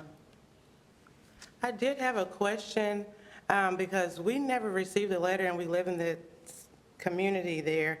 I was wondering how long was the change supposed to take place, or I didn't get a date on it on any of the information that we received in the mail. Okay. Mr. Tice, could you explain how that process worked? So property owners who own property within 600 feet of that property should have received a notice prior to the planning board meeting, which was earlier in May, and a notice of today's meeting. If the board votes to approve it, then the rezoning would become effective immediately. So it would stop being zoned R40 and begin being rezoned RA30CZ immediately upon their vote. Okay, I have another question. So because we have produce inside of the garden now, that's my concern. And for the future, like, how will we go about that if they did deny it? If it was to start immediately? So either way, you're not the owner of the property, is that right? Yes, of that existing property, no, we're not. Right. So anything that's on that property that you need access to is going to be a civil legal matter between you and the property owner. And so that's not really relevant to the rezoning. Whether the rezoning is approved or not, you have whatever rights you have to that property that a court would decide. So you'll have to work that out individually, but the zoning won't influence that one way or another. Okay. Mr. Chairman, may I ask? Yeah. And Mr. Tyson just about answered it. So for 27, 24 years, you all have been farming it, but who owned it all these years? Was it 231 homes? No, ma'am. No. And he's going to explain that to you. There was a lady named Miss Page. She owned it. I kept a grass cut and took care of things around it. She sold it to them. And it's been, what, 3 months? About, Maybe 4 months. and now, She sold it to them, you're saying about 4 months ago? And so now they want to develop it, but, they want to change the zoning from farmland to Yeah. residential. I understand. I was just wanted that clarification because, you know, looking at who owns the land, in my opinion, there's nothing, have no choice. But, thank you, Mr. Chairman. Mr. Chairman, Commissioner Lay. got a question for you guys. Were y'all just farming it on kind of or have had a garden basically kind of on a gentleman's type agreement? It wasn't any type of grant exchange? Yes, ma'am. There was no And she's grant? elderly now. I think she just turned 92. And he's been even feeding her, you know, over the past 27 years, and Right. everyone inside of the community. It was never a discussion or anything on paper, you know, it was just, you know. Right, thank you. All right. Commissioner Davis. There seems to be some misunderstanding about the current zone. I think our records show it's already residential R40. Yes. Okay, so y'all referring to farm zone, but it's really not farm zone. Right. Okay, thank you, Mr. Chairman. I don't, because he said that wasn't known, but it's, we're talking about the same, the side. So if you look on that photo, you can actually see the garden inside of that photo, to the right. So if you look to the right there, and then you can see where it starts, and you can see where it stops.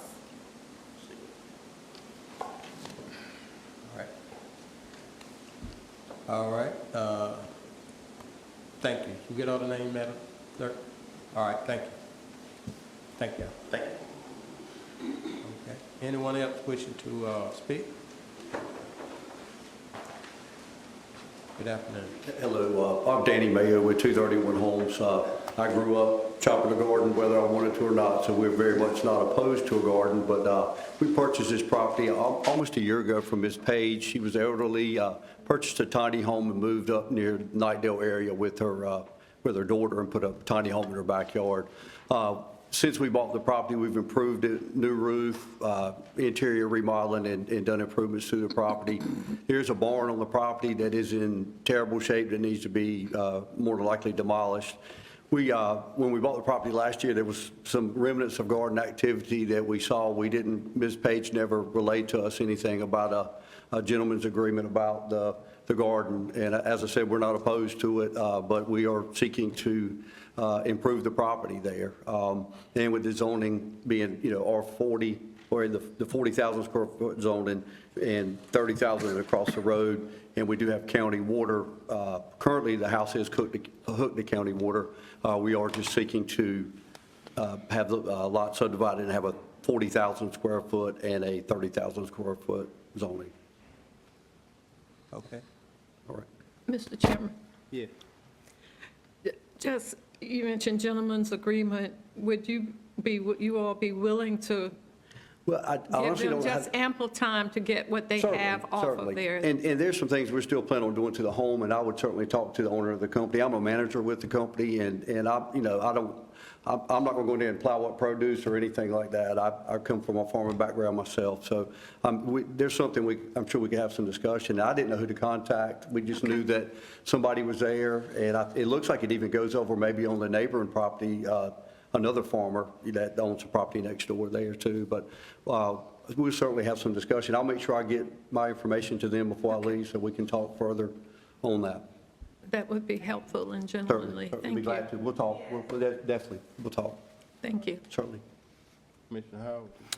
That was my question. I know Okay. it's nothing that's required. I would just be an Certainly, ask, 'cause that would be, obviously, you weren't aware of the situation. No. They weren't, so just make it allowing work them together. to We'll figure it out as far as that. get up what's out, at least, finish out the crop that's out there for the spring so they can harvest that. And our intent, if you guys will approve this, I'm not breaking ground next week on a new home or anything like that. We're just getting this part done. We still would have to go through, I believe, we got to go through the permitting process for it. See, we've not even been through. We're just trying to get your approval, then we'll take it to the next step. So I'm sure by the time all this would be settled, growing season will be over, in that regard. So we wouldn't affect the produce.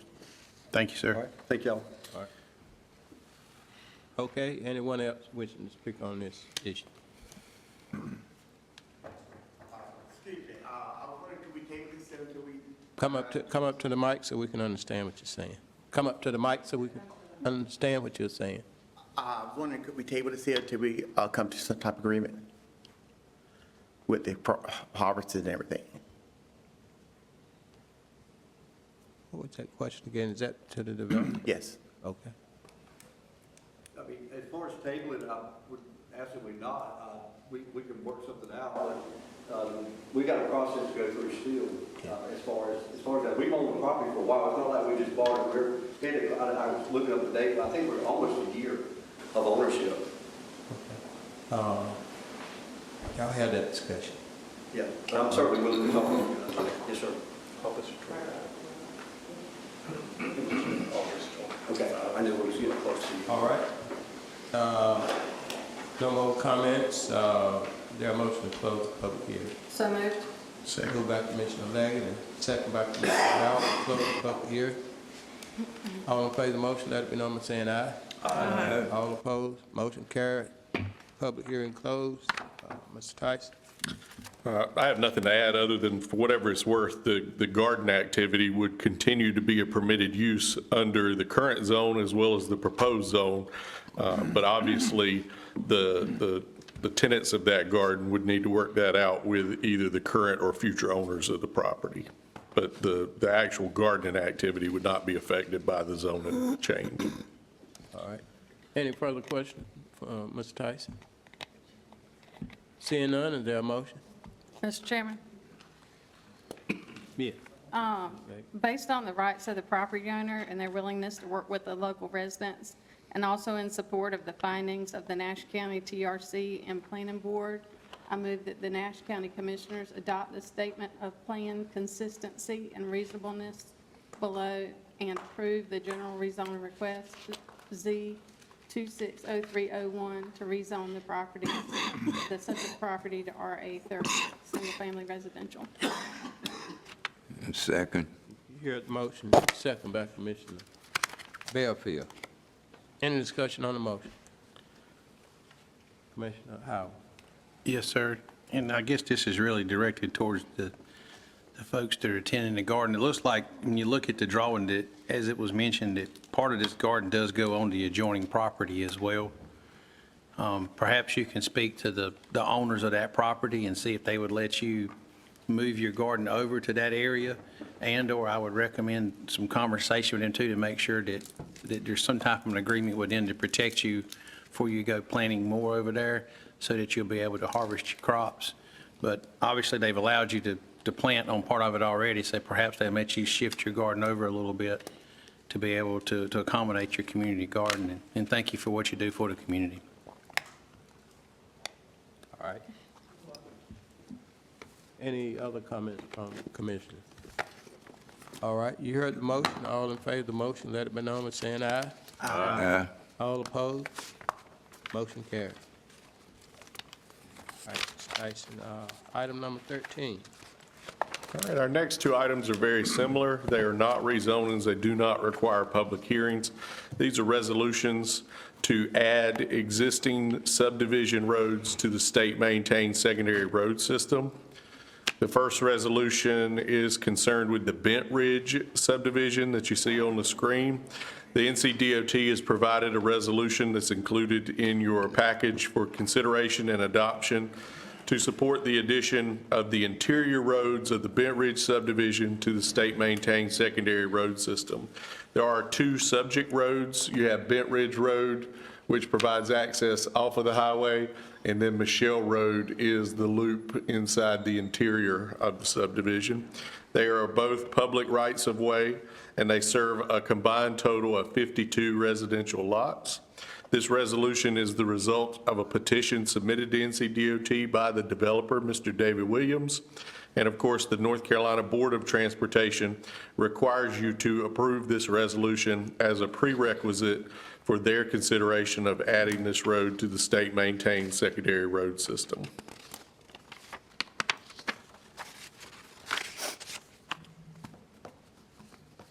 All right. Any questions for Mr. Tyson? Mr. Chairman, I move for adoption of the resolution. Second. All right, been moving properly second that we adopt the resolution. Any further discussion on the motion? Seeing none, all in favor of the motion, let it be known by saying aye. Aye. All opposed, motion carried. All right, the next item is the same developer, Mr. David Williams. It is the same request, except this time it is for the Riverstone subdivision, specifically the interior road Bertines Court, which is highlighted in red. That's on the east side of South NC Highway 58. Just out of frame here to the south would be the intersection of Highway 97 and Highway 58. So there's a Dollar General on the corner there and a car dealership on the other corner. Just to orient you, the Bertines Court serves a total of 12 residential lots. And again, this resolution would be a prerequisite for the State Board of Transportation to consider adding it to the state's secondary road system. All right, any discussion? Seeing none. is Mr. there a Chairman, I move for adoption of the resolution. Moved by Commissioner Second. Outlaw and second by Commissioner Howard. All right, any discussion on the motion? All in favor of the motion, let it be known by saying aye. Aye. All opposed, motion carried. All right. Thank you. Okay, item number 15, Whitaker's Fire Department purchase of new apparatus. Mr. Charles Bond. Good afternoon. The Whitaker's Volunteer Fire Department is respectfully requesting approval from the Nash County Board of Commissioners to obtain a $640,000 loan from Southern Bank to purchase a 2026 E1 fire engine. Its purchase is essential to maintaining effective emergency response services within the district, and the recommendation is approval by the board. Any discussion by the board or questions for Mr. Bond? Seeing none, is there a motion to approve the request? So moved. Second. Moved by Commissioner Howard, second by Commissioner Wilkins, that we approve the request. Any discussion on the motion? All in favor of the motion, let it be known by saying aye. Aye. All opposed? Motion carried. Thank you. Thank you, sir. Number 16, request to approve 2 census tracts for North Carolina Opportunity Zone designation. Nomination process, Susan Phelps. Good afternoon. Before you today, staff's requesting that the Board of Commissioners approve and submit 2 Nash County census tracts for consideration in the North Carolina Opportunity Zone nomination process. This is considered Opportunity Zone 2.0. This is the second round. So the public comment period for Governor Stein ends on June 7th, 2026, so we want to get these in. We are proposing your approval of census tract, for short, 104, which is inclusive of the Rocky Mount Mills area along Highway 301. This is already currently a designated census tract. And then a new one that can newly be designated is Census Tract 107. This is northern Nash County, inclusive of the Whitaker Business and Industry Center, from I-95 over to Highway 301, including our major manufacturing corridor.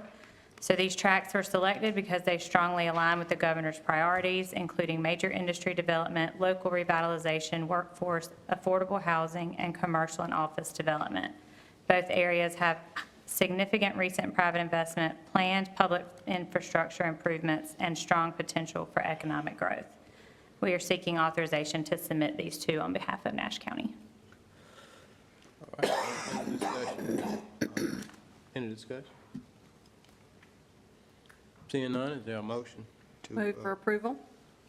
All right, it's been moved by Commissioner Leggett, Second. second by Commissioner Bellfield, that we approve the designated areas. All in favor of the motion, let it be known by saying aye. Aye. All opposed, motion carried. All right, next item, number 17, 2026 project for building reuse program. Yep, so before you, I've got a resolution that we are requesting to be authorized. An application will be submitted to the North Carolina Department of Commerce for its building reuse program for Project Floor. Funding for this will be used for an existing industry expansion and renovation and addition of 49 new jobs to our community. So we are asking that the Board of Commissioners approve and adopt the resolution indicating support of our application and the project. And you should have that resolution if you want. All right, any discussion? All right. Is there a motion to adopt the resolution? So moved. Been moved by Commissioner Wilkins, second by Commissioner Howard, that we adopt the resolution. Any discussion on the motion? All in favor of the motion, let it be known by saying aye. Aye. All opposed, motion carried. Thank you. Thank you. All right. Item number 18, monthly tax report, Ms. Shamika Tilry. Good afternoon. Good afternoon, everyone. All right. In keeping with General Statute 105-350, the tax collector will be providing a monthly report showing the amount of taxes collected and efforts being made to collect taxes. This report is designed to keep the board current on activities in the tax collector's office. The report is for your information only and does not require approval. It is recommended that you accept the report so that it will be noted in the minutes. Okay, thank you. That's information only. Okay. Number 19. All right. Refund request. In compliance with North Carolina General Statute 105-381, the tax collector will submit to the governing body for their approval a list of any tax refunds after legitimacy of the refund has been established. There are no refunds. All right. Thank you, thank you. Okay. Yes. Yes, Board of Equalization. Board of Review. Equalization and Review. In compliance with North Carolina General Statute 105-322, the Nash County Board of Equalization and Review will meet to hear upon any request in all taxpayers who own or control taxable property assessed for taxation in Nash County with respect to valuation of such property. We had no citizens to come forward. All right, so we all good?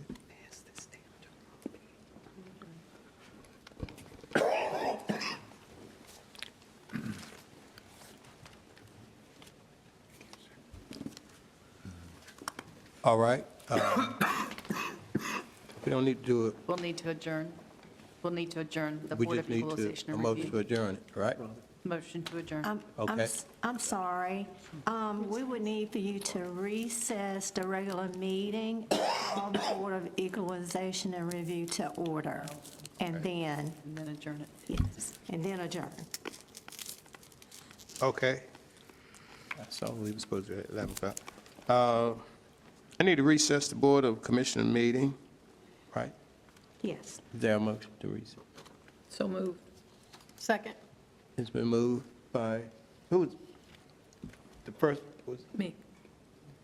Motion by Commissioner Wilkins, second by Commissioner Leggett, that we recess the Board of Equalization Review. All in favor of the motion? Recess the Board of Regular Commissioners meeting. meeting. Recess your Board of Commissioners meeting. Right. All in favor of recessing the Board of Commissioners meeting, let it be known by saying aye. Aye. All opposed, motion carried. All right.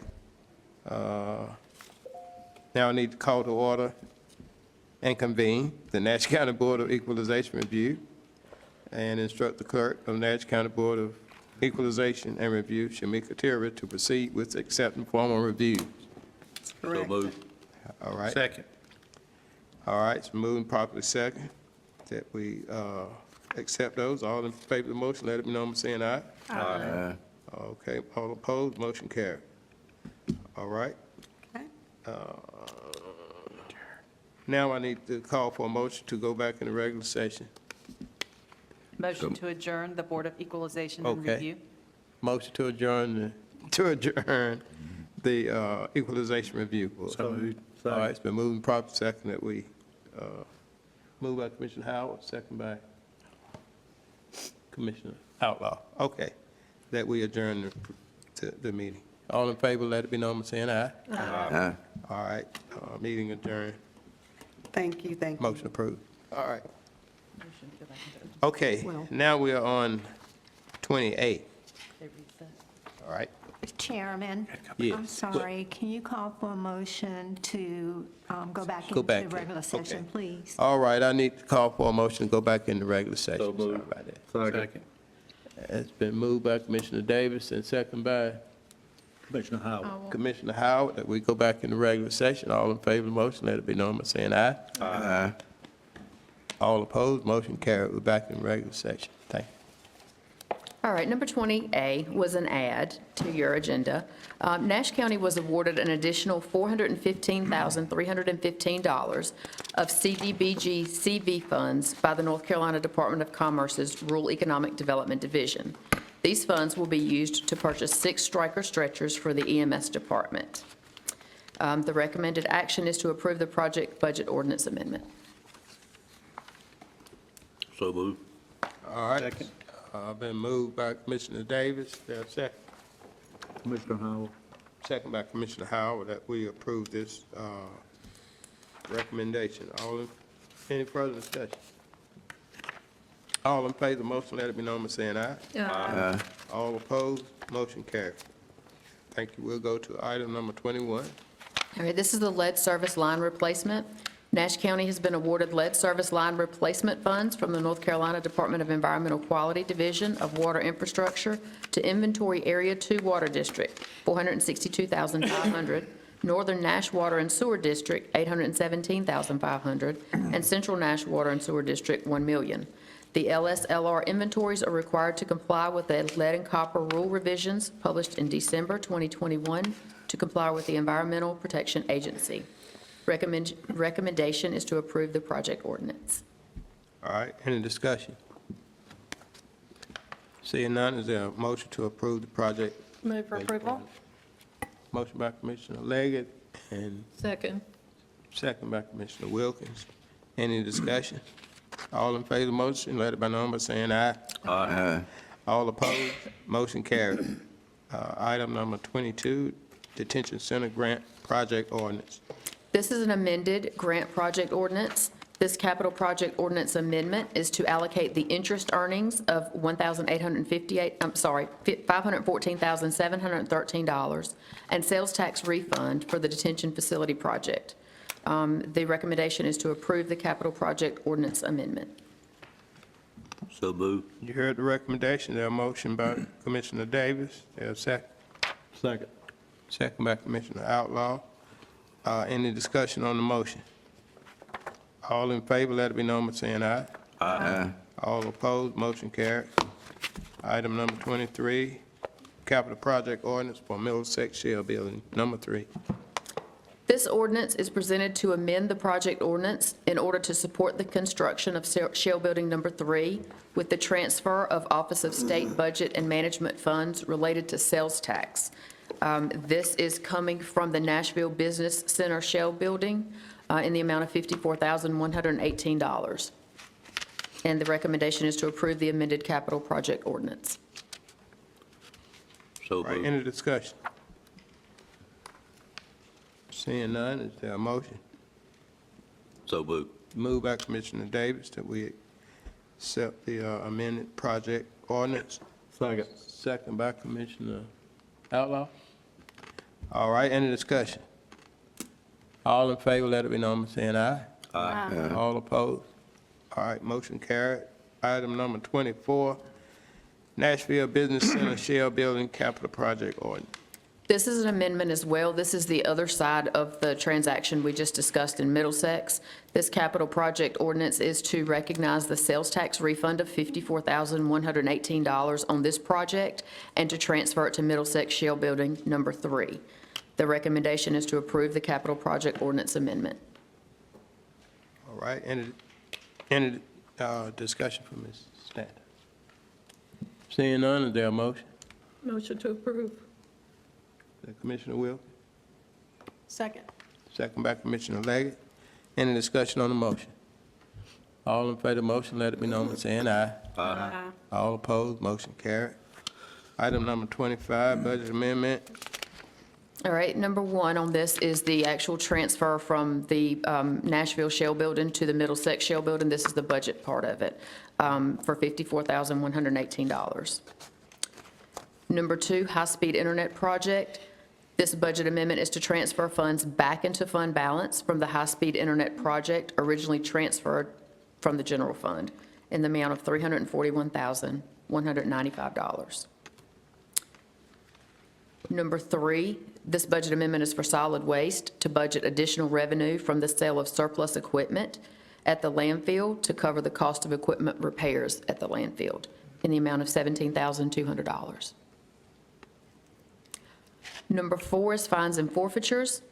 This budget amendment is to budget additional projected collections related to fines and forfeitures and the related submittal to the to the Nash County Public School Board of Education as required for fiscal year 2026 in the amount of $70,000. Number 5, a budget amendment for planning and inspections is to budget additional funds for third-party consultant reviews of wireless communication facilities, permit applications. No county funds are required. The revenue will be from the cell tower review fees going to the expenditure of the wireless communication facility in the amount of $6,000.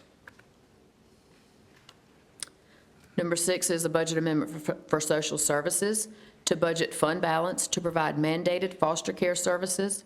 Monthly payments have been 124% higher than the approved budget. It's fund balance of $86,000, and there's a foster care revenue of $114,000 for a total of $200,000. Number 7, Sheriff's Department budget amendment is to budget fund balance to cover additional fit-for-duty evaluations, record charges, drug testing, vehicle repairs, and K-9 vet and food in the amount of $34,000.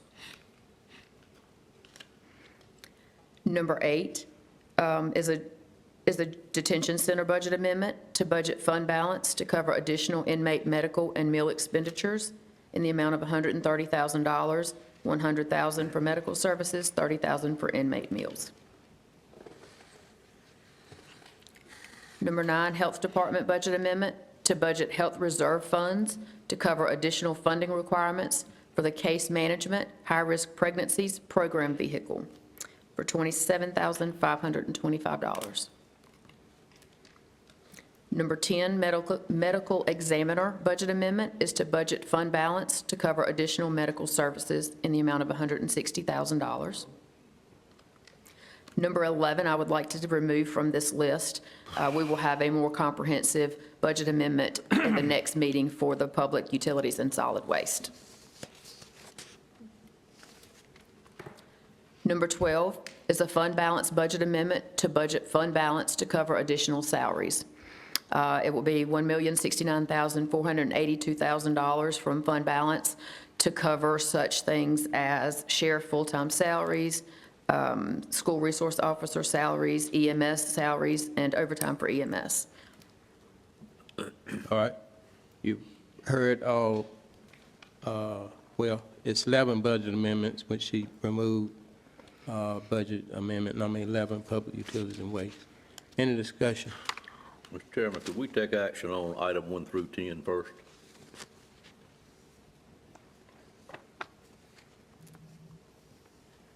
Yes, any objection? All right, there a motion? So moved. Moved by Commissioner Davis that we accept item 1 through 10. Is there a second? Who's second? Commissioner Leggett, second that motion. Any discussion on the motion? Said item 15. 1 through 10, and then we're going to come back and do the last one, I guess.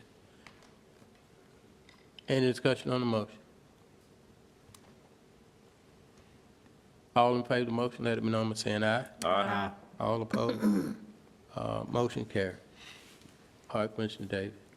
Mr. Chairman, if we could, I'd like to get some more explanation for item 12. I don't really quite understand what we're doing here and why is this large amount, and are there not some funds in some of these accounts of lap salaries that could handle some of this, or just update me on where we are? Yes, sir. So you will see there are some decreases in some lines such as offset salary and benefits.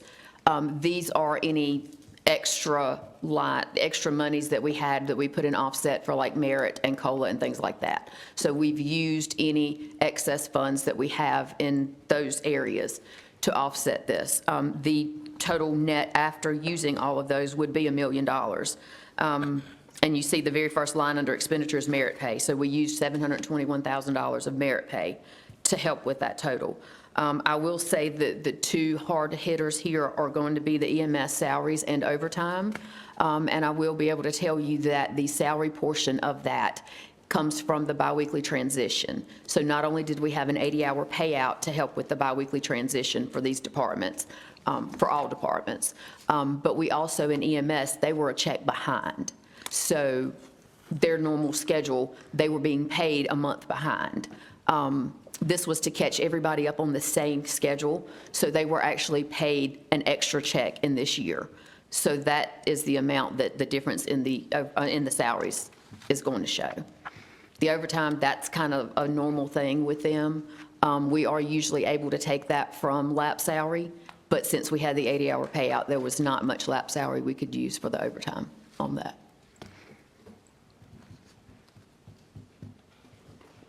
All right. Thank you, Mr. Chairman. All right, any other discussion on item number 12, fund balance? And, all right. Is there a motion to accept item number 12? Second. Who's? Okay, Commissioner Howard, and second by Commissioner Outlaw. Any further discussion on this budget amendment? Hearing none, all in favor of the motion, let it be known by saying aye. Aye. All opposed, motion carried. Thank you. Thank you. All right, item number 26, board appointments, Ms. Tia Fuller. Good afternoon. Good afternoon. So first, we have the Planning Board. So the current terms of the following three board members will expire on June 30, 2026. First, we have Kim Moore. She is eligible for reappointment, but although she's eligible for a reappointment, she has declined to serve an additional term due to professional conflicts with her current position as NCDOT District Engineer. Mrs. Moore resides in Commissioner District Number 1. There's no other currently serving members appointed from that district, so that is a vacancy effective June 30th. All right, we'll have to bring forth a recommendation at our next meeting. Yes, sir. Next, Robert Cordell. Mr. Cordell is eligible for reappointment and has submitted the attached letter requesting reappointment and explaining his past absences from the board's meeting due to a medical issue. He resides in Commissioner District Number 2, and you'll see the letter in your packet of him explaining. In addition to Mr. Cordell, please consider the new appointment of Ms. Brianna Whitfield to the Nash County Planning Board. Her application is included in your packet for review. Ms. Whitfield resides in Commissioner District Number 2 and is willing and eligible for service. And in addition, for the same district seat, this morning, I received an application for Ms. Deborah Battle, which you should have at your place here. And so she is also interested she is in District Number 2 and is willing and eligible for appointment. And so for this seat here, for Commissioner District Number 2, there are three options. It's either reappoint Mr. Robert Cordell, to appoint Ms. Brianna Whitfield, or to appoint Ms. Deborah Battle. All right, Commissioner Belfield. Out of these names, I recommend Deborah Battle. All right, is there a motion? Yeah, I offer motion to appoint Deborah Battle to the planning board, that position. All right, is there a second? All right, I'll second your motion. All Mr. right. Chairman, are we taking other, Say that. are we taking other motions? I wanted to recommend someone. Yes. Yeah. I'd like to recommend Brianna Whitfield. All right, yeah, Second that motion, Mr. Chairman. all right, second by Commissioner Davis. All right, any other nomination? Okay, we will take the first motion. All in favor of the motion to appoint Deborah Battle? Let it be known by saying aye. All in favor of the appointment of Deborah Battle, let it be known by saying aye. All right. Aye. You voting? Yeah. But Deborah Battle. All right, well, raise your hand. All in favor of appointing Deborah Battle, raise your hand. All right. All opposed, raise your hand. All right, all opposed. Okay, motion defeated. All right. Mr. Chair, this is the second time that this board has done that when I recommended, and I am sick and tired of it. I don't appreciate it. All right. Okay. And I hope all of you understand that, all 6 of you. Sick of it. All right. Is there another motion? Motion to approve Brianna Whitfield. All right, you heard the motion. All in favor of that motion, any discussion on the motion? The Mr. motion to- Chairman, it was seconded originally by Mr. Davis. Right, I asked for a discussion, any discussion on your motion? All right, so, no discussion, all in favor of the motion, let it be known by raising your hand. All opposed? All right, motion carried. All right, next item. Thank you so much. Mr. Chairman, if I may, before we move off that item, I did call Ms. Moore after I saw our agenda that she was not willing to be reappointed, and I certainly hated that because she's been a great member of our board. I do understand her conflict with her job, and she explained to me very well that her job was important to her, and she had to put that first, and she did find herself in some sticky situations sometimes, and I appreciate that because all of us do that from time to time. I did asked her, if I'm telling you this because it's your district, if she would be looking someone that would be a good member of the board, so I would just ask that you maybe check with her before the next meeting and see if she's come up with a good candidate for that seat.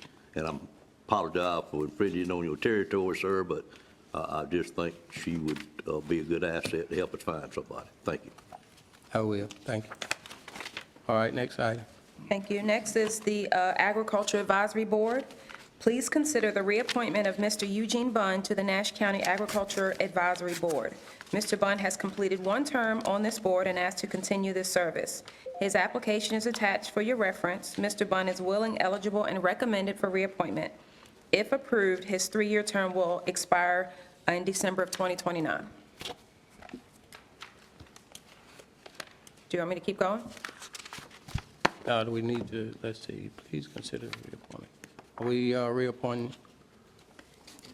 So move, Mr. Chairman. Second. Second. All right, it's been moved by Commissioner Davis and second by Commissioner Outlaw. Fine. Right, this is the Agriculture Advisory Board, right, Yes, sir. for reappointment. Any discussion on the appointment? All in favor of the motion, let it be known by saying aye. Aye. All right, motion carried. All right, go ahead. Okay. I didn't vote aye. Okay, I'm sorry. All opposed? I'm sorry, I didn't call. All right. All opposed? Okay. All right, motion carried. All right. Okay.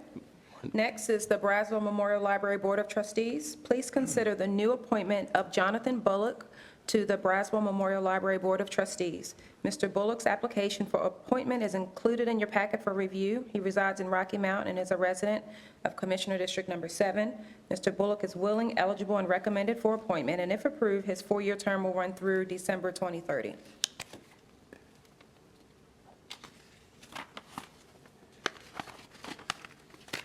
Mr. Chairman, I make a motion that we accept Jonathan Bullock for the Braswell Memorial Library. He doesn't have on here, but I believe he's a supervisor or something at Pfizer, and working on his PhD in organizational management and leadership as his application states, and as a ministry leader at his church and community, and currently youth leader at Word Tabernacle. So I would ask that he be appointed to the Braswell Library. All right. Is there a second? Second. Moved by Commissioner Wilkins, second by who? Howell. Mr. Howell? Any discussion? Did I understand you say that maybe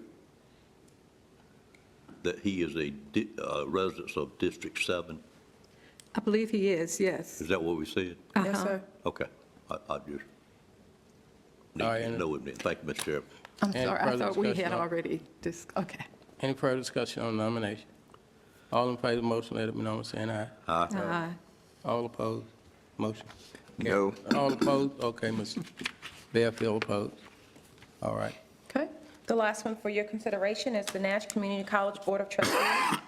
Please consider the reappointment of Mr. Kevin Jones to the Nash Community College Board of Trustees. Last month, Mr. Jones was presented to this board for approval to serve the remainder of the term held by James Mercer. That term ended or ends June 30th, 2026. A letter of recommendation is included in your packet from the Nash Community College Board of Trustees Chair. Mr. Jones is eligible, willing, and recommended for reappointment. If approved, the new term would run from July 1, 2026 through June 30th, 2030. All right, you heard the recommendations, there a motion? Move for approval. Second. Moved by Commissioner Outlaw, and second by Commissioner Howard. Yes, sir. All right, any discussion on the nomination? All in favor, let it be known by saying aye. Aye. All opposed? No. Okay, all right. That's all I have, sir. Thank you. All right, motion carried. Thank you. Let's see.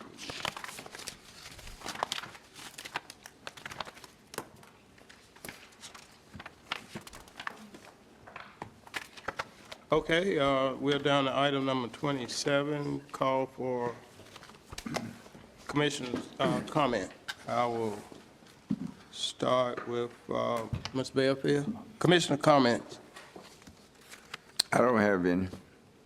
All right, Commissioner Davis. I don't have any. I don't think I received a housing report, so I'll have to catch that up later. If I did get it, I missed it, so I apologize for that, but I don't think it's coming yet. All right, Thank you. Commissioner Outlaw. No comments, sir. All right, Commissioner. No comments. Commissioner Will. No, sir, no. Commissioner Leggett. All right, call on the manager's report.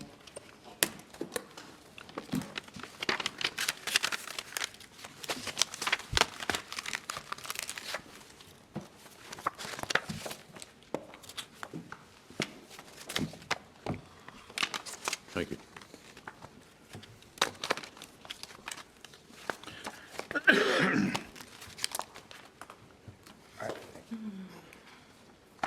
Thank you, ma'am.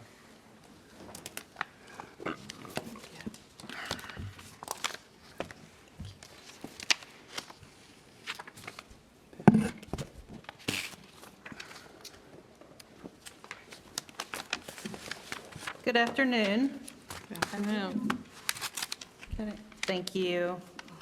The town of Nashville has announced a temporary change in water disinfection process. The town, in coordination with the city of Rocky Mount, is temporarily changing the disinfection method. This is a routine process that will begin today, June 1st, and will run through the end of the month, June 30th. And at that time, the system will return to the standard treatment. Citizens can expect a slightly stronger odor and taste of chlorine.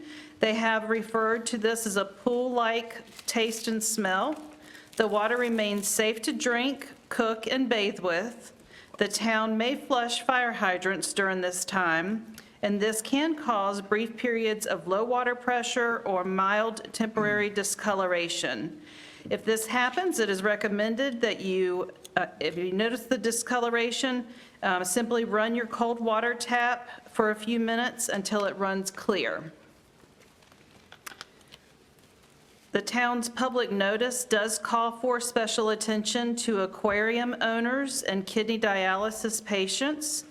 Make the appropriate adjustments to your fish and aquatic life. For those on kidney dialysis, follow precautions as advised by your healthcare provider. Questions should be directed to the town's Public Works Department at 459-3962.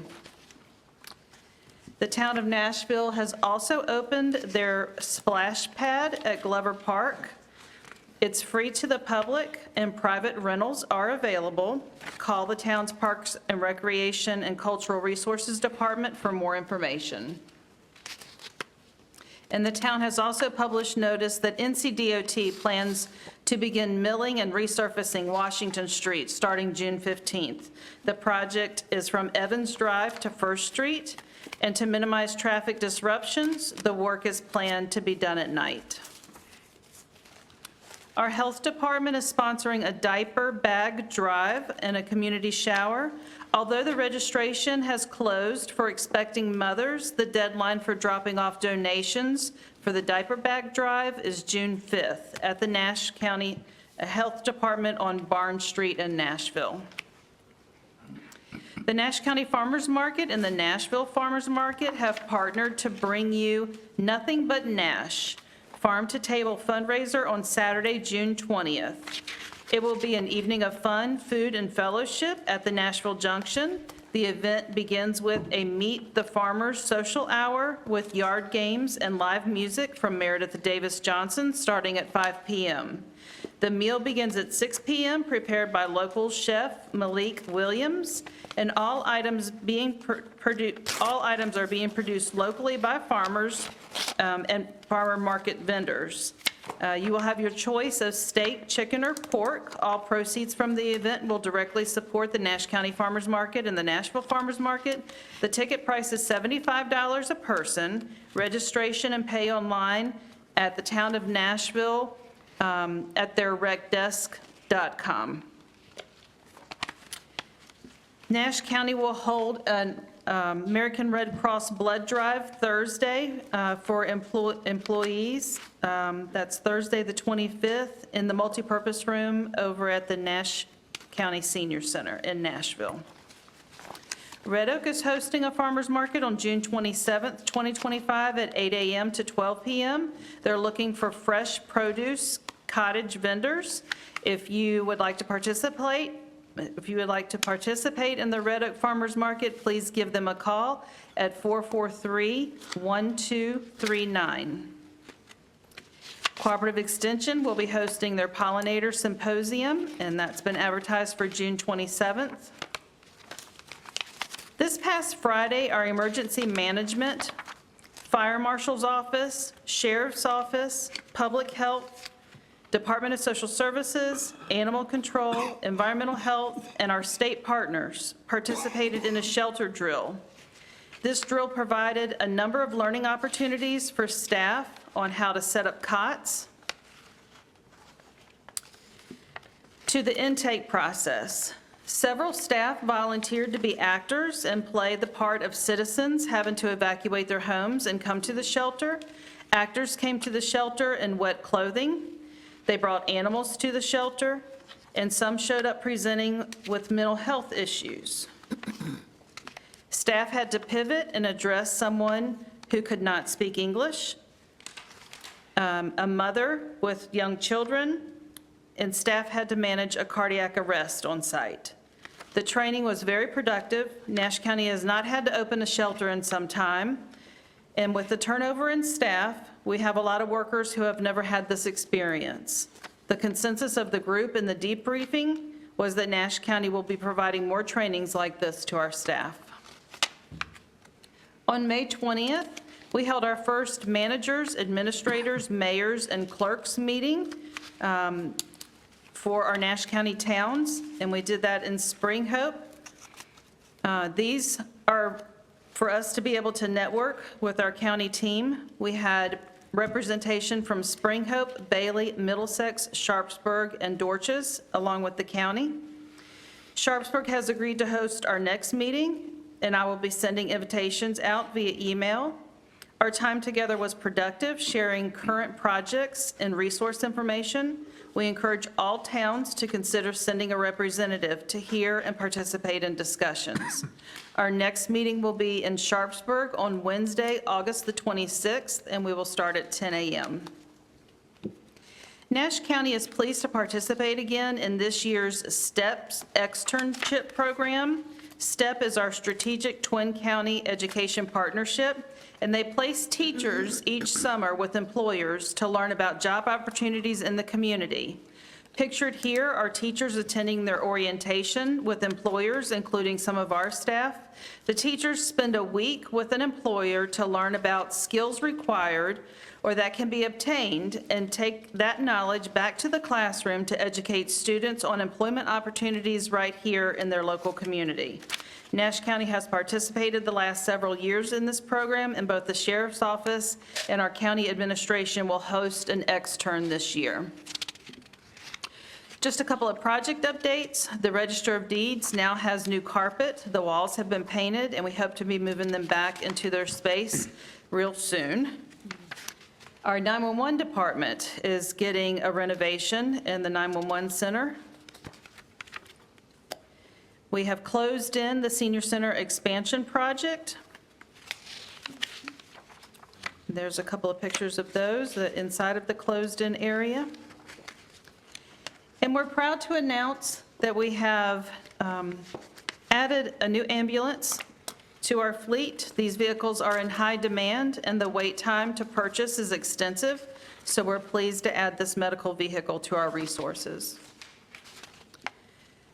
An update on staffing. As you saw this morning, we have been able to bring on a new health director as well as a director for animal control.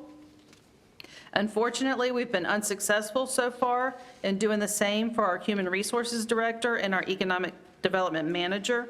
We're planning in-person interviews for the human resources director the end of next week, and Ms. Phelps is continuing her candidate search for the economic development manager. As we're nearing the end of the fiscal year and staff will be anticipating an increase in their July pay, I want to make sure that they know that adjustment will be in their first full paycheck in July. That's the paycheck that they will receive July 17th. And we want to say congratulations to our DSS director, Danita DeVega. Earlier this year, she was selected as one of the Eastern Regional Representatives for the North Carolina Association of County Directors of Social Services. The mission of this association is to inform, educate, and empower its members, and it plays a critical role in improving the delivery of services for families and individuals. Congratulations to Ms. DeVega, and thank you for representing Eastern North Carolina and Nash County. And I'll take any questions that the board may have. Any questions for the manager? If there are none, I will kick it to Mr. Boone to give a quick update. Yeah, just a quick update on the Southern Ash Regional Wastewater Planning Grant. Understand that the Department of Environmental Quality, representatives from town of Sharpsburg, town of Spring Hope, and staff from the Wooten Company will be meeting tomorrow to discuss the modeling results that Department of Environmental Quality has been working on for the Tar River. So that's been a little slow to develop. I think some of that's due to some of the administrative changes in Spring Hope. But nonetheless, they're scheduled to meet tomorrow, and we anticipate once they have done that, then we will call the larger group back together to review those same modeling results and discuss our next steps. I just want to apprise the board of current status of that work.